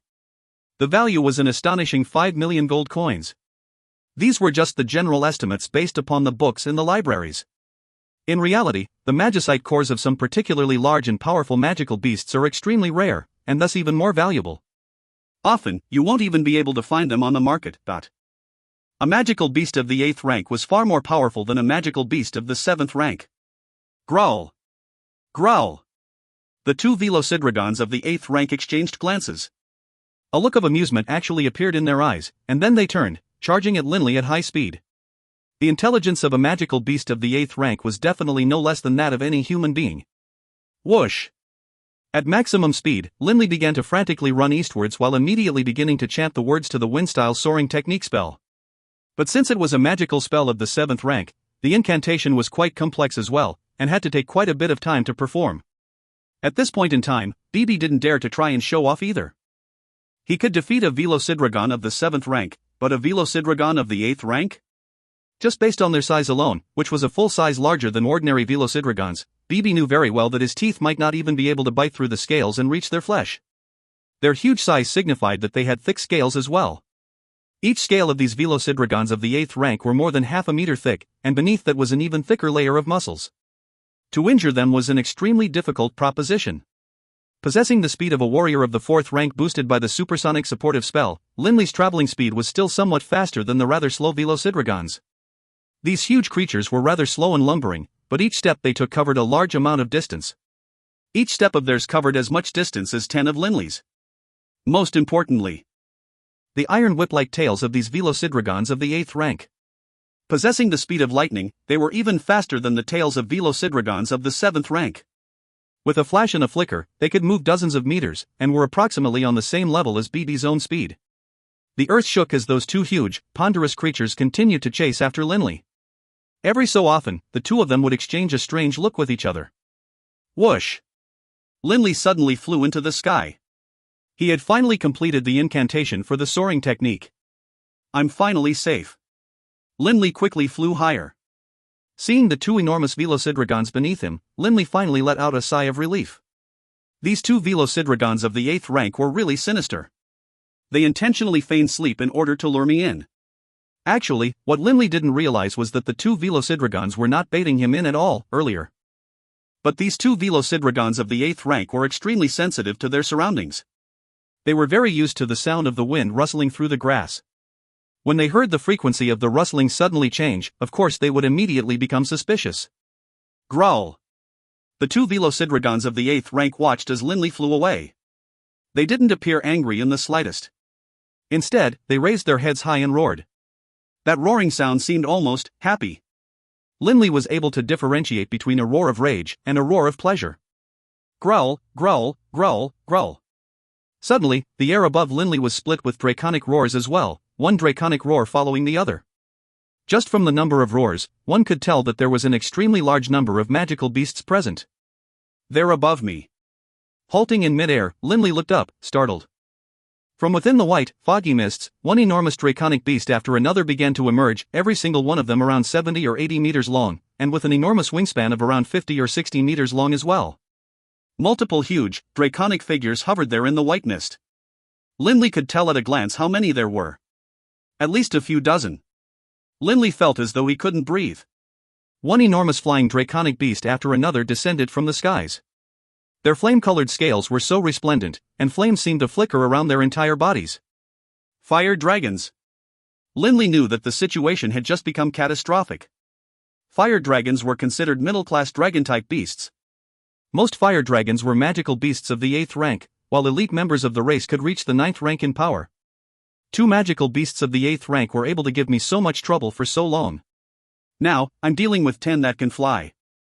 Linley felt extremely miserable right now. And right at that moment. Growl, growl. Another series of roars began to emanate from a different direction. And then, one flying creature after another, each approximately the same size as a fire dragon, began to spread their massive wings and fly in this direction. These enormous, flying draconic beasts had dark green scales that were as clear as jasper. These flying draconic beasts with green jasper scales were not the slightest bit fewer in numbers when compared to the fire dragons. The two velocidragons of the 8th rank below Linley began to roar in amusement as well, their eyes filled with a sinister maliciousness. Now I know why when I entered this area, I only saw the velocidragons of the 8th rank and didn't see anything else. Linley felt miserable. Most likely, only magical beasts of the 8th rank are permitted to reside in this area. Magical beasts of the 7th rank don't dare to enter. This fire dragons and emerald dragons are all pack-type draconic beasts of the 8th rank. Most likely, these two velocidragons were just toying with me this entire time. When they saw I was about to fly away and escape, they immediately roared out to have the fire dragons and emerald dragons to come as well. Over 100 massive flying dragons were circling above him in the sky. Only now did Linley realize what was going on. But by now, the way out through the skies was forbidden to him. Boss, what are we gonna do? BB's pitiful voice rang out in the back of Linley's mind. If you find any errors, ads pop up, ads redirect, broken links, non-standard content, etc., please let us know. Report chapter so we can fix it as soon as possible. Book 4, Chapter 17, The Gloomy Depths.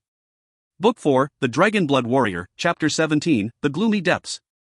His head raised, Linley watched the 100+ dragons circle above him. The flames surrounding the fire dragons raised the temperature around them, while those jasper-scaled emerald dragons seemed to emanate a soul-chilling aura. An amalgamation of the opposites, frost and flame. Beneath Linley, those two enormous velocidragons were watching him with amusement. Right now Linley, who was 70 to 80 meters above the ground, had nowhere to flee. At the same time, those hovering, circling dragons also watched Linley with amusement. The intelligence of a magical beast of the 8th rank was definitely not inferior to that of humans. Linley knew all too well that to these countless flying dragons, he was like nothing more than an ant. His opponents weren't at all concerned with whether he lived or died, only if he could provide them with a bit of amusement. A game. Just like how humans might like to play with ants. When they were bored, they would crush him to death. BB, I don't want to be an ant. Linley glanced at BB. Get ready to run. Swish, dot. Linley's body shot downwards, allowing his natural body weight to combine with the supersonic spell to rocket him forward towards the ground, and then, just before hitting the ground, he brought his body to a sudden halt. This sort of sudden change from high speed to a halt disrupted the flow of blood in his body, causing him so much pain that he spat out a mouthful of blood. Good thing I'm not just a magus, I'm also a warrior of the 4th rank and my body can take it. Right now, behind him there were two enormous velocidragons, while above him there were over 100 giant flying dragons. He didn't have the time to care about anything else. Linley immediately began charging towards the empty wasteland in front. Roar, the two velocidragons began to roar. Roar. Roar. Roar. Over 100 dragons swooped down from the skies. The fire dragons and emerald dragons were roaring, and the two giant velocidragons began chasing after Linley, the earth shaking with each step. The 100+ dragons were also swooping towards Linley, causing the sky to darken as they blotted out the sun. A single dragon was already enormous, to say nothing of 100. They totally covered the sky with their mass. And then, the dozens of dragons all opened their giant maws and began blasting giant balls of flame at Linley. Boom! Boom! Boom! Boom! One giant fireball after another, each the size of Linley or larger, began smashing down from the heavens. The fireballs generated by the fire dragons were not like ordinary balls of flame. They contained within them a mixture of magic as well as the innate dragon flame which all fire dragons held within them. Their temperature was so high that even the tough scales of velocidragons of the 7th rank would most likely crack from the heat. Boom! A particularly large fireball just barely brushed past Linley. The fleeing Linley instantly could smell the smell of burning hair. "Boss, your hair got burnt." BB's voice rang out in Linley's mind. Linley himself knew very well that his hair hadn't actually been touched by that ball of fire. It was just that the temperatures the fireball generated was way too high. Just by passing by him, the temperature was raised high enough that his hair was burnt. Like an agile little monkey, Linley began to run about in unpredictable patterns, constantly dodging those fireballs. Those fire dragons also didn't just charge forward to kill him. They were just playing around, using fireballs to toy with Linley. The difference in power is too great. Even though I'm a dual-element magus of the 7th rank, when facing a magical beast of the 8th rank, I would definitely be destroyed. Linley could sense how terrifyingly hot those fireballs were, and yet those fire dragons could casually blast them out from their mouths, one after the other. Fortunately, the fire dragons weren't actually trying to kill him as quickly as possible. Suddenly, Linley felt a cold aura. His body, which had just begun adjusting to the heat, suddenly clenched with the cold. Swish! A translucent, faintly green spear passed by Linley, and then shattered, releasing a terrible, cold aura that forced Linley to instantly and quickly dodge away. In the skies above, those dozens of emerald dragons had also opened their maws and begun vomiting frozen arrows at Linley. To the enormous emerald dragons, these projectiles were perhaps just arrows, but to the comparatively small Linley, these 3-meter-long projectiles were not arrows, they were terrifying frozen spears. With balls of flame and spears of ice raining down upon him from the skies, Linley had to use all of his wits to constantly dodge and dart about in all directions. It was exhausting. Linley was feeling mentally exhausted. His mental energy was being worn down to the point of exhaustion. For a short period of time, this level of energy expenditure was fine, but in the long run, he would definitely suffer from mental exhaustion. Linley also had to expend enormous amounts of physical energy in sprinting around so frantically. Boom! A ball of fire clipped Linley on his left shoulder. A shattering sound could be heard as the Earthguard Jadestone armor covering Linley began to splinter and crack. Earth elemental essence began to swirl about the armor, attempting to repair the damage. The attack power is terrifying. If struck head-on, I expect my Jadestone armor will only be able to take one blow. Faced with certain death, Linley's latent potential seemed to explode, and he once more upped his speed as he ran about and dodged wildly. Even Linley himself was amazed at his dodging abilities. This really was Linley at his absolute peak performance. But unfortunately, even at his peak, there was no chance of success when faced with over 100 dragons. Roar! Roar! The 100+ fire dragons and emerald dragons in the sky watched Linley with amusement.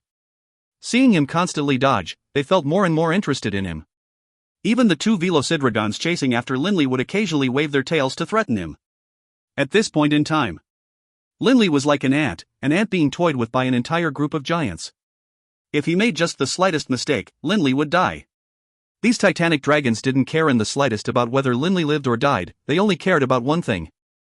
How long will this little human creature be able to hold on? 5 minutes. Linley had managed to survive for 5 entire minutes as they toyed with him. 5 minutes, i.e. 300 seconds. It sounded like a short period of time, but Linley felt as though it had passed extremely slowly. Every single second was a second in which his life was on the line. This group of bastards. If I didn't dodge fast enough, I would have been killed by them, and then they would leave without caring in the slightest, continuing with their leisurely lives. Linley knew very well that he was nothing more than a slight diversion for these giant dragons. In actuality, BB possessed even higher speed than those giant dragons. If he were alone, he definitely would be able to escape. BB was currently perched on top of Linley's shoulders, his eyes staring at the fireballs and ice spears falling from the skies, telling Linley where the danger would be. "Boss, careful. 3 fireballs." BB urgently warned. Linley's facial expression changed. Boom! A fireball directly struck Linley on his back, and then exploded. The Jadestone armor covering Linley suddenly shone with an earthen light, and then with a crack, shattered into its component elemental essence. Hiss! Linley's hair was, in the blink of an eye, all burnt, and his face was painfully scorched by the heat. Without the protection of the jadestone armor, if Linley took another blow, regardless of whether it was a fireball or an icy spear, he would definitely die. I won't be able to hold out much longer. Linley could feel all his muscles quivering, and even his head was splitting. Linley knew that he had already reached his limit. If he continued under these circumstances, he would definitely collapse. Linley, up ahead, 120 meters, there's a 20-meter high hill. Beneath it is a very deep tunnel. The hill doesn't actually totally block the tunnel, there's enough space to fit 2 people in. Hurry and flee there, it could save your life. Doran Coward's voice rang out. While he was being pursued by the dragons, Doran Coward hadn't said a single word, but as soon as he did, Linley found new life and new hope. Somehow, unbelievably, Linley managed to increase his speed even further. The hope of survival brought incredible things out of people. Those 100+ fire dragons and emerald dragons circling above all stared at Linley with rather odd looks. HRM? When they realized where Linley was going, those 100+ dragons, previously amused, all roared with fury. Without any coordination, they simultaneously began to angrily blast out balls of fire and icy spears at the same time, covering an entire area of 20 to 30 meters. Ah! At Linley's current speed, in about 2 to 3 seconds, he managed to reach the hill. It was just about at this time that the fireballs and icy spears arrived as well. There's the crack. Linley instantly saw the 2-meter-wide cave entrance. Without any hesitation, Linley dove inside. But before he managed to make it inside, a large ball of fire came blasting down at him. The fireballs traveled at much higher speeds than the icy spears.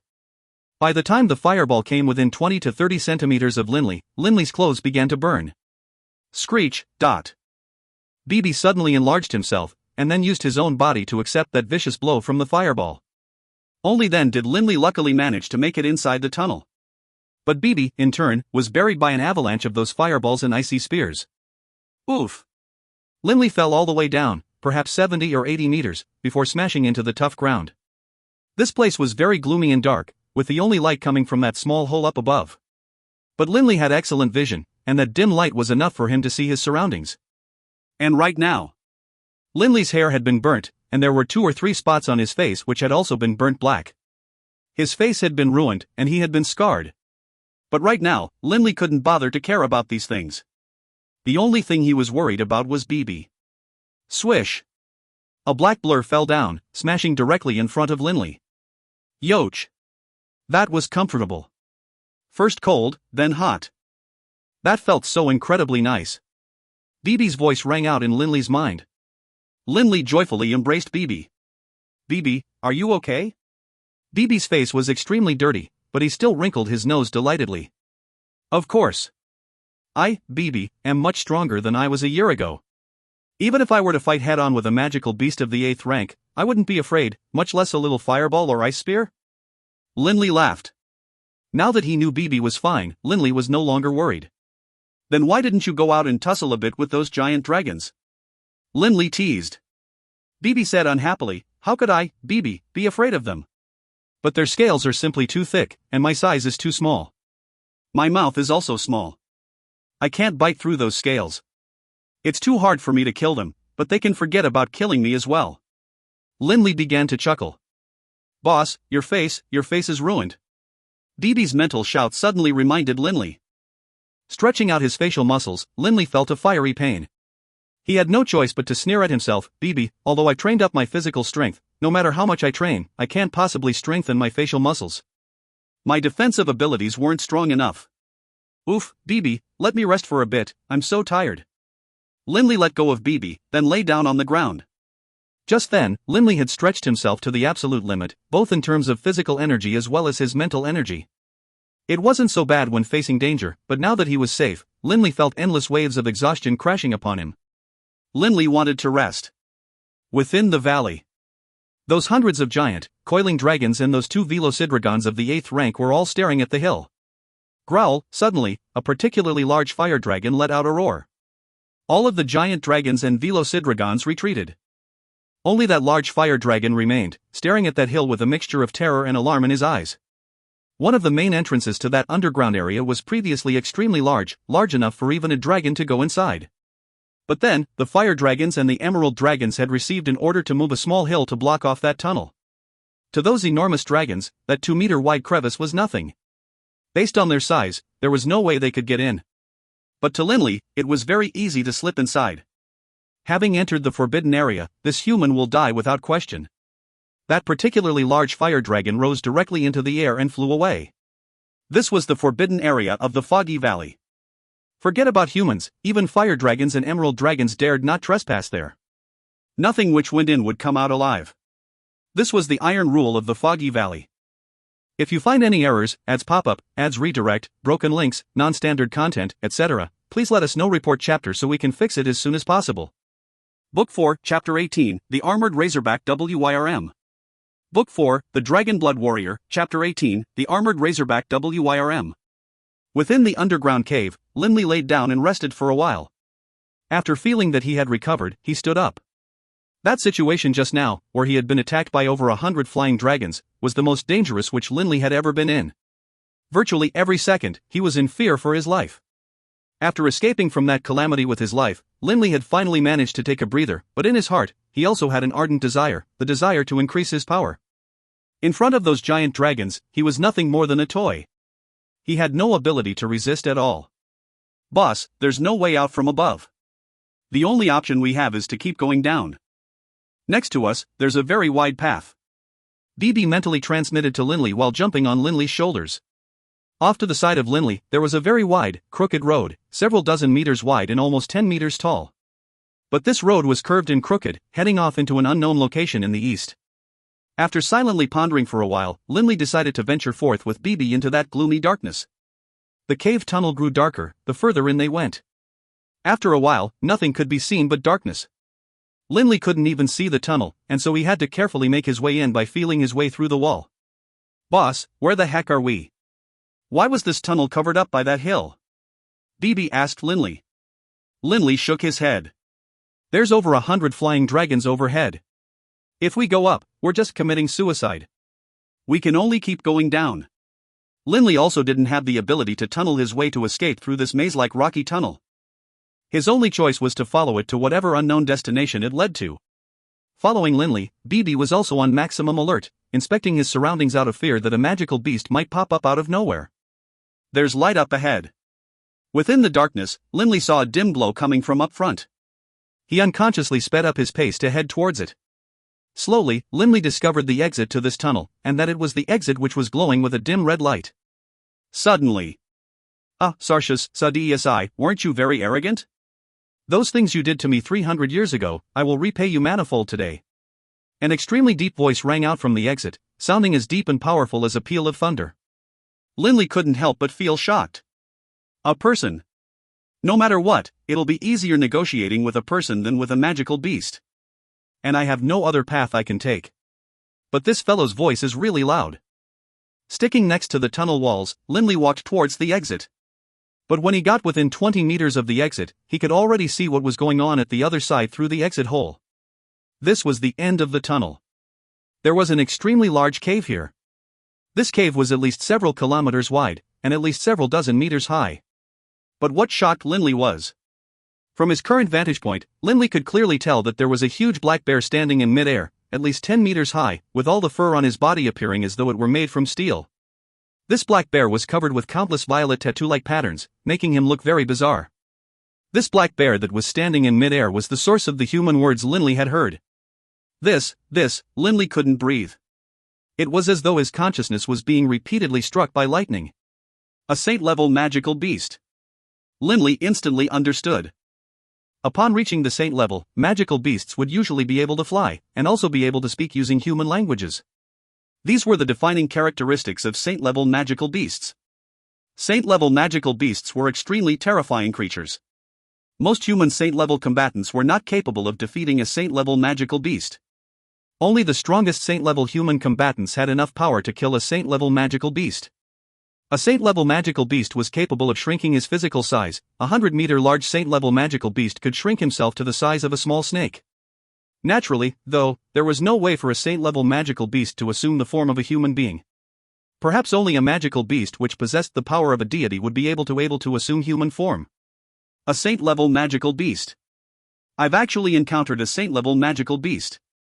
Linley didn't even dare to breathe loudly. He carefully watched the cave opening. This is a violet tattooed bear. Violet tattooed bears are magical beasts of the 9th rank. Violet tattooed bears were considered a very powerful race of magical beasts. Naturally, they were capable of reaching the saint level in some cases. But this violet tattooed bear is blind in one eye. Linley suddenly noticed the terrifying injury that was over the left eye of the violet tattooed bear that was standing in midair. Clearly, this bear was half blind. Sartius, all these years, I've been waiting for my chance to get revenge. Ha, so what if you ended up seizing this place for your own? Although the elemental essence density here is 100 times higher than that of the outside world, I was still the first to reach the saint level. Ha ha. Clearly, the violet tattooed bear was extremely excited. Where is this Sartius that this bear keeps talking about? Linley stealthily retreated, then crept closer to the other wall of the tunnel. Indeed, from the other side of the tunnel, he was able to see another magical beast. This one was a magical beast that made Linley's heart shudder yet again. This magical beast was 10 meters long and 3 meters high. Its entire body was densely covered with pitch-black scales, and all of the scales on its body were patterned in a very orderly, regimented manner. Every single scale was roughly the size of a human palm. But the densely patterned scales were arranged together in such a way that for some reason, it struck fear into the hearts of whoever saw it. On its back, there were many sharp spikes that were 30 centimeters long, which spread all the way from its back to its neck. The most terrifying of all were its eyes. Its eyes were a dark gold color, so cold that it could cause someone to utterly freeze. The armored razorback WIRM, the most terrible dragon-type beast of the 9th rank. Linley's heart began to tremble, and within his mind, he naturally began to recollect the information he had previously acquired on Armored Razorback WIRMS. Armored Razorback WIRMS, magical beasts of the 9th rank, darkness type. The smallest dragon-type beast in physical size, amongst dragon-type beasts of the same rank, the Armored Razorback WIRM possessed the most powerful defense, the highest agility, and also possessed extremely sharp claws with incredible offensive power.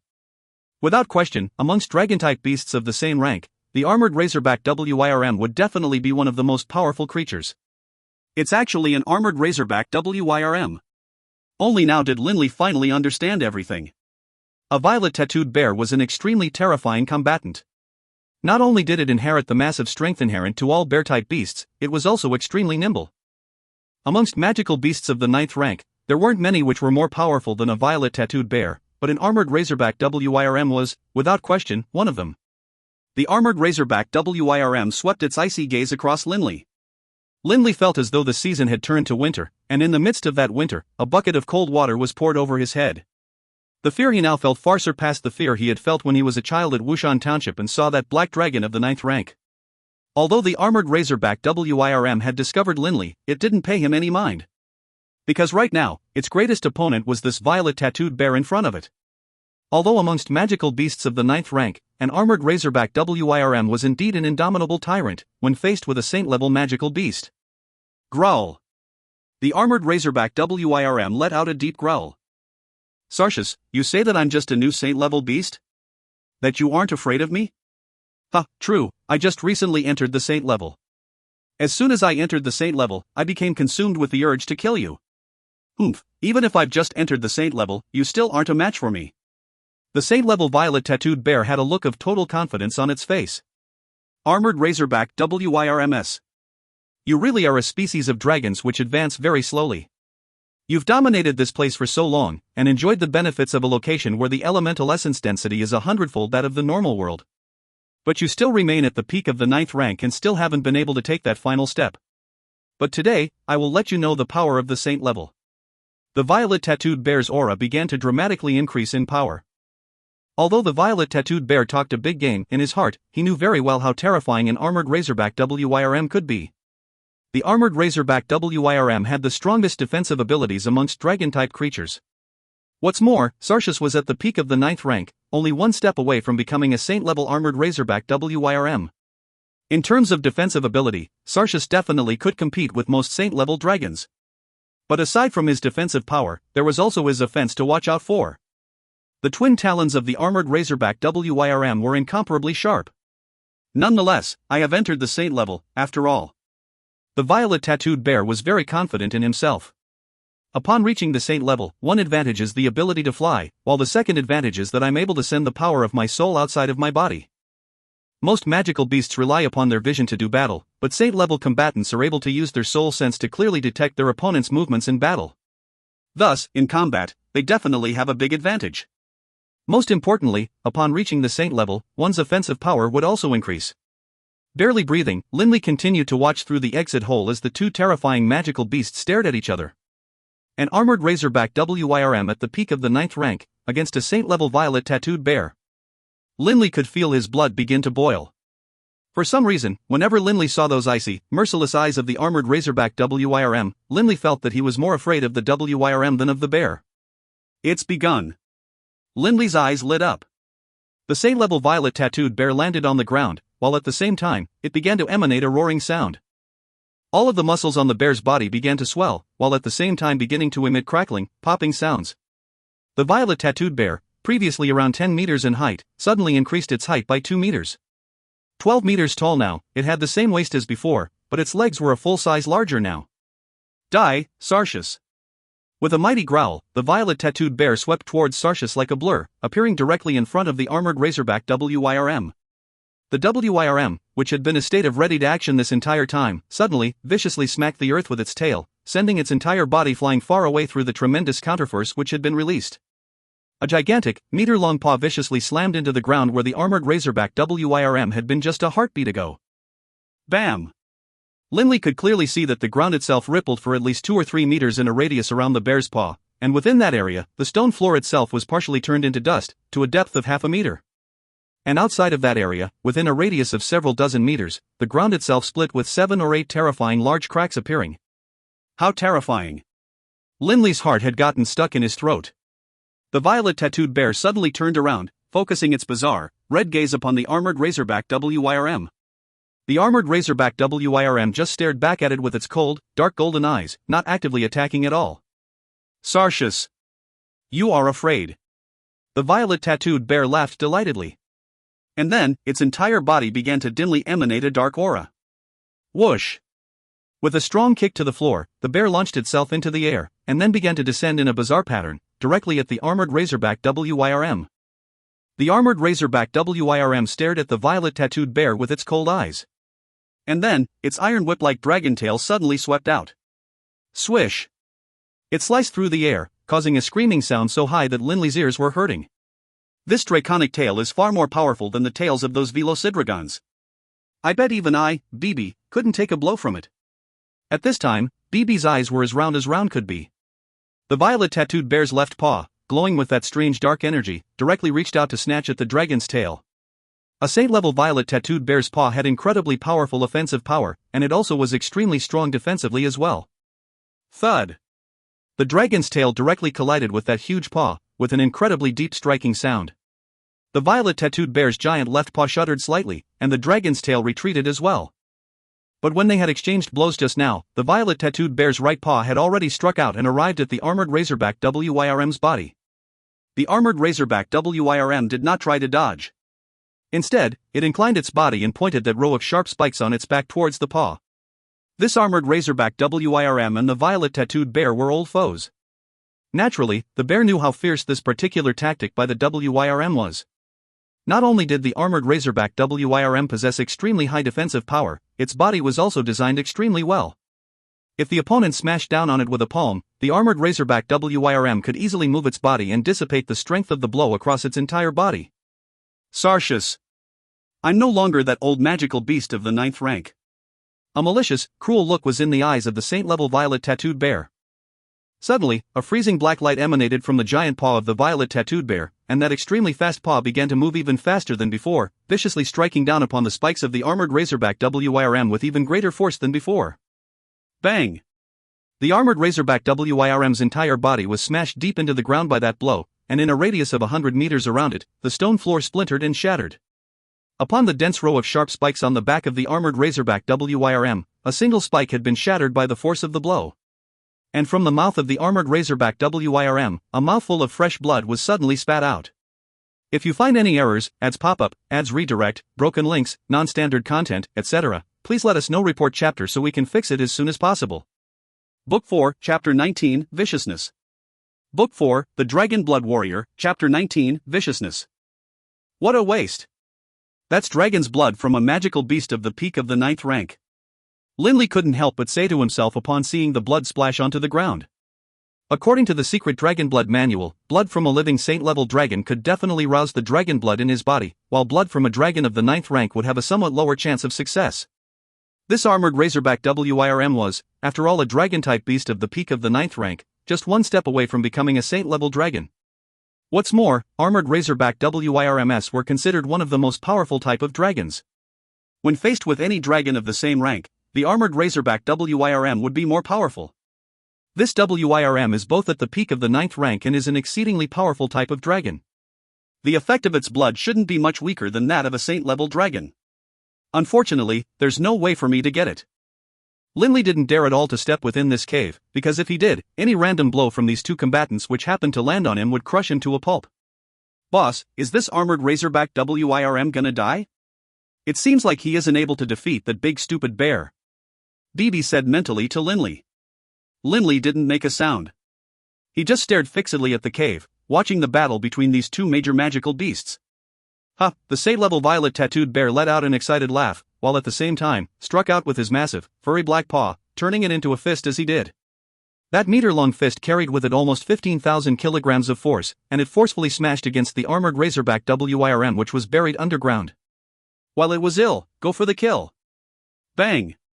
The giant furry fist smashed into the middle of the ground, causing the entire cave to shake and rubble to fall down. HRM?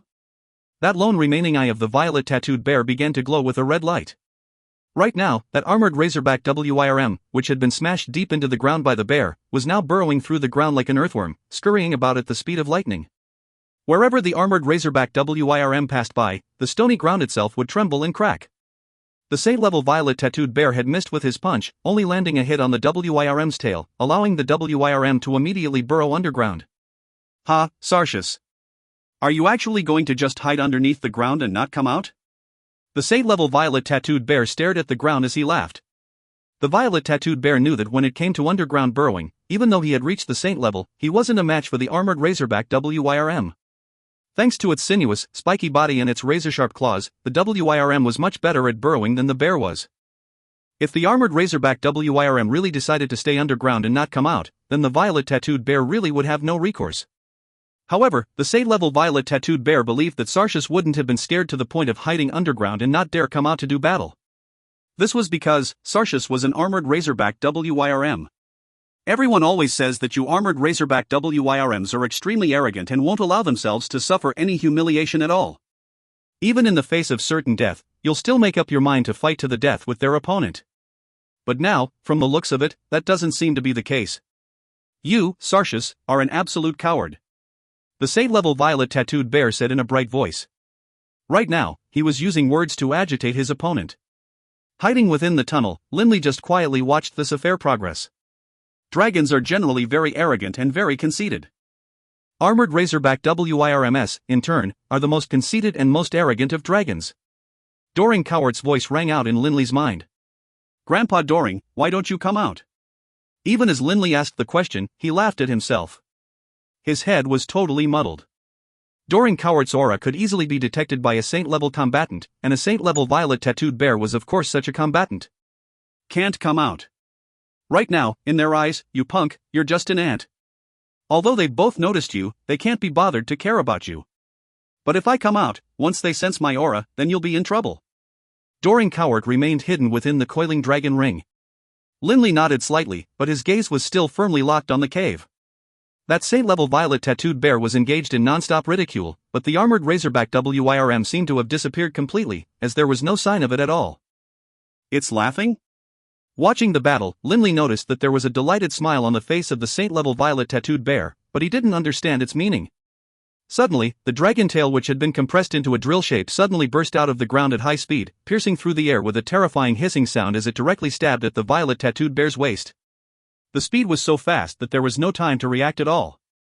Whap! The violet tattooed bear seemed to have foreknowledge of this attack. Just as the tail burst out of the ground, the huge bear quickly retreated, while at the same time reaching out with its huge furry paws and grabbing onto the tail. Ha ha! The saint-level violet tattooed bear began to laugh wildly. Its hands firmly fastened around the tail. With a mighty tug, it forcibly ripped the armored razorback WYRM from the earth, then, after waving it about in the air, began to viciously slam the WYRM directly into the stony ground. Bam! Like a dancer performing with a whip or a ribbon, the Sate-level violet tattooed bear brandished the WYRM in the air, slamming it into the ground time and time again. Bam! Bam! Bam! Bam! Bam! The Sate-level violet tattooed bear wildly brandished the armored razorback WYRM, smashing it into the ground without pause. The body of the armored razorback WYRM had turned into a blur, as in the time it took to take a single breath, the Sate-level violet tattooed bear had slammed it into the ground over 100 times. The constant, high-velocity impacts made Linley's heart quail. And it's still not dead? Linley couldn't help but feel nervous. Ha, Sartius, this is for your arrogance, for taking one of my eyes. Ha, the Sate-level violet tattooed bear continued to laugh wildly as its 2-meter wide hands continued to wave the armored razorback WYRM about, slamming it into the ground. More and more cracks appeared on the ground, and countless crevices over 3 meters deep began to appear. The stony ceiling of the cave had also begun to shake loose rocks, but those falling rocks weren't of the slightest hindrance to the Sate-level violet tattooed bear. I hope he doesn't collapse the tunnel. Pebbles began to fall down on Linley's head as well, causing him to silently curse at this Sate-level violet tattooed bear. The only option he had was to silently murmur the words to the Earthguard spell to summon a jadestone armor to protect his body. Only then was his physical safety ensured. Growl, growl. One roar of fury and pain erupted from the armored razorback WYRM after another. Based on its terrifying defensive power, logically speaking, the rocky ground shouldn't cause any harm to it at all, but being slammed at such a high speed was a different matter. A rock itself didn't have much offensive power, but when a rock was propelled to extremely high speeds, it could even penetrate a steel board. Speed was also a form of offensive power. Bear-type magical beasts were all born with tremendous strength, so naturally the strength of this Saint-level violet tattooed bear was terrifyingly high. Based on this Saint-level violet tattooed bear's terrifying wrist power, when slamming the armored razorback WYRM into the ground, it could produce an astonishingly high speed. And so, at high speed, the armored razorback WYRM continued to impact with the ground. This sort of slamming attack was extremely terrifying. The armored razorback WYRM was continuously coiling around like a snake, letting the impact be spread across his entire body. Dragon's blood everywhere. Linley saw how the armored razorback WYRM was leaving blood all over the ground. To the armored razorback WYRM, however, the physical injuries were a smaller matter. The more important problem was that it was starting to get extremely dizzy. Being whipped around at such high speed was starting to make the armored razorback WYRM's mind go blank. If this continued, even if its body was able to hold on, its mind wouldn't be able to. Sartius, you idiot, did you think that by ambushing me from underground, I wouldn't be able to react in time? Ha ha. Have you forgotten? Saint-level combatants all have the ability to soul sense outside of their bodies. I saw every single movement you were making underground. And you thought you could ambush me? Ha ha. The Saint-level violet tattooed bear was unspeakably delighted with itself. For over 300 years, it had nursed this hatred. Every time, when he looked into the water and saw the reflection of his ruined eyes, his heart would be filled with unspeakable rage. He had stewed in this hate, in this rage, for over 300 years, until he had reached the saint level. Crack! A strange noise was heard, and suddenly, the armored razorback WYRM's body flew out in the air, colliding with the wall several hundred meters away, creating a giant crater before it landed onto the ground. The saint-level violet tattooed bear only stared at the dragon tail in its hand in astonishment. You broke off your own tail? The saint-level violet tattooed bear was very astonished, but after recovering, it began to laugh uproariously. Ah, Sartius, you actually are in such a pathetic state that you chose to break your own tail off. Wonderful! Wonderful! The saint-level violet tattooed bear was extremely delighted at having been able to force the armored razorback WYRM into such a state. Linley also stared at the armored razorback WYRM in astonishment that it was ruthless and cruel enough to break its own tail. The importance of the tail to a dragon could not be understated. Breaking off its own tail carried and required the same courage and viciousness that a human cutting off his own hand would have to have. Behind the armored razorback WYRM's posterior, there was nothing aside from a meter-wide round injury. This was where its long tail had previously been connected. This enormous wound was leaking out a huge amount of blood. But the armored razorback WYRM's dark golden eyes were still as cold as ever, fixing the saint-level violet tattooed bear with its deathly glare. How vicious! But there's no doubt that you are still going to die. The Say-level violet tattooed bear casually threw the tail away with a wave of its giant paws, his face filled with confidence. No tail, and suffering from severe blood loss. The armored razorback WYRM had suffered a huge loss in combat power. In such a situation, if the Say-level violet tattooed bear still was not able to kill the armored razorback WYRM, it would be a huge joke. Roar! A low growl. The armored razorback WYRM flexed its four limbs and transformed into a cruel blur, throwing itself at the Saint-level violet tattooed bear. The Saint-level violet tattooed bear's two huge paws once more glowed with a dark aura, and then the bear struck viciously at the armored razorback WYRM with them. Based on the power of the Saint-level violet tattooed bear's paws, it should definitely be able to send the armored razorback WYRM flying. However, faced with the oncoming strike from the Saint-level violet tattooed bear's paws, the armored razorback WYRM opened its jaws and viciously launched onto one of the Saint-level violet tattooed bear's arms. The Saint-level violet tattooed bear's arms were extremely durable. Although the armored razorback WYRM was able to bite into them, it wasn't able to bite through them. Ah! The Saint-level violet tattooed bear let out a howl of pain, as it definitely had not expected the armored razorback WYRM to do this, because by doing this, it was as good as offering its head to the Saint-level violet tattooed bear. You want to die. The Saint-level violet tattooed bear roared with rage as it slammed its other paw towards the armored razorback WYRM's eyes. Once the meter-long fingers penetrated into the armored razorback WYRM's eyes, it would shatter the armored razorback WYRM's brains and kill it. But right at that moment. Swish. Swish. Swish. Dot. The armored razorback WYRM's entire body began to clatter, and then, like water being released from a sieve, every single spike on its back all flew out, piercing into the Saint-level violet tattooed bear's body like so many bolts of lightning. The Saint-level violet tattooed bear's entire body was riddled with spikes now, and even its face had a spike put through it. Ah! Sarcius, the Saint-level violet tattooed bear's eyes were filled with disbelief. The armored razorback WYRM's two most formidable aspects were its armor and its razorback.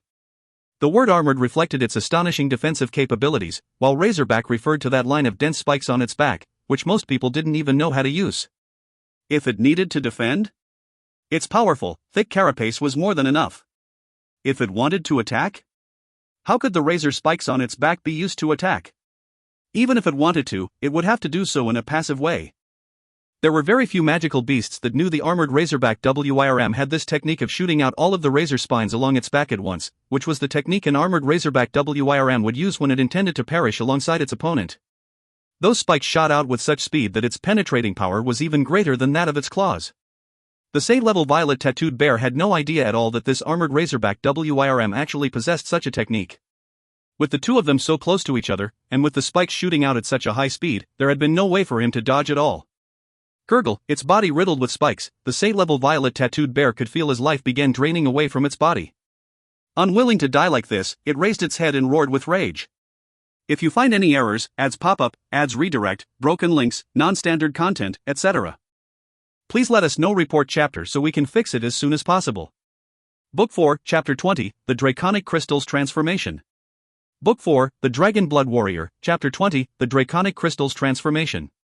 Even Doran Cowart, back at the height of his powers as a peak Saint-level Grand Magus, didn't have any real means of preserving his life after his body was destroyed.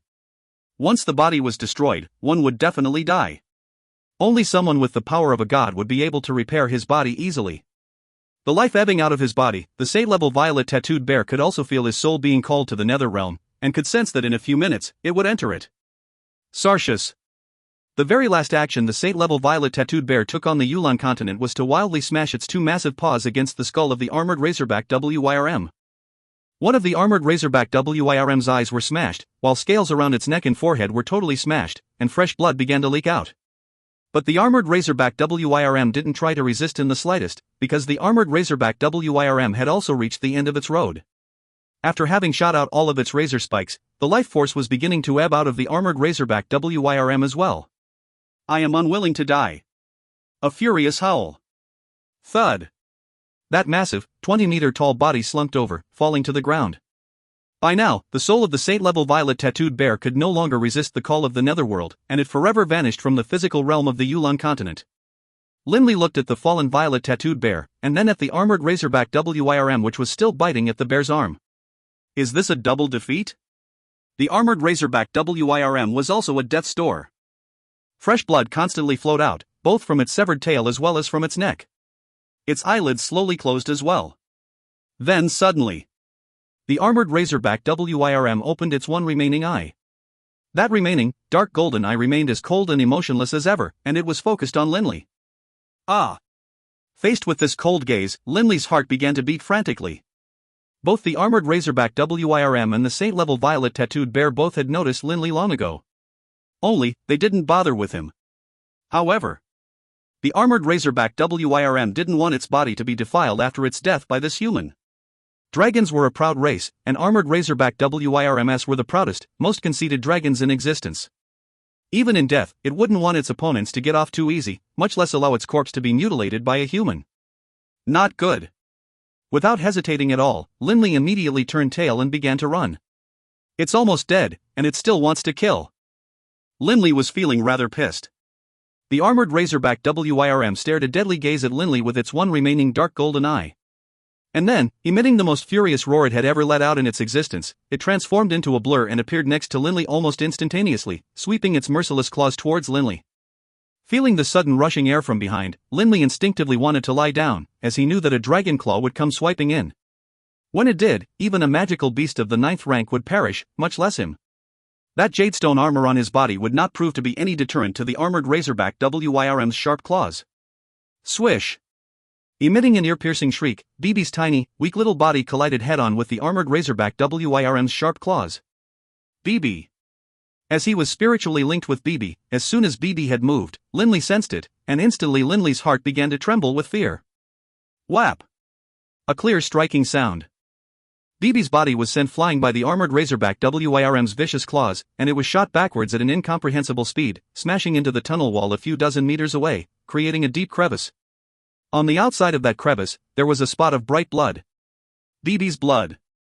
At this moment, Linley was filled with boundless pain which was 1,000, no, 10,000-fold the pain he had felt upon losing Alice. Within his mind, one image after another of him and BB together swam to the forefront. He remembered the first time they met, how BB had hidden behind that decrepit old stone house and stared at Linley in terror. He remembered BB's self-satisfied look, and adorable BB looked upon wrinkling his nose.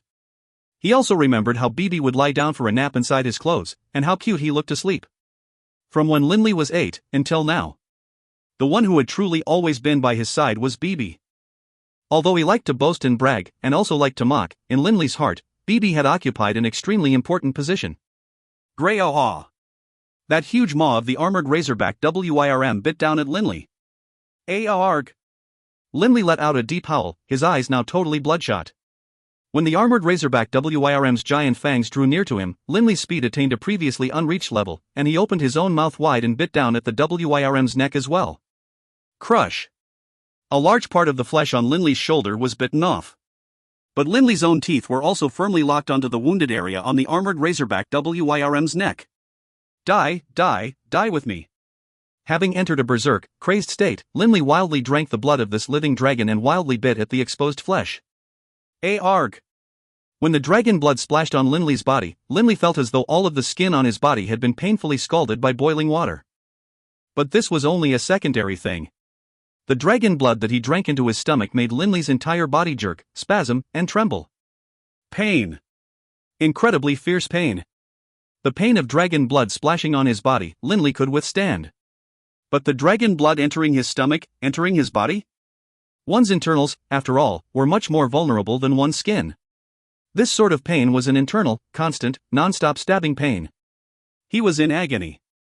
But Linley had forgotten about what agony was, at this point. The last, desperate, full-strength attack of this peak 9th rank armored razorback WIRM, one could imagine how terrifying it was. The fierce sharpness of the armored razorback WIRM was legendary. Even a magical beast of the 9th rank would be rent by it. And BB? Linley could still see that bloodstain on the tunnel wall. Once BB's tiny body had its protective fur and skin torn apart, how could he survive?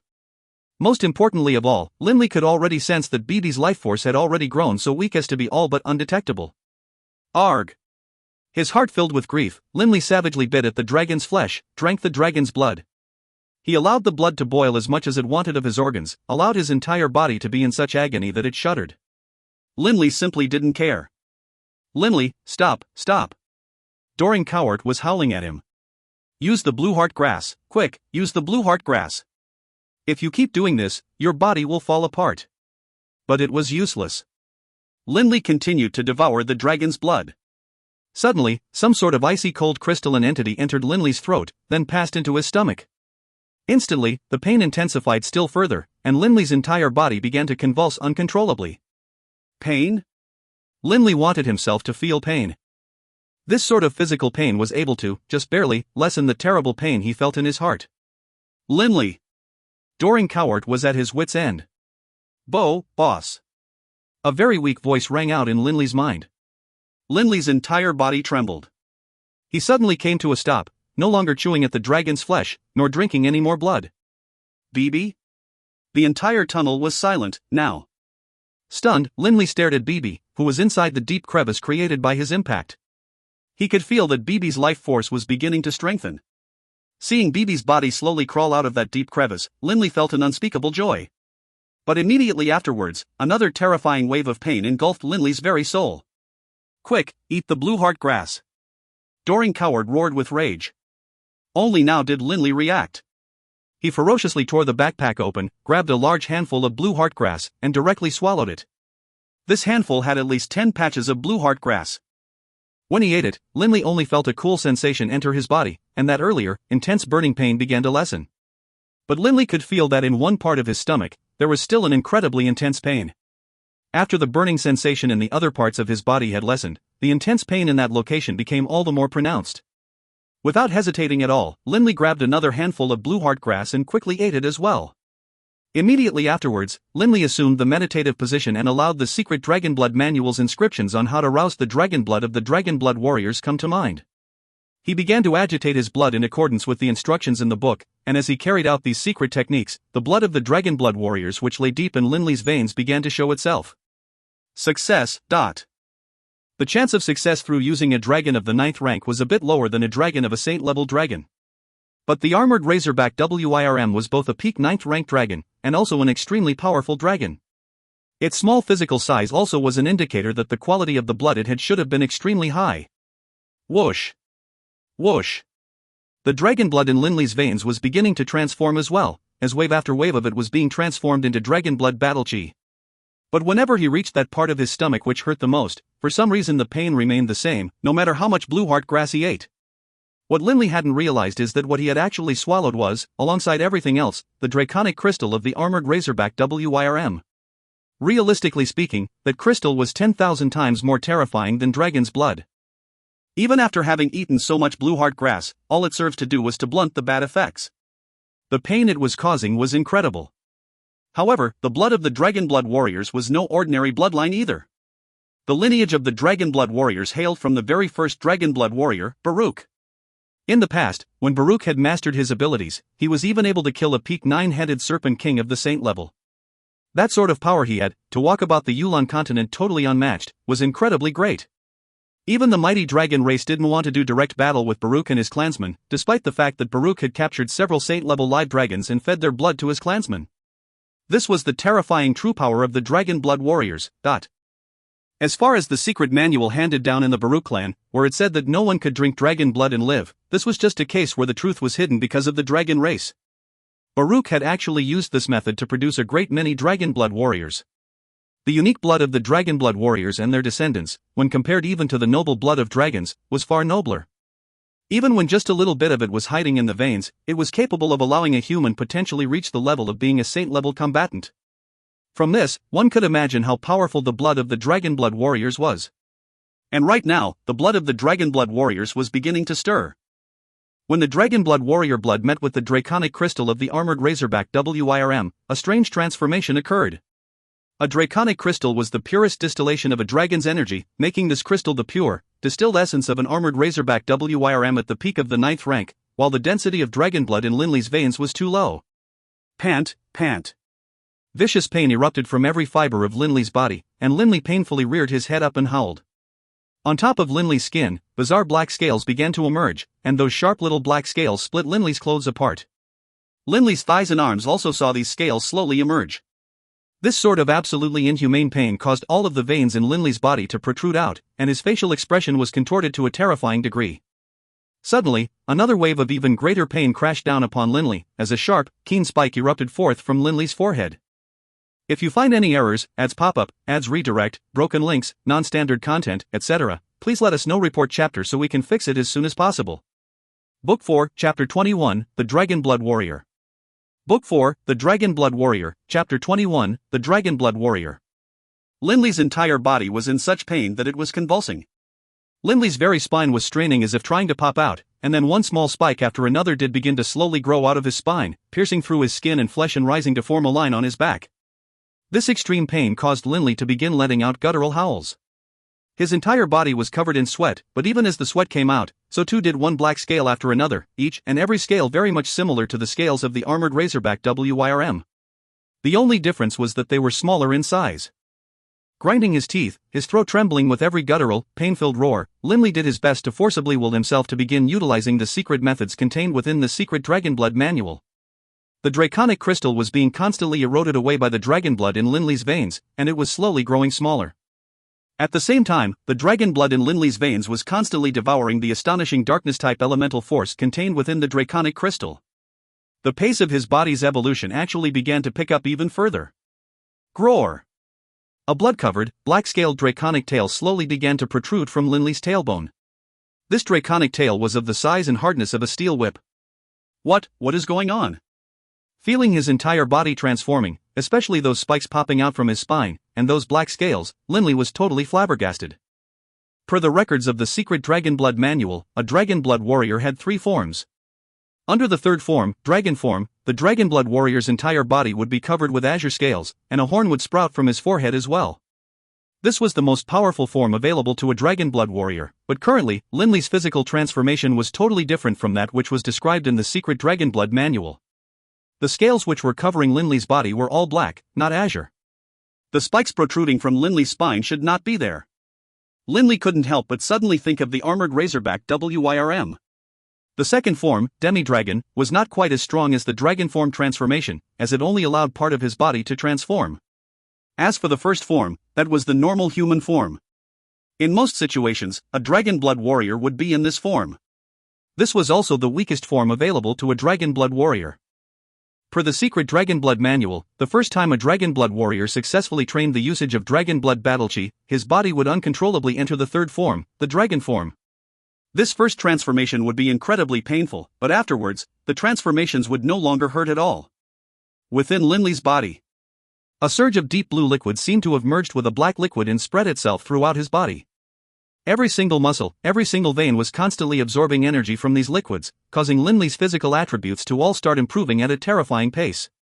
But this rapid strengthening of the body was causing Linley excruciating pain as well. Damnable dragons! Linley was beginning to curse at them mentally. It must have been you guys. Otherwise, our clan definitely would have written in much greater detail about the aftereffects of drinking live dragon's blood and the things to be careful about. The more Linley thought about it, the angrier he became. His own clan's secret Dragonblood manual clearly was filled with contradictions. If it was true that no one had ever successfully used live dragon's blood to rouse the dragon blood in their veins, then why would the book be so confident that this method would be successful? This was a clear contradiction.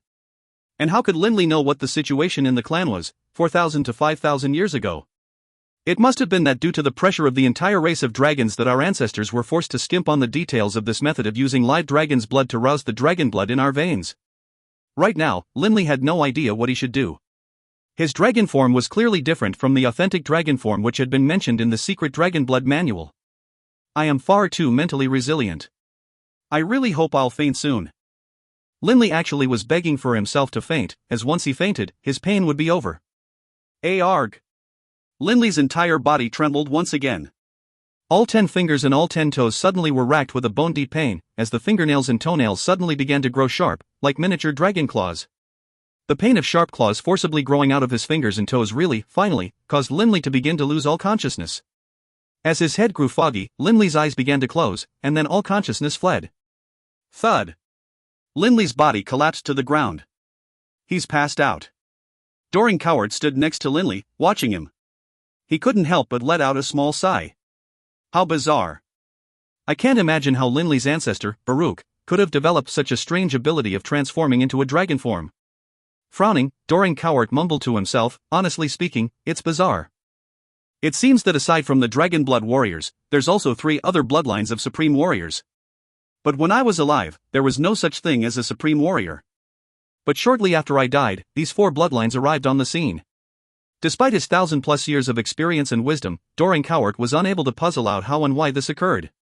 If he was able to slay a 9-headed serpent emperor, then in all likelihood, Linley's ancestor, Baruch, was no weaker than I am, and perhaps stronger. Doring Cowart knew full well how powerful a 9-headed serpent emperor was.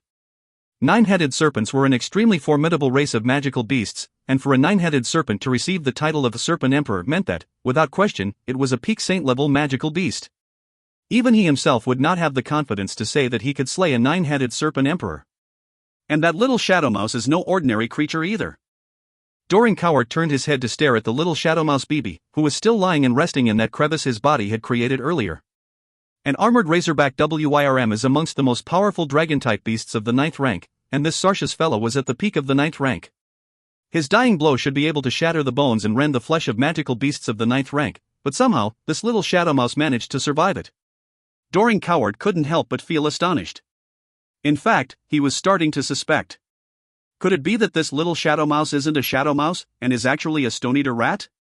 Doring Cowart knew very well that of the 2 major rodent-class magical beasts, the stone-eater rats were far more populous than the shadow mice. The weakest stone-eater rat was of the 1st rank, while the most powerful was of the 7th or 8th rank. As for shadow mice, although they started at the 3rd rank, they also topped out at the 7th or 8th rank. The advantage of the shadow mouse was its speed and its sharp claws, while the strength of the stone-eater rat lay in its defensive abilities and its sharp claws. The stone-eater rat is physically small, but its defensive ability is the most powerful of any magical beast at the same rank. The defensive power of a stone-eater rat of the 8th rank could most likely compare with the defensive power of an armored razorback WYRM. Doring Cowart knew very well how terrifying stone-eater rats could be. Although physically small, the defensive power of its fur was formidable to an extreme. Across all the myriad types of magical beasts, be it dragon types, bear types, serpent types, or any other types, the tiny little stone-eater rat had the highest defensive power at the same rank. Bibi's power should be at the 8th rank now.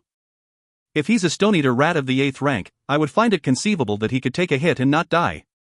But he's not a stone-eater rat. A stone-eater rat of the 8th rank should have golden fur. Doring Cowart's mind was full of questions. Black fur and terrifying speed, and also such amazing defensive power? How bizarre. Suddenly, Doring Cowart's eyes glazed over. A terrifying name suddenly appeared in the back of his mind. Could it be that this little shadow mouse is related somehow to that one in the Forest of Shadows, in the northeast of the Yulan continent? Doring Cowart was trembling with fear now. Back in the days when Doring Cowart was alive, in the Yulan continent, there were only 2 entities powerful enough that he wouldn't have any hope of fighting against them. In those years, Doring Cowart really had been ranked amongst the top 5 most powerful figures in the Yulan continent. Aside from the first and the second, there wasn't much difference amongst the rest of the 5 in terms of power. But the power of the number 1 and number 2 experts of the Yulan continent was without question. As for who exactly was number 1 and who was number 2, nobody knew for sure. One of the 2 was the pillar and foundation of the Yulan Empire. As long as he was alive, even if the Yulan Empire grew weak and decrepit, it would never fall. And the other was the one who lived in the Forest of Shadows. The Yulan Empire had unified the entire Yulan continent and also initiated the Yulan calendar that year, Year 1. After almost 10,000 years, the continent had now fragmented to its current state, resulting in the 2 major alliances and the 4 great empires. And even as far back as when the Yulan Empire ruled over the entire continent, that human expert's name was famous throughout the world. That one in the Forest of Shadows is the undisputed strongest magical beast in the world. I heard that he is extremely fond of rodent-type magical beasts.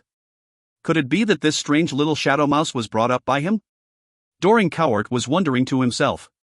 But Doring Cowart also knew that the information he had about the experts of the Yulan continent were 5,000 years out of date. 5,000 years ago, the Yulan continent had exactly 2 ultimate super combatants, one human, and the other a magical beast. The other saint-level combatants could only admire them from afar. But 5,000 years later? Perhaps there have been mutations to the rodent-type beasts. That's also a possibility.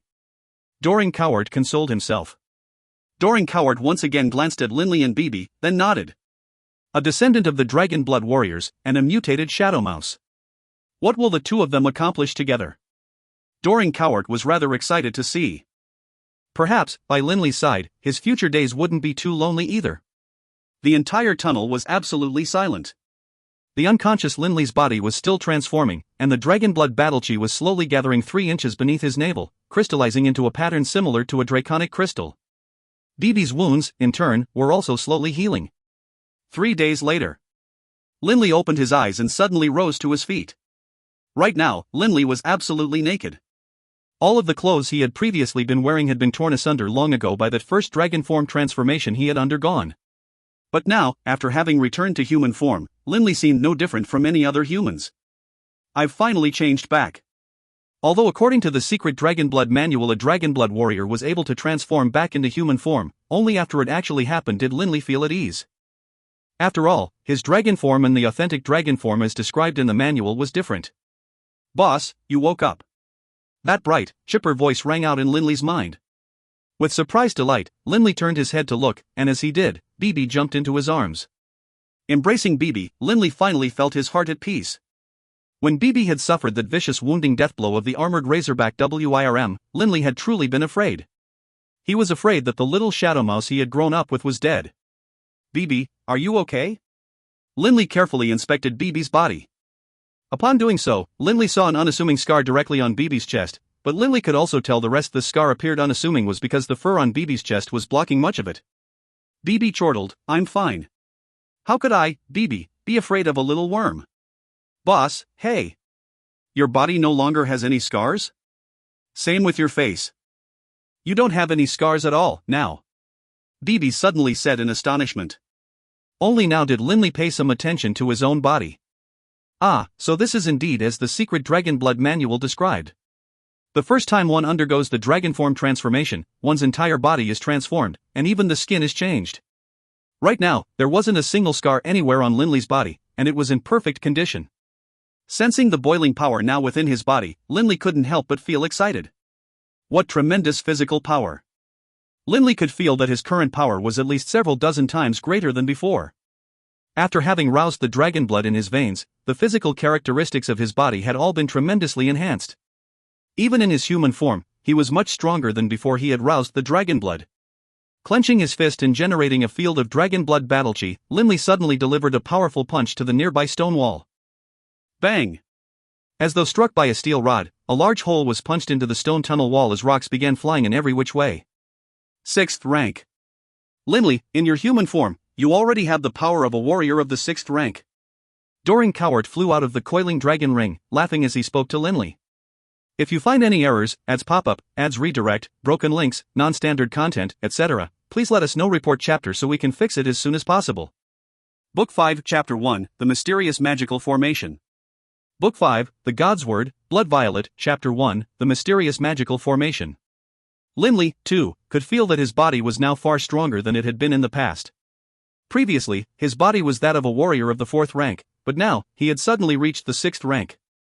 This was the inherent ability of the Dragonblood warriors. Thinking back to the pain he had just suffered to reach this, Linley couldn't help but shiver. "Linley, give your dragon form a test," Doran Cowart said with interest. "Boss, give it a test." Bibi was excited as well. Linley slightly nodded.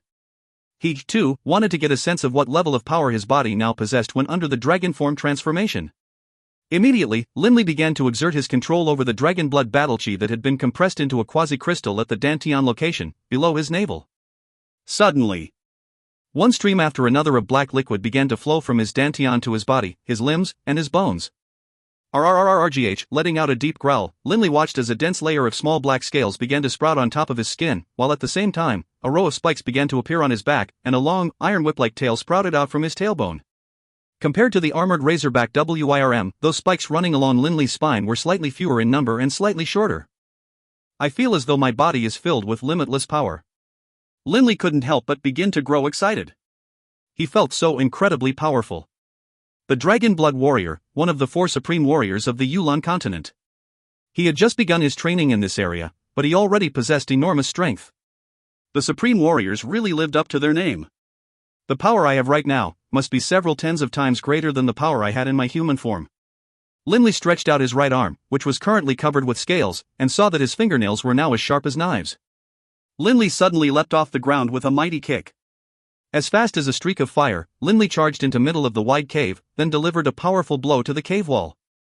With an earth-shaking sound, rocks began to fall down from the cave walls. His arm pierced all the way into the stone wall, and to Linley, it felt as though it was as easy as piercing his arm into soft mud. Such incredible power. Harg! Letting out a loud, excited shout, Linley lashed out with two mighty kicks at the wall as well, immediately blasting a huge hole into it, causing rocks to rain down from even the ceiling. With a kick of his legs, Linley sent himself flying in the air. And then, with his twin fists, Linley gave the cave ceiling a mighty smash. Bam! The ceiling of the cave cracked like the shell of a turtle, and one giant boulder after another began to fall down from the ceiling. But Linley wasn't afraid in the slightest. These boulders wouldn't do any harm at all when slamming into his body. The black scales protecting his body right now were far more powerful than even the jadestone armor his Earthguard spell provided. Swish! Swish! Swish! Linley's body transformed into a vicious black blur. Sometimes he would land on the ground, while at other times, he would rise into the mid-air. Sometimes, he would use all of his strength while smashing his legs into the wall with ferocious kicks, while other times he would viciously pummel the cave ceiling with his fists and allow the rocks to fall on his body. After a while, Linley landed on the floor, then directly leapt to the tunnel entrance. "Grandpa Doring, what do you think?" he asked. Most people would find it very difficult to accurately assess a warrior's strength unless a battery of tests was used. Linley, at least, didn't have the ability to make this assessment. But the highly experienced Doring Coward should have been able to estimate his strength through the destructive power he had just unleashed. In terms of power alone, you should have just crossed over the threshold of being a warrior of the 8th rank. Doring Coward seemed a bit uncertain. But your movement speed was very fast. Perhaps you have inherited the high movement speed inherent to armored Razorback WIRMS. Your speed should be on par with highly agile warriors of the 8th rank. As for your defensive abilities, there's no way for me to judge at this time, since there was nothing to see. Linley nodded slightly. He knew that this dragon form of his had some sort of connection with the armored Razorback WIRM, so it made sense that this dragon form of his was similar in many ways to the armored Razorback WIRM. For the Dragonblood warriors of our clan, the more powerful one is, the less of a difference there is between the three forms. Right now, I'm a warrior of the 6th rank, and so my dragon form can reach the early 8th rank in power. According to the books that I read, once a Dragonblood warrior has reached the early 9th rank of power in human form, then in dragon form, he will possess the power of an early saint-level combatant. But once his human form reaches the saint level, then in dragon form, he will still only be a saint level. His battle ability, however, will be somewhat improved. Linley was quite clear about the nature and origins of the dragon form ability. The purpose of assuming the dragon form was because early on, a normal human being would not be able to utilize all of the power held within the dragon blood in his veins. Only after using the dragon form would they be able to summon forth all of their power. But once they reached the saint level, and had totally mastered and harnessed the effective power of their dragon blood, then when they assumed the dragon form, their increase in power would be fairly small. Linley! Hurry up and dispose of the corpses of those two magical beasts. The two of them have a saint-level magicite core and a draconic magicite core of the 9th rank. Doring Coward immediately urged. Linley's heart suddenly shuddered. Cores of the 9th rank and saint level, Linley knew that the value of a magicite core of the 9th rank was worth up to 5 million gold coins, an incredible amount of money. In Funlai City, some of the relatively large clans' entire net worth might be around that much. But the core of a saint-level magical beast? That was a priceless treasure. Right. Maintaining his dragon form, Linley immediately rushed over to the saint-level violet tattooed bear's corpse. Because Linley had caused so much damage to the walls and the ceiling, even the bear's corpse had been buried under falling rubble. With a wave of his black scale-covered right arm, Linley knocked over 10 large pieces of rubble away, revealing the saint-level violet tattooed bear's upper torso and head. Using his set of 2 knife-sharp claws, Linley directly tore at the saint-level violet tattooed bear's fur. Oof. Linley used as much force as he could, but the saint-level violet tattooed bear's fur wasn't damaged in the slightest. Linley, this is a saint-level magical beast. Even under the effects of the dragon form, you are only a warrior of the early 8th rank. If you want to split open this bear's fur, there's no way you can do it alone. Doring Coward laughed. Linley was forced to admit that this was the truth. But Linley, look. There's many sharp spikes on the saint-level violet tattooed bear's body. These spikes are all extremely sharp. Based on your current ability, there's no way you can use the spikes to cut open the fur either. But there's a spike located very close to the saint-level violet tattooed bear's eyes. What you need to do is pull that spike out, then stick your claws into that wound and go digging. I'm confident that you should be able to pull out that saint-level magicite core. Doring Cowart instructed. To the enormous armored razorback WIRM, these spikes were nothing more than spikes. But to the much smaller Linley, these spikes were like massive drills which were 20 centimeters in length. After pulling the spike out, a huge, gaping wound would be revealed near the eyes of the saint-level violet tattooed bear. Going digging for the magicite core through that gaping wound should be an easy task indeed. After all, as tough as the fur of a saint-level magical beast might be, its brain and organs weren't too tough. Using all his strength, Linley forcibly tugged out the giant drill, and then extended his black scaly arm into the wound, digging for the magicite core. This saint-level violet tattooed bear's head was really large as well, over a meter long. Linley had to extend his arm into the wound all the way past his elbows before he was able to locate and pull out the saint-level magicite core. The saint-level magicite core was still covered in blood and gore. A black, fist-sized magicite core. It actually doesn't have even a hint of darkness-style aura. Linley was very surprised. If he hadn't already known that this fist-sized black stone was the magicite core of a saint-level violet tattooed bear, he would have never been able to guess. The energy within a saint-level magical beast's magicite core is highly dense and reserved. Frankly speaking, the magicite core of a magical beast of the 9th rank is as well. Doring Cowart explained. Linley nodded. The entire body of a saint-level magical beast is a treasure. For example, the leg bones of this saint-level magical beast definitely possesses an astonishingly resilient strength. Doring Cowart let out a sigh. Unfortunately, you simply don't have the ability to break through the powerful defensive barrier of its fur. Linley also nodded helplessly. This saint-level violet tattooed bear was simply too huge. He didn't have the ability to bring the corpse of this saint-level violet tattooed bear back either. What a waste. BB said intentionally, off to the side. Linley chuckled. We've already done quite well. The most valuable part of a magical beast is its magicite core. A single saint-level magicite core is already a truly priceless treasure. I am already very satisfied at having acquired it. What's more, I also have a draconic crystal of the 9th rank. Linley laughed as he walked over to the armored razorback WIRM's corpse. The corpse of the armored razorback WIRM had a gaping wound on its head. Finding the draconic crystal shouldn't be too much of a problem. Linley plunged his sharp claws directly into the wound on the armored razorback WIRM's head. After carefully sifting around in the armored razorback WIRM's skull for a while, Linley couldn't find anything. This made Linley feel suspicious. Why is there no draconic crystal? What bizarreness is this? Linley frowned. Impossible. A magical beast can't be without a magicite core, and this dragon must absolutely have a draconic crystal as well. After a magical beast dies, there's no way that the magicite crystal will disappear. Doring Cowart couldn't believe it either. But Linley suddenly remembered something. Earlier, when he was raging and drinking the dragon's blood of this armored razorback WIRM, he had swallowed an icy cold object into his stomach. But at that time, due to his rage and his sorrow, he hadn't paid it any attention. And then, when he had eaten the blueheart grass, the pain in the rest of his body had faded, except for that one place where the object was. No way, was that the draconic crystal? Linley thought to himself. Linley could still recollect that sensation of having that ice-cold object pass through his throat into his stomach. I ate a draconic crystal? How could this have happened? In the secret Dragonblood manual, there only is a discussion on drinking dragon's blood. Can it be that eating a dragon's draconic crystal core also works? Linley totally didn't know what was going on. But no matter what, it seemed he had indeed swallowed the core, and from the looks of it, he wasn't suffering from any particular bad aftereffects. Linley chuckled. What I ate wasn't just a draconic crystal core.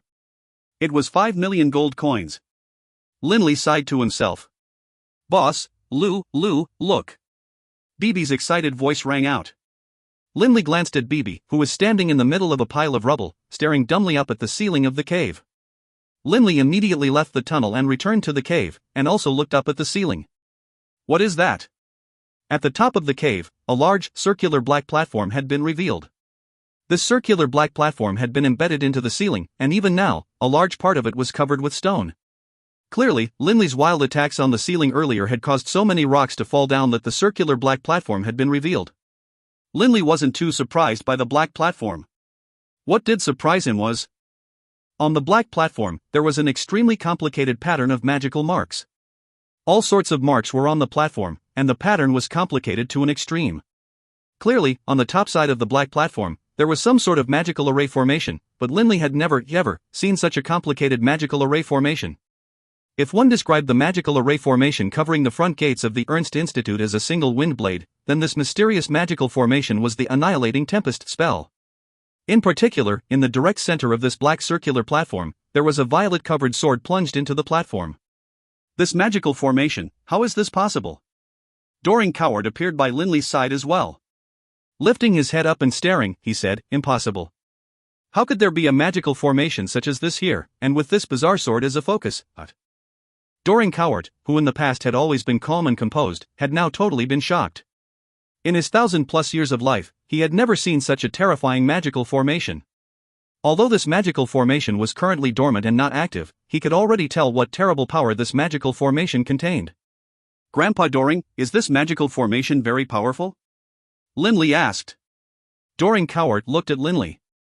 "Very powerful? We can't even use the word powerful to describe it. The power of this magical formation is even greater than that of any forbidden spell. You tell me, is it powerful? In my entire life, I've never seen such a complicated magical formation, such a powerful magical formation. And what's more, it is borrowing power from that strange sword to supplement the power of the formation itself. What, did the creator feel the power of this formation alone was not great enough? If you find any errors, ads pop up, ads redirect, broken links, non-standard content, etc., please let us know. Report chapter so we can fix it as soon as possible. Book 5, Chapter 2, The Four Higher Planes. Book 5, The God's Word, Blood Violet, Chapter 2, The Four Higher Planes. Linley was totally stunned by Doring Coward's words. Grandpa Doring was a saint-level Grand Magus of the era of the Powant Empire. If even he has never seen such a complicated, powerful magical formation before, and is certain that the power of this formation is even greater than that of forbidden spells, then, Linley felt a thread of trepidation. What exactly was this mysterious magical formation doing here? Linley, take a closer look and try to get a feel for the formation, as well as that violet longsword. Doring Coward said to Linley. Linley nodded slightly. He immediately gathered wind elemental essence to him and used it to sense the aura of that magical formation and the violet longsword. Closing his eyes, Linley could sense an aura of weight and density emanating from the black platform's magical formation, so heavy and oppressive it was stifling. At the same time, this black platform, or perhaps the magical formation anchored on the platform, emanated waves of incredibly dense elemental essence. No wonder the elemental essence here is so dense, almost 100 times that of the outside world. So the reason is this. If he hadn't directly and clearly attempted to probe the black platform, Linley wouldn't have been able to understand that the platform was the origin, as the elemental essence constantly came down in waves. In actuality, the center of the cave was where the elemental essence was the densest. Amongst the 7 elemental essences, the darkness-type elemental essence is the strongest. No wonder both the armored razorback WIRM and the saint-level violet tattooed bear both liked this place. Both of them were darkness-type magical beasts. Linley nodded to himself. That violet longsword. Linley carefully tried to sense out any details on the violet longsword plunged into the middle of the black platform. Darkness-type element, but so reserved and introverted. Stroking his beard, Doring Coward smiled at Linley. Linley, I can tell you something. The value of that violet longsword is most likely not at all inferior to a saint-level magicite core. Linley stared at Doring Coward questioningly.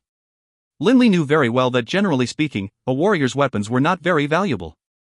As long as some extremely hard metals were used along with some other alloys, a weapon could be made. Even his Baruch clan's family heirloom, the Warblade Slaughterer, only cost a few tens of thousands of gold coins to make. Afterwards, the successors to the Baruch clan sold the Warblade Slaughterer for 180,000 gold coins, but that was primarily because of its connection to the famous Dragonblood warriors.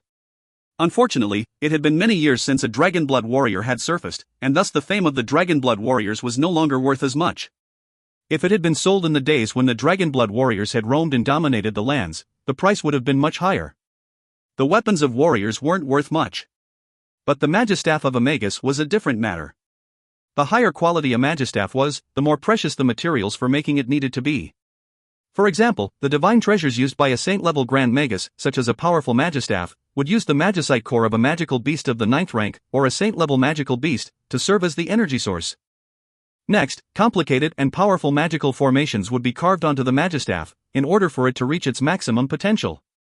A Magistaff which was hailed as a divine treasure definitely was a priceless treasure. After all, a saint-level magicite core by itself was considered a priceless treasure. But of course, when discussing the relative worthlessness of warriors' weapons, that was with respect to material weapons forged in the Yulan continent. If a weapon came from another place, such as one of the 4 higher planes, then its value would be different. This violet longsword has a very unique aura. If my guess is correct, it should come from one of the 4 higher planes. Most likely, the infernal realm. Doring Coward said musingly. Linley asked curiously, the 4 higher planes? His white beard fluttering, Doring Coward said, if we consider the Yulan continent as a whole, at your current level of power, you can nominally be considered to be in the upper tier. I can begin telling you a few things now. Linley, you should know by now that in this universe, there is more than just one plane of existence. Linley nodded. Of course I know. For example, the Netherworld. You know very little. Doring Coward shook his head. In reality, within this vast, infinite universe, there are countless planes, with material, physical planes just one of the most basic, elementary types of planes. Amongst all of these countless planes, there are 4 higher planes of existence. These planes are the Netherworld, the Infernal Realm, the Life Realm, and the Celestial Realm. Doring Coward explained carefully. Linley attentively listened, as this information was perhaps known only to the absolutely most powerful people of the Yulan continent. Linley, by now, you should know what a so-called god is, right? Doring Coward grinned as he looked at Linley. Linley nodded. Those who have surpassed the existence of saints are what we call deities or gods. Having read many books, Linley knew that in many books discussing power which transcended the level of the saints, this level of power was described as the power of the gods. A power that was so great, it was irresistible. Right. But above the level of the deities are the sovereigns. And above the sovereigns, there are the overgods. Doring Coward sighed. These 4 overgods are truly eternal presences which surpass everything else in existence. This was the first time Linley had ever heard of the existence of the 4 overgods. Overgods? Are they more powerful than the Radiant Sovereign? The Radiant Sovereign? Doring Coward began to laugh. Regardless of whether we are discussing the Radiant Sovereign of the Radiant Church or the Shadow Sovereign of the Cult of Shadows, they are nothing more than sovereigns. To us, and to any ordinary deity, a sovereign is an all-powerful entity. But they still require the power of faith from their followers. But the 4 overgods are different. They neither require followers, nor require faith. Their power is all-encompassing and all-ruining. Sovereigns such as the Radiant Sovereign or the Shadow Sovereign most likely would only be worthy of being servants for the 4 overgods. And that would be only if the overgods found them worthy. Doring Coward spoke with absolute certainty. Linley's heart trembled. The Netherworld, the Infernal Realm, the Life Realm, the Celestial Realm. These 4 higher planes were created by the 4 overgods. In the past, I had once had the chance to sense the aura of these 4 higher planes, which is why, immediately upon seeing that violet longsword, I felt certain that it hails from the Infernal Realm. Doring Coward stared suspiciously at the violet longsword plunged into the round black platform. But I, too, am suspicious. How did something from the Infernal Realm come here? Linley, think about it. This is a magical formation which is more powerful than even forbidden spells. For it to rely on this violet longsword as a supplemental source of energy, in terms of energy levels, this sword should at least be on par with this magical formation. I strongly recommend that you drip your blood on it and see if you can bind it to you. Doring Coward's eyes were gleaming. Bind it? In Linley's heart, there arose a desire to acquire this treasure. Don't be afraid. No matter what this magical formation is meant to do, for such a huge formation to be activated would take a long period of time. This will give you enough time to run far away. First drip your blood onto it and see if this sword already has a master. If it has no master, you can take it away with you. There definitely won't be a problem, and no one will find out. Doring Coward said with absolute confidence. A divine sword which could be bound with blood was no ordinary thing. When worn, nobody would be able to tell what it was. In the eyes of others, it would be as ordinary as the coiling dragon ring. All right. Linley exerted control over his Dragonblood battle-chi, and instantly, the scales on his arms and his upper body began to vanish. The second form of the Dragonblood warriors, the demi-dragon form. Linley could now totally control which portion of his body would transform. The rest of his body was now the same as a normal person. After using his teeth to cut his finger, Linley directly leapt up and flicked that drop of blood onto the violet longsword, which had been there for who knows how many years. The drop of Linley's blood landed on the dust-covered violet longsword, which had been there for countless years. It absorbed his blood like a sponge, easily drinking it in. At the same time, ting! That violet longsword rang out with a clear sound, and at the same time began to tremble. All of the dust stuck to its surface suddenly flew away, and at the same time, a strange, bloody aura began to circulate on top of the sword, as though fresh blood was flowing all around it. An item with no master. Seeing this, Doring Coward felt surprised and pleased. Doring Coward knew very well that if this sword had a master, then Linley would have had no hope at all. But if the sword had no master, then in the future, Linley would possess an extremely useful tool. Linley, quick, pull the sword out, and then immediately get out of this place, Doring Coward urged. Got it. Linley once more leapt up, this time directly grabbing the violet longsword and giving it a powerful tug. Shirring. With a clear ringing sound which seemed to carry boundless joy, it came out. Earlier, when Linley's blood had been absorbed by the violet longsword, Linley immediately knew that this was a flexible sword. But upon exerting battle chi, mage force, or any other sort of force through the sword, it could instantly become firm and rigid. It could be flexible or hard. Pulling the sword out from the black platform, Linley landed on the ground. As he landed, with the flick of his wrist, Linley wrapped the violet longsword around his waist, using it like a belt. BB. Let's go. Picking up his backpack with one hand, Linley immediately ran for the tunnel exit. At the same time, he began to cover his entire body with scales once more. BB, as well, instantly jumped atop of Linley's shoulders. In the dragon form, Linley possessed the power of a warrior of the early 8th rank. But in terms of speed, he was a match for a particularly fast warrior of the 8th rank. 7th rank supersonic. Linley immediately cast the wind-style supportive spell, Supersonic. A supersonic spell cast at the 7th rank could increase the speed of a warrior of the 4th rank by up to 3 times.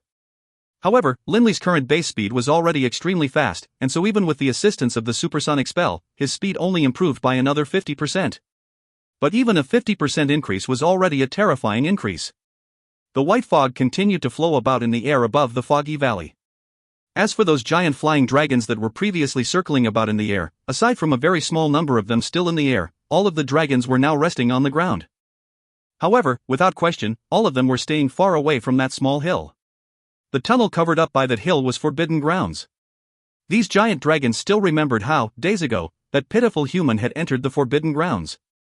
Most likely, that pitiful human had died long ago. Whoosh! A black blur suddenly shot out from within the tunnel, and then directly rocketed into the sky. What was that? Those 100+ dragons all noticed the human-sized blur. A fast warrior of the 8th rank could definitely match the speed of a giant flying dragon of the 8th rank. And now, with Linley utilizing the supersonic spell to assist himself, his speed had been increased by 50%. Right now, Linley's speed was definitely on par with a warrior of the 9th rank. Even compared to BB, he wasn't much slower. Roar! Those 100+ dragons immediately began to roar with rage. A human had actually dared to trespass on the territory of the dragons? One giant dragon after another spread their wings, taking off and chasing after Linley, but Linley's current speed was simply too fast. Even that largest fire dragon could do nothing save watch as Linley's form grow farther and farther away from them. In just a short amount of time, Linley had thrown them off and disappeared from their sight. That doesn't seem to be a human. That largest fire dragon coiled about in midair, musing to itself, confused. Although it hadn't been able to catch Linley, it could tell quite clearly that this creature was human-shaped, but was covered with scales. A human-shaped magical beast? That fire dragon wondered to itself. Within the underground cave, atop the black platform, the countless crisscrossing lines and patterns of the magical formation slowly began to glow. Each line seemed to have a line of glowing silver emanate from it. Slowly, the entire magical formation began to shine, so brightly as to hurt one's eyes. Boom! A deep rumbling sound could be heard, and the magical formation began to grow even brighter. Those rumbling sounds grew more and more frequent, more and urgent. Boom! Boom! Boom! Boom! Like a series of drumbeats, those booming sounds continued, and that mysterious magical formation continued to grow brighter. Crack! That black pavilion, made out of an unknown material, suddenly cracked, with 3 cracks appearing. If you find any errors, ads pop-up, ads redirect, broken links, non-standard content, etc., please let us know. Report chapter so we can fix it as soon as possible. Book 5, Chapter 3, Piercing the Heavens. Book 5, The God's Word, Blood Violet, Chapter 3, Piercing the Heavens. After the 3 massive cracks appeared on the round black platform, the light from the entire magical formation suddenly flashed as the drumbeat-like booms reached a crescendo, beating faster and louder. Boom! Boom! Boom! Boom! Like a series of unabated thunderclaps, capped off with one final boom.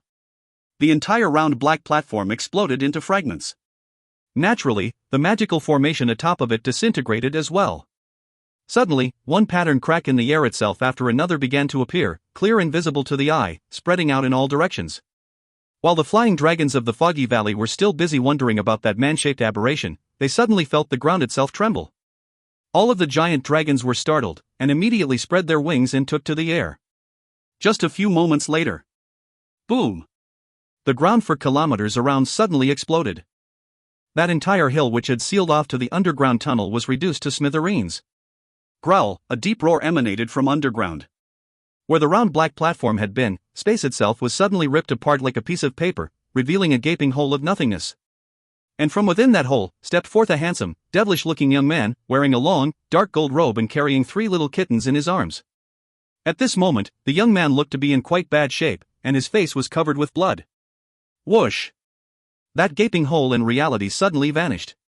The space nearby, however, was still very unstable, and wild bolts of energy would occasionally appear and disappear. I have finally escaped. The young man stared at the unstable space, a look of wild joy on his face. How many years, now? I've finally escaped that damnable place. Right in the middle of the young man's forehead, there was a slit that appeared almost like a knife wound. Suddenly, that scar opened, revealing a gold-colored third eye. This golden eye radiated light in every which way. This is actually the Yulan continent? The devilish young man began to laugh in amazement and joy. This is just wonderful. Father, I'm hungry. One of the little kittens in the young man's arms suddenly said. I'm hungry too. The other 2 kittens also echoed. Kittens that could speak? Could they actually be saint-level magical beasts? All right. There's around 100 or so little dragons flying up ahead. You guys can go and have a good meal. The devilish young man laughed loudly. Oh. Those 3 little kittens began meowing in excitement. Suddenly, they transformed into 3 bolts of lightning and streaked into the sky. As they flew, their bodies suddenly expanded as well, growing larger and larger. Smiling, the devilish young man took a single step and appeared in the middle of the Foggy Valley. Within the Foggy Valley, over 100 giant dragons were circling in the air. They had no idea as to what caused the earth to explode just then. What's that? They saw 3 huge blurs streak into the air above the Foggy Valley. Each of the 3 creatures were over 30 meters tall and 100 meters long. They looked like lions, only magnified by several dozen times. But these creatures were not, in fact, lions, because these 3 creatures each had a pair of enormous wings, and also had 6 eyes each. 6 eyes, 2 wings. Physically as large as one of those legendary behemoth creatures. But even behemoths were not as terrifying as these 3 creatures. Roar! Those 3 strange creatures opened their bloody maws wide and let out a mighty roar. Instantly, their mouths seemed to have turned into a vortex, generating an astonishing pulling force towards the flying dragons. These 100-plus dragons wanted to flee in terror, but this sucking force was simply far too strong. The strangest thing was, the pull seemed to only affect them, and didn't disturb any of the rocks on the cliffs near them in the slightest. Roar! Those 100-plus dragons began to bellow in fear and rage, but in the face of that terrifying attractive force, they were helplessly sucked away. One giant dragon after another fell into the gaping maws of those 6-eyed monsters. The thing which scared the dragons the most was the bellies of these monsters seemed to have unlimited capacity. Although the dragons were slightly smaller in size than these monsters, one should be more than enough to fill the stomachs of these monsters. But as soon as one dragon was sucked into a monster's belly, the monster would begin sucking in another. One dragon. Another dragon. The pulling force from the maws of those 3 monsters was simply too terrifying. The 8-ranked dragons were totally unable to resist it. One dragon after another was sucked into the bellies of those 6-eyed aberrations. In a short period of time, every single one of them had been devoured by these 3 monsters. That was great. One of the aberrations laughed loudly. It's been so many years since I've had a proper meal. I thought I was going to die in that damnable place and never come out again. Unfortunately, number 4 and number 5, another one of the aberrations said with a low sigh. All 3 of the aberrations fell silent. They thought back to the thousands of years they had spent in that damnable place. They couldn't help but feel their hearts grow cold. No future. No hope. They could have died at any time. If it hadn't been for their father, the three of them most likely would have been killed long ago. But even despite the efforts of their father, their fourth brother and fifth brother, the weakest of the five, had both died. Father's coming. The three aberrations watched as that devilish young man walked towards them in midair. Their bodies shrinking, they once again transformed into three ordinary little kittens. The only thing was, their fur was now rainbow-colored and beautiful to behold. Their two little wings were also much more beautiful than the wings of the dragons. But those three sets of eyes still would shock anyone who saw them. Father. Those three aberrations excitedly flew to their father's side. By now, there was no longer a hint of blood on the devilish young man's face, and the dust on the dark golden robe he was wearing had all disappeared as well. A smile was still on his face. Did you have a good meal? The devilish young man laughed. Oh, and there's two more magical beasts of the 8th rank here as well, but... The devilish young man looked towards the west side of the foggy valley, while at the same time, a burst of quad-colored energy radiated west. In a short time, the burst of energy had wrapped around those two giant velocidragons, and pulled them over in midair. Those two velocidragons seemed to know that the end was nigh. All they did was moan in a low voice, begging for mercy. They were velocidragons. Although they were also magical creatures of the 8th rank, like emerald dragons and fire dragons, due to the fact that they were different races of dragons and also did not fly, they usually stayed far away from the emerald and fire dragons. When those three aberrations had been happily devouring the flying dragons, they hadn't paid any attention to those two faraway velocidragons. Over 100 flying dragons were just devoured. The hearts of the two velocidragons were trembling. Their opponent was far too strong, and those three kittens, now at a normal size, could even talk. You wanted to flee? That devilish young man smiled at the two velocidragons. The two velocidragons were physically huge. That devilish young man was just a tiny speck by their side. And yet, the hearts of the two velocidragons were quailing, and they were panting hoarsely non-stop. In the language of the dragons, they said, "Lord, we wouldn't dare, we wouldn't dare." The devilish young man seemed to understand the draconic tongue. Smiling, he nodded. Very good. I've just arrived in this plane, and I'm in a very good mood. I'll spare you two. You two shall serve me now. The energy chains around the two velocidragons disappeared, causing the two of them to land heavily on the ground. Upon smashing into the ground, they traded glances, then immediately prostrated themselves flat on the ground, their heads lowered in a sign of obedience. Dragons were extremely arrogant creatures, but in the face of such overwhelming power, they had no choice but to submit. Facing this devilish young man, these two velocidragons strongly suspected that they could be killed with a single wave of his pinky. The Yulan continent. The devilish young man surveyed his surroundings, his face all smiles. What a wonderful place. I trust that I won't be as unfortunate as I was, 5,000 years ago. Within the mountain range of magical beasts. Having returned to his human form, Linley was only wearing a pair of slacks and an undergarment. This was the beginning of February, when the temperature was extremely low. But Linley was only carefully inspecting the violet sword. Right now, Linley had no idea what a huge calamity he had unleashed upon the world by pulling out this violet longsword. The ignorant knew no fear. But while Doring Cowart did have some idea as to what would happen to Doring Cowart, no matter how great the disaster might be, it wouldn't have too much impact on Linley. After all, even if the heavens collapsed, the ultimate experts of the Yulan continent would be able to stave off calamity. What was there to fear? Only an idiot would see a treasure there for the taking and not take it. Grandpa Doring, what do you think these two words here mean? Linley asked Doring Cowart. On the hilt of this violet longsword, there were two angular characters, written with many complicated strokes. Doring Cowart's eyes lit up upon seeing these two words. These words are from the common tongue used in the infernal realm. Years ago, shortly after I became a saint-level magus, I studied this tongue. These two words should be blood and violet, respectively. Blood violet? Linley murmured quietly. Can it be that the name of this longsword is Blood Violet? Linley carefully inspected this flexible sword, Blood Violet. Blood Violet was as thin as a cicada's wings. Precisely because it was so incredibly thin, even though it was made from special materials, it was quite light, perhaps only 5 pounds or so. To Linley, a 5-pound sword was absolutely nothing at all. As he channeled the Dragonblood battle chi from his body into the sword, Blood Violet instantly became hard and straight. With a wave of the hand. Swish! The whisper-thin Blood Violet very easily sliced through a huge tree with a trunk which would require 3 men holding hands to surround. Despite being cut through, the tree didn't budge at all. But Linley knew very well that in reality, the tree had been cut into two halves. But Blood Violet was too fast, too sharp, which was why the tree didn't move at all. With a mighty leap, Linley flew into the air, and then kicked at one of the branches of the tree in midair. Immediately, the tree began to tremble. After smashing several large branches, the entire tree slowly slid and fell to the ground. Linley took a glance at the place where Blood Violet had made its cut. How smooth! The cut area didn't have any coarseness or any splinters. That sword is awesome. Munching on a roast duck he was carrying, Beebe stared with wide eyes.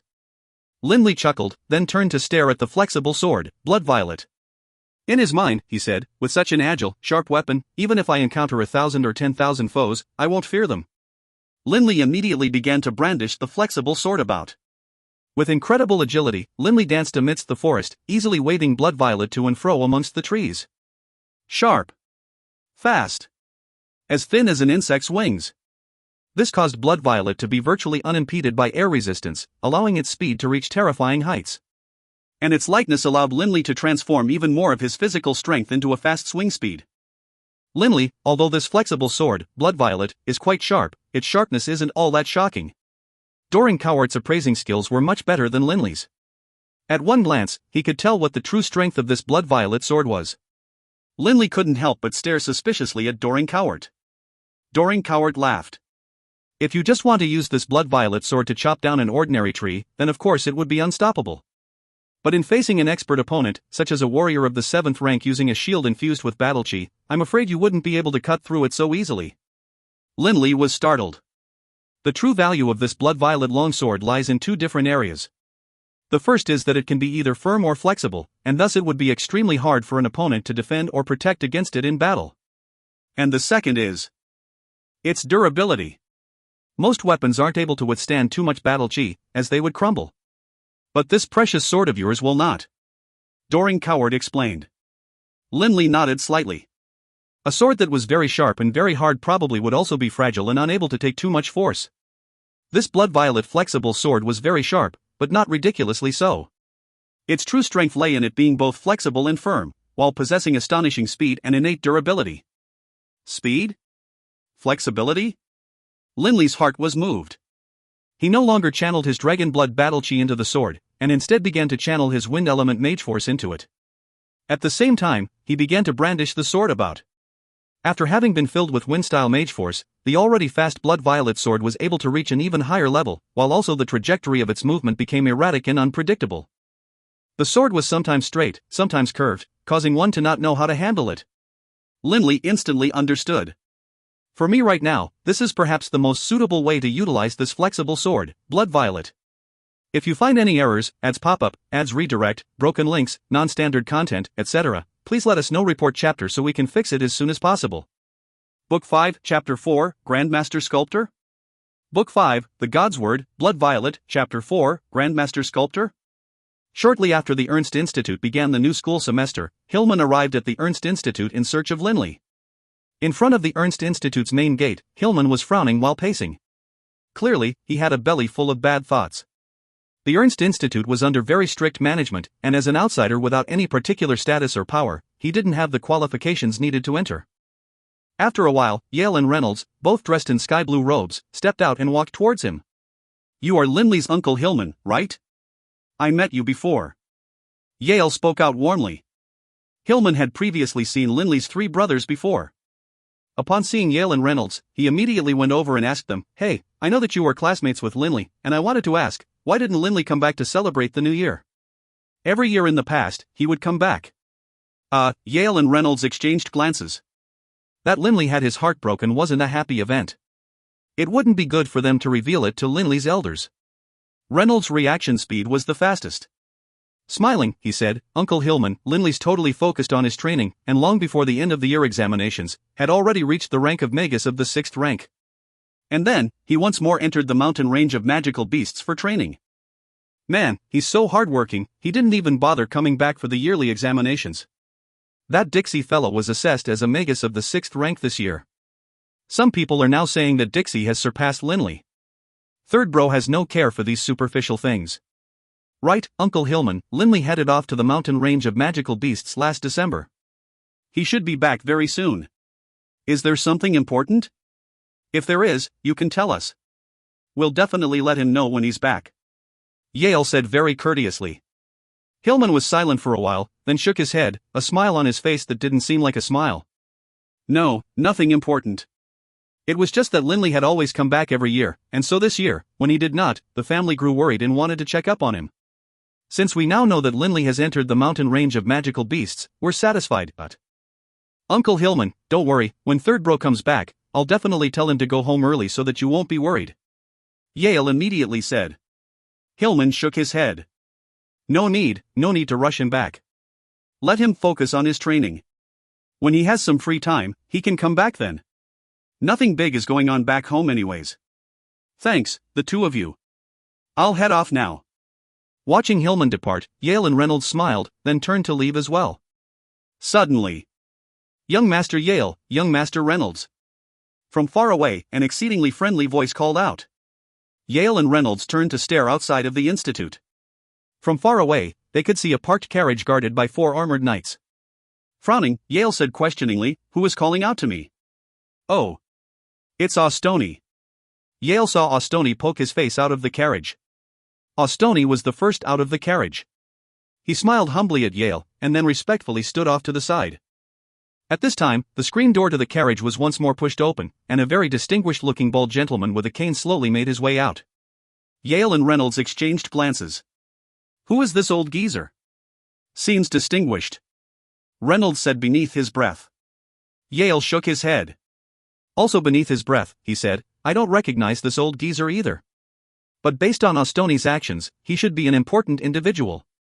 Austoni is a high-level manager at the Prue Gallery who has fairly high status himself." Accompanied by Austoni, that distinguished-looking old man walked over to them, smiling. "Little Yale, hello." The bald man smiled as he spoke to Yale. "I ran into your father not long ago. Your father was full of praises for you." For Mr. Dawson to have a son such as yourself at the Ernst Institute is a very proud thing." Yale looked questioningly at the bald man. "He says he knows my father? And seems to be close to him, . Austoni said from the side, "Young Master Yale, this is the managing director of our Prue Gallery. You can call him Director Maya. No need, just call me Uncle Maya. I've been friends with your father for decades," the bald old man said with a smile. Yale felt secretly shocked. The Prue Gallery was the holy land for the arts. Every single large city in the Yulan continent had a branch of the Prue Gallery. Even here at Finlay City alone, the total value of all the sculptures stored at the local Prue Gallery would come to an astounding figure. And that wasn't the half of it. The most important thing was status. To be the managing director of the Holy Land for the Arts meant that the circle this director Maya traveled in composed of the highest tier of people in the entire Yulan continent, and he might even be on friendly terms with saint-level combatants. How could anyone look down upon someone like this? What's more, the Prue Gallery had an extremely formidable armed force, as otherwise, how could they protect their valuable treasures? "Uncle Maya," Yale said humbly. The bald director Maya turned to look at Reynolds. "And this is?" "This is a good bro of mine, Reynolds," Yale immediately replied. Quite elegantly, Reynolds also said, "Very pleased to meet you, Director Maya."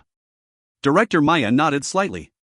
From Reynolds' movements, he could tell that Reynolds had received excellent tutelage from when he was young. "Uncle Maya, why have you come here, if I might ask?" Yale asked. Although he was asking, in his heart, Yale already suspected the answer. 80% chance he's here because of that sculpture of Third Bro, awakening from the dream. The last time the Ernst Institute had a holiday break, due to the fact that it had been quite some time since Linley had sent any sculptures to the Prue Gallery, Austoni had come over to see what the situation was. But upon arriving at Linley's dormitory, by chance, Austoni had caught a glimpse of that sculpture, which they had placed in the dorm. Upon seeing it, Austoni had been totally stunned. As a high-level manager of the Prue Gallery, Austoni's eyes were exceedingly sharp. From that glimpse, he was absolutely certain that this sculpture of Linley's was qualified to be described as standing at the pinnacle of the entire art of stone sculpting.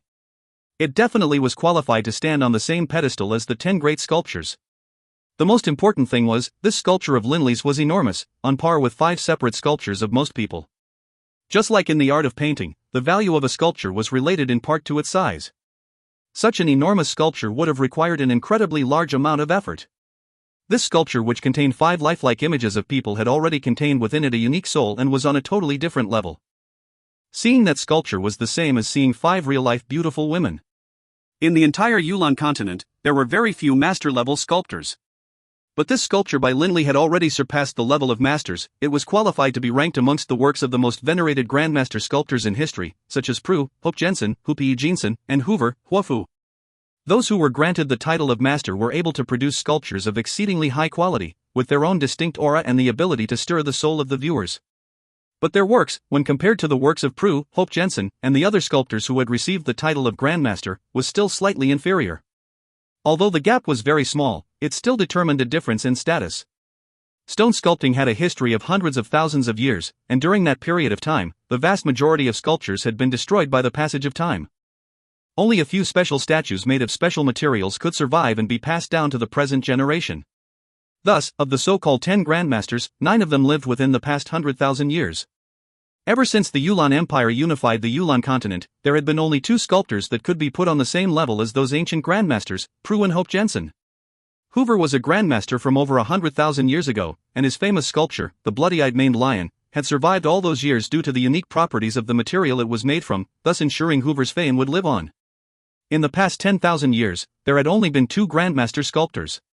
Now, of course, Prue was actually the most formidable sculptor in all of history, and 3 of the 10 masterpieces belonged to him. Not all of the 10 grandmasters had produced sculptures which numbered amongst the 10 masterpieces. Of course, this was just the judgment of the later generations. In terms of actual sculpting ability, all of the 10 grandmasters were about the same. A new grandmaster had been born, and he was a 17-year-old youth. What an amazing event this was! And this was the reason why the managing director of the Prue Gallery himself had hurried over here, all the way from the Prue Gallery located in the Dark Alliance. No rush. Let's go to a private room in a hotel and have a nice, quiet chat. Director Maya wasn't in too big of a rush. A grandmaster sculptor? What a joke! Although Astoni's eyes were keen, whether or not a sculpture was capable of being passed down the ages required extremely formidable judgment. The work of a master sculptor and that of a grandmaster lay in its unique aura and soul. Whether or not a work of art was qualified to be considered a grandmaster-level piece of art was an extremely deep field of study. Within a deluxe room at the hotel, in front of the 4 of them, there was a kettle of light tea. Laughing, Director Maya said, "This kid, Astoni, upon seeing Lin Li's sculpture, insisted that it was on par with the 10 masterpieces." "Ha, isn't that the same as saying that we now have a 17-year-old grandmaster?" Grandmaster was a title representing a certain status, representing that someone was at the peak of this art form. But in casual conversation, most people would address someone as master, for example, Master Prue. Grandmaster sculptor? Yale was somewhat amazed. I don't know if Lin Li's sculpture qualifies or not. After all, my experience is limited. But I am absolutely sure that this sculpture of Lin Li's is, at the very least, comparable with the sculptures you have on display in your Hall of the Masters. Oh? Director Maya laughed. Well spoken. After all this chit-chat, I suppose it's best I take a look. I don't know where this sculpture is. May I take a look? Of course. Yale smiled. Little Yale, even if this sculpture isn't at the level of the 10 masterpieces, I'll wager it isn't too far off. You have to protect it and make sure it isn't stolen. Director Maya reminded. Yale confidently said, Uncle Maya, please set your mind at ease. Right now, I've secreted the sculpture into the secret underground room within the Huadeli Hotel, and I have experts of the Dawson conglomerate protecting it. What's more, there are very few people who even know of the existence of this statue to begin with. You've moved it to the hotel? Astoni was somewhat surprised. The last time he saw it, it was in their dormitory. Yale pursed his lips. I trust my brothers, but I don't trust you. Astoni could only let out a few awkward chuckles. Uncle Maya, let's go. I'll lead you there. Yale said warmly. The Huadeli Hotel was actually a property under the banner of the Dawson conglomerate. This was the reason why the upper-level management of the Huadeli Hotel knew Yale's status. With a large standalone room inside the Huadeli Hotel, there were several seats as well as 3 experts who had been standing guard every day. Young Master Yale. The 3 warriors of the 7th rank bowed respectfully. Yale nodded and smiled slightly. Uncle Maya, please view to your heart's content. As he spoke, Yale gave a sharp tug to the heavy covering over the sculpture, revealing the enormous work of art. Those 5 beautiful women were incomparably immaculate and fine. One an image of tender love, another an adorable innocence, a third all bashful and shy, the fourth passionate and stirring, and the last, heartless. All of them seemed to be as real as an actual person. Seeing these 5 human shapes within the sculpture, Director Maya's mouth hung open, and he stared at it, stunned, for a long time. After a long time. Incredible. Incredible. Only now did Director Maya awaken from his stupor. This sculpture is at the master level, at the very least. A sculpture which links together 5 different human figures, all totally lifelike? How much effort did this cost? In terms of carving time alone, at least a year must have been spent on it. Director Maya knew very well how much effort sculpting took. It took so much effort that sometimes, in the middle of carving a sculpture, a master sculptor might suddenly vomit blood and pass out from the exertion. In history, there were people who died in the middle of their sculpting. Sculptures such as this were formed from blood and effort. For a 17-year-old to be able to produce this sculpture is simply, Director Maya was at a loss for words. He excitedly walked closer to the sculpture for a closer examination. Whether or not this sculpture is on par with the 10 masterpieces requires further inspection from multiple angles. As he spoke, Director Maya glued himself next to the sculpture, beginning to carefully inspect every single carved line. If you find any errors, ads pop up, ads redirect, broken links, non-standard content, etc., please let us know. Report chapter so we can fix it as soon as possible. Book 5, Chapter 5, Sword Training. Book 5, The God's Word, Blood Violet, Chapter 5, Sword Training. Without making any sound, Director Maya carefully inspected every single inch of this sculpture, awakening from the dream, as though he had been possessed. Boss Yale, it's been 2 hours already. Reynolds looked at Yale with an unhappy expression. Yale shook his head and said softly, "Don't be impatient. Let Uncle Maya do a close inspection." As the managing director of the entire Prue Gallery, he must be one of the descendants of Master Prue himself. I believe that his abilities at judging sculpture must be extremely high. I wonder what level this sculpture of Third Bros has reached. Reynolds nodded slightly as well. After over 3 hours had passed, Director Maya straightened his waist, letting out a long breath. I hear that the name of this sculpture is Awakening from the Dream? Director Maya asked. Yale nodded. Correct. Third Bro gave it this name himself. Director Maya let out a soft sigh. After taking another good look at the sculpture, he praised, I must say, this brother of yours, Linley, is without question a genius sculptor. A genius who is comparable to Master Prue himself. Although on a technical level, his sculpture is just a tiny bit weaker than Master Prue's, in terms of the soul or the aura of this sculpture, Linley has definitely reached the same level. Director Maya sighed with praise. Technical level? Yale said questioningly. Director Maya nodded. Right. But although this sculpture does have minor technical flaws, at the same time, it has amazing strengths of its own. The flaws are, some of the indentions and some of the soft lines were not handled with perfect adroitness. But this sculpture of Linley's is extremely smooth and flowing as a whole, and the feelings it invokes are definitely on par with several of Master Prue's finest. And most importantly of all, this sculpture is huge. Director Maya sighed in praise. For a sculpture to pass down throughout the ages, in every single aspect, it requires a tremendous amount of effort.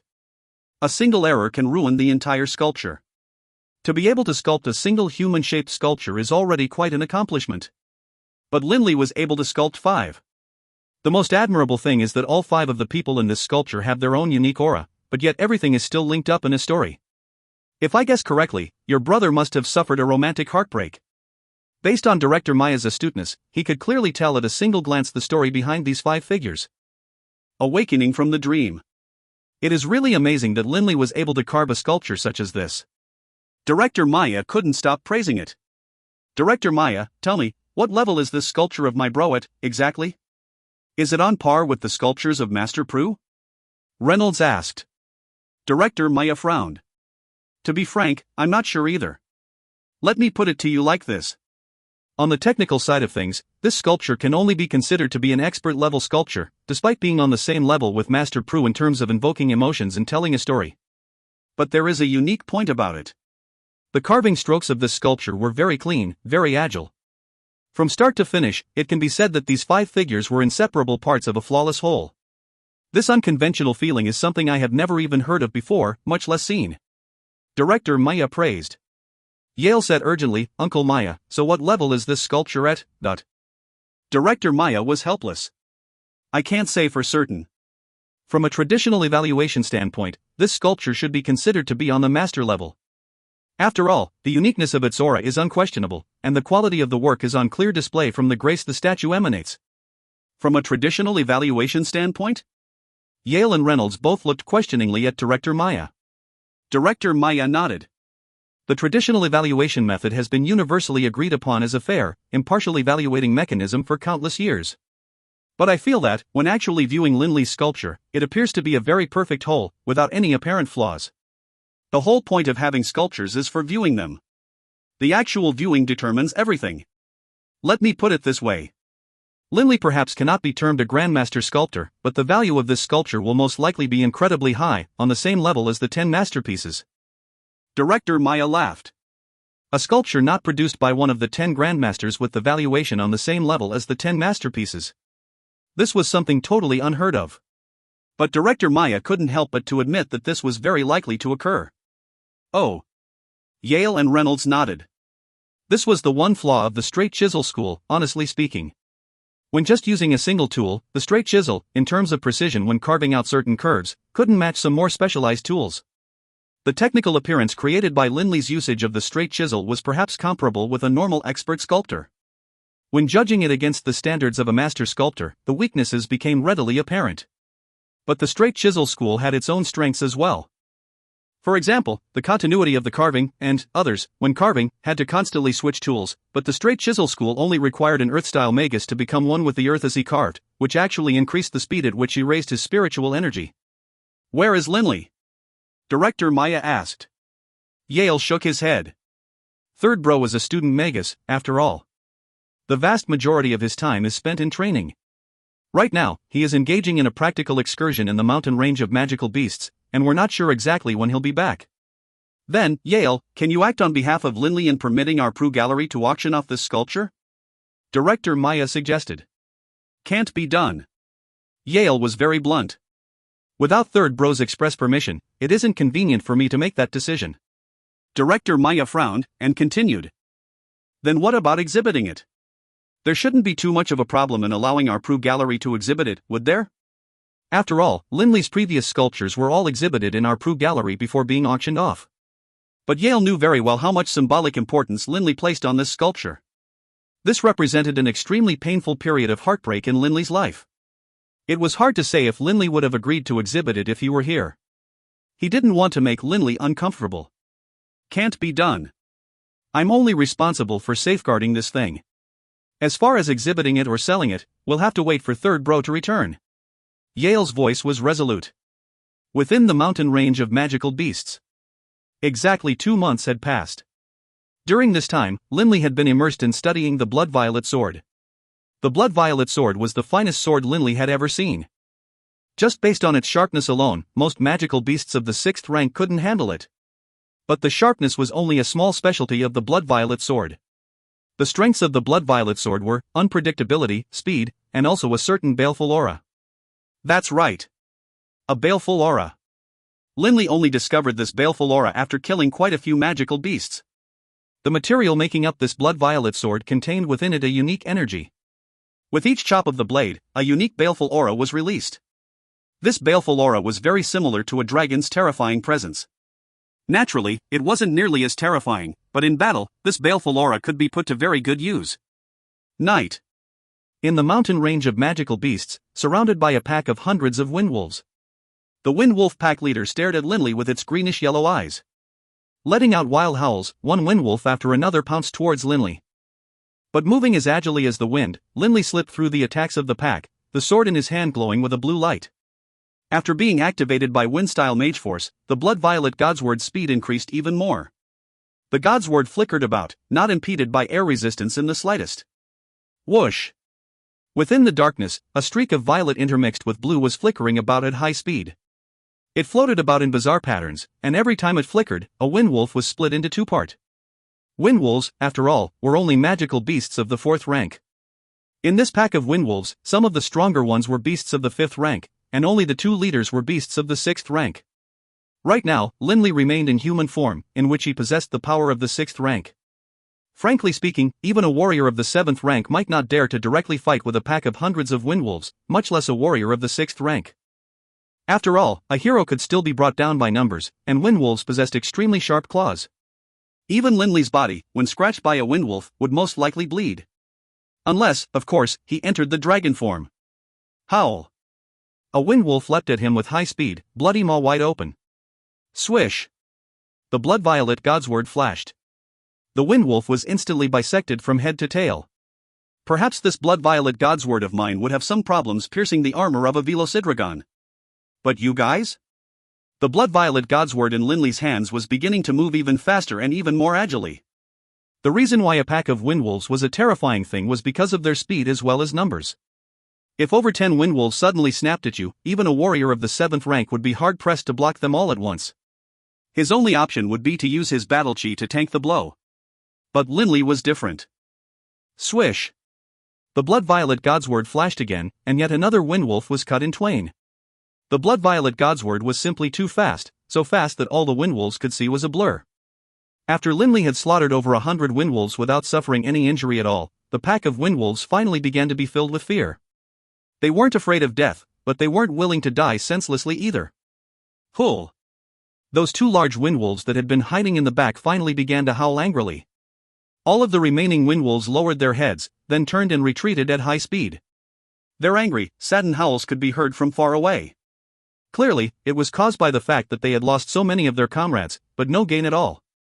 With a flick of Linley's wrist and a violet flash, the blood-violet godsword wrapped around Linley's waist into a belt shape again.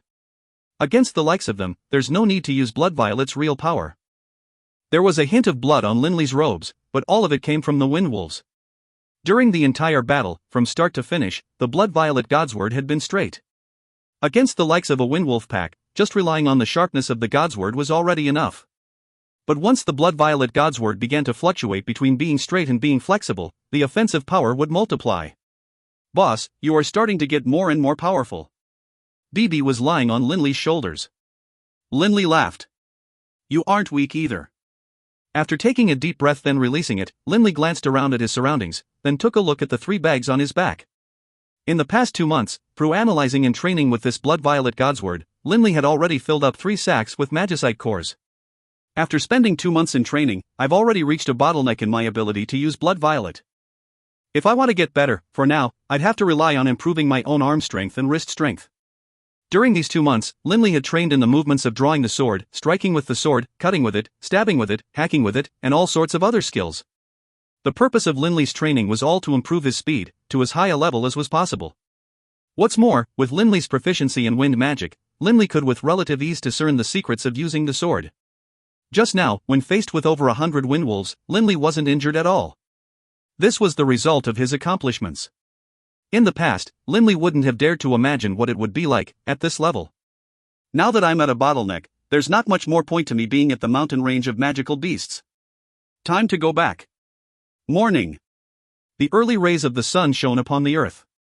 With blood violet wrapped around his waist, carrying 3 sacks of magicite cores, and wearing a slightly blood-stained blue robe, Linley arrived at the main entrance to the Ernst Institute, BB on his shoulders. Finally back. Seeing the main gate to the Ernst Institute, Linley felt his heart was at peace. The Ernst Institute and the mountain range of magical beasts were 2 opposite extremes. Here, no one dared to kill wantonly, and everyone was amiable. But the mountain range of magical beasts was a world which belonged to magical beasts. The strong were revered, while the weak were cast out. Murder could happen at any time. It's Linley. The guardians at the main gate of the Ernst Institute all recognized this famous figure, Linley. Naturally, they would not stop him. Linley slightly nodded towards the guards, and then walked into the Ernst Institute. On the roads within the institute, quite a few students on their way to classes began to talk amongst themselves in hushed tones when they saw Linley. Look, it's Linley. He's covered in blood. He should have just gotten back from the mountain range of magical beasts. I heard that last year, he went to the mountain range of magical beasts and skipped the end of the year assessment. This has been 4 months. He's so amazing, to be able to survive there for 4 full months. Dixie was assessed as a magus of the 6th rank last year. But Linley didn't go for an assessment at all. Hearing these hushed murmurs, Linley only smiled as he headed towards his own dormitory. Right at this moment, Yale, George, and Reynolds were preparing to breakfast together. Oh, third bro, you're back. Reynolds was the first to excitedly call out to him. Yale, George, and Reynolds all excitedly rushed over to him. Linley, as always, grinned upon seeing his three brothers. If you find any errors, ads pop up, ads redirect, broken links, non-standard content, etc., please let us know. Report chapter so we can fix it as soon as possible.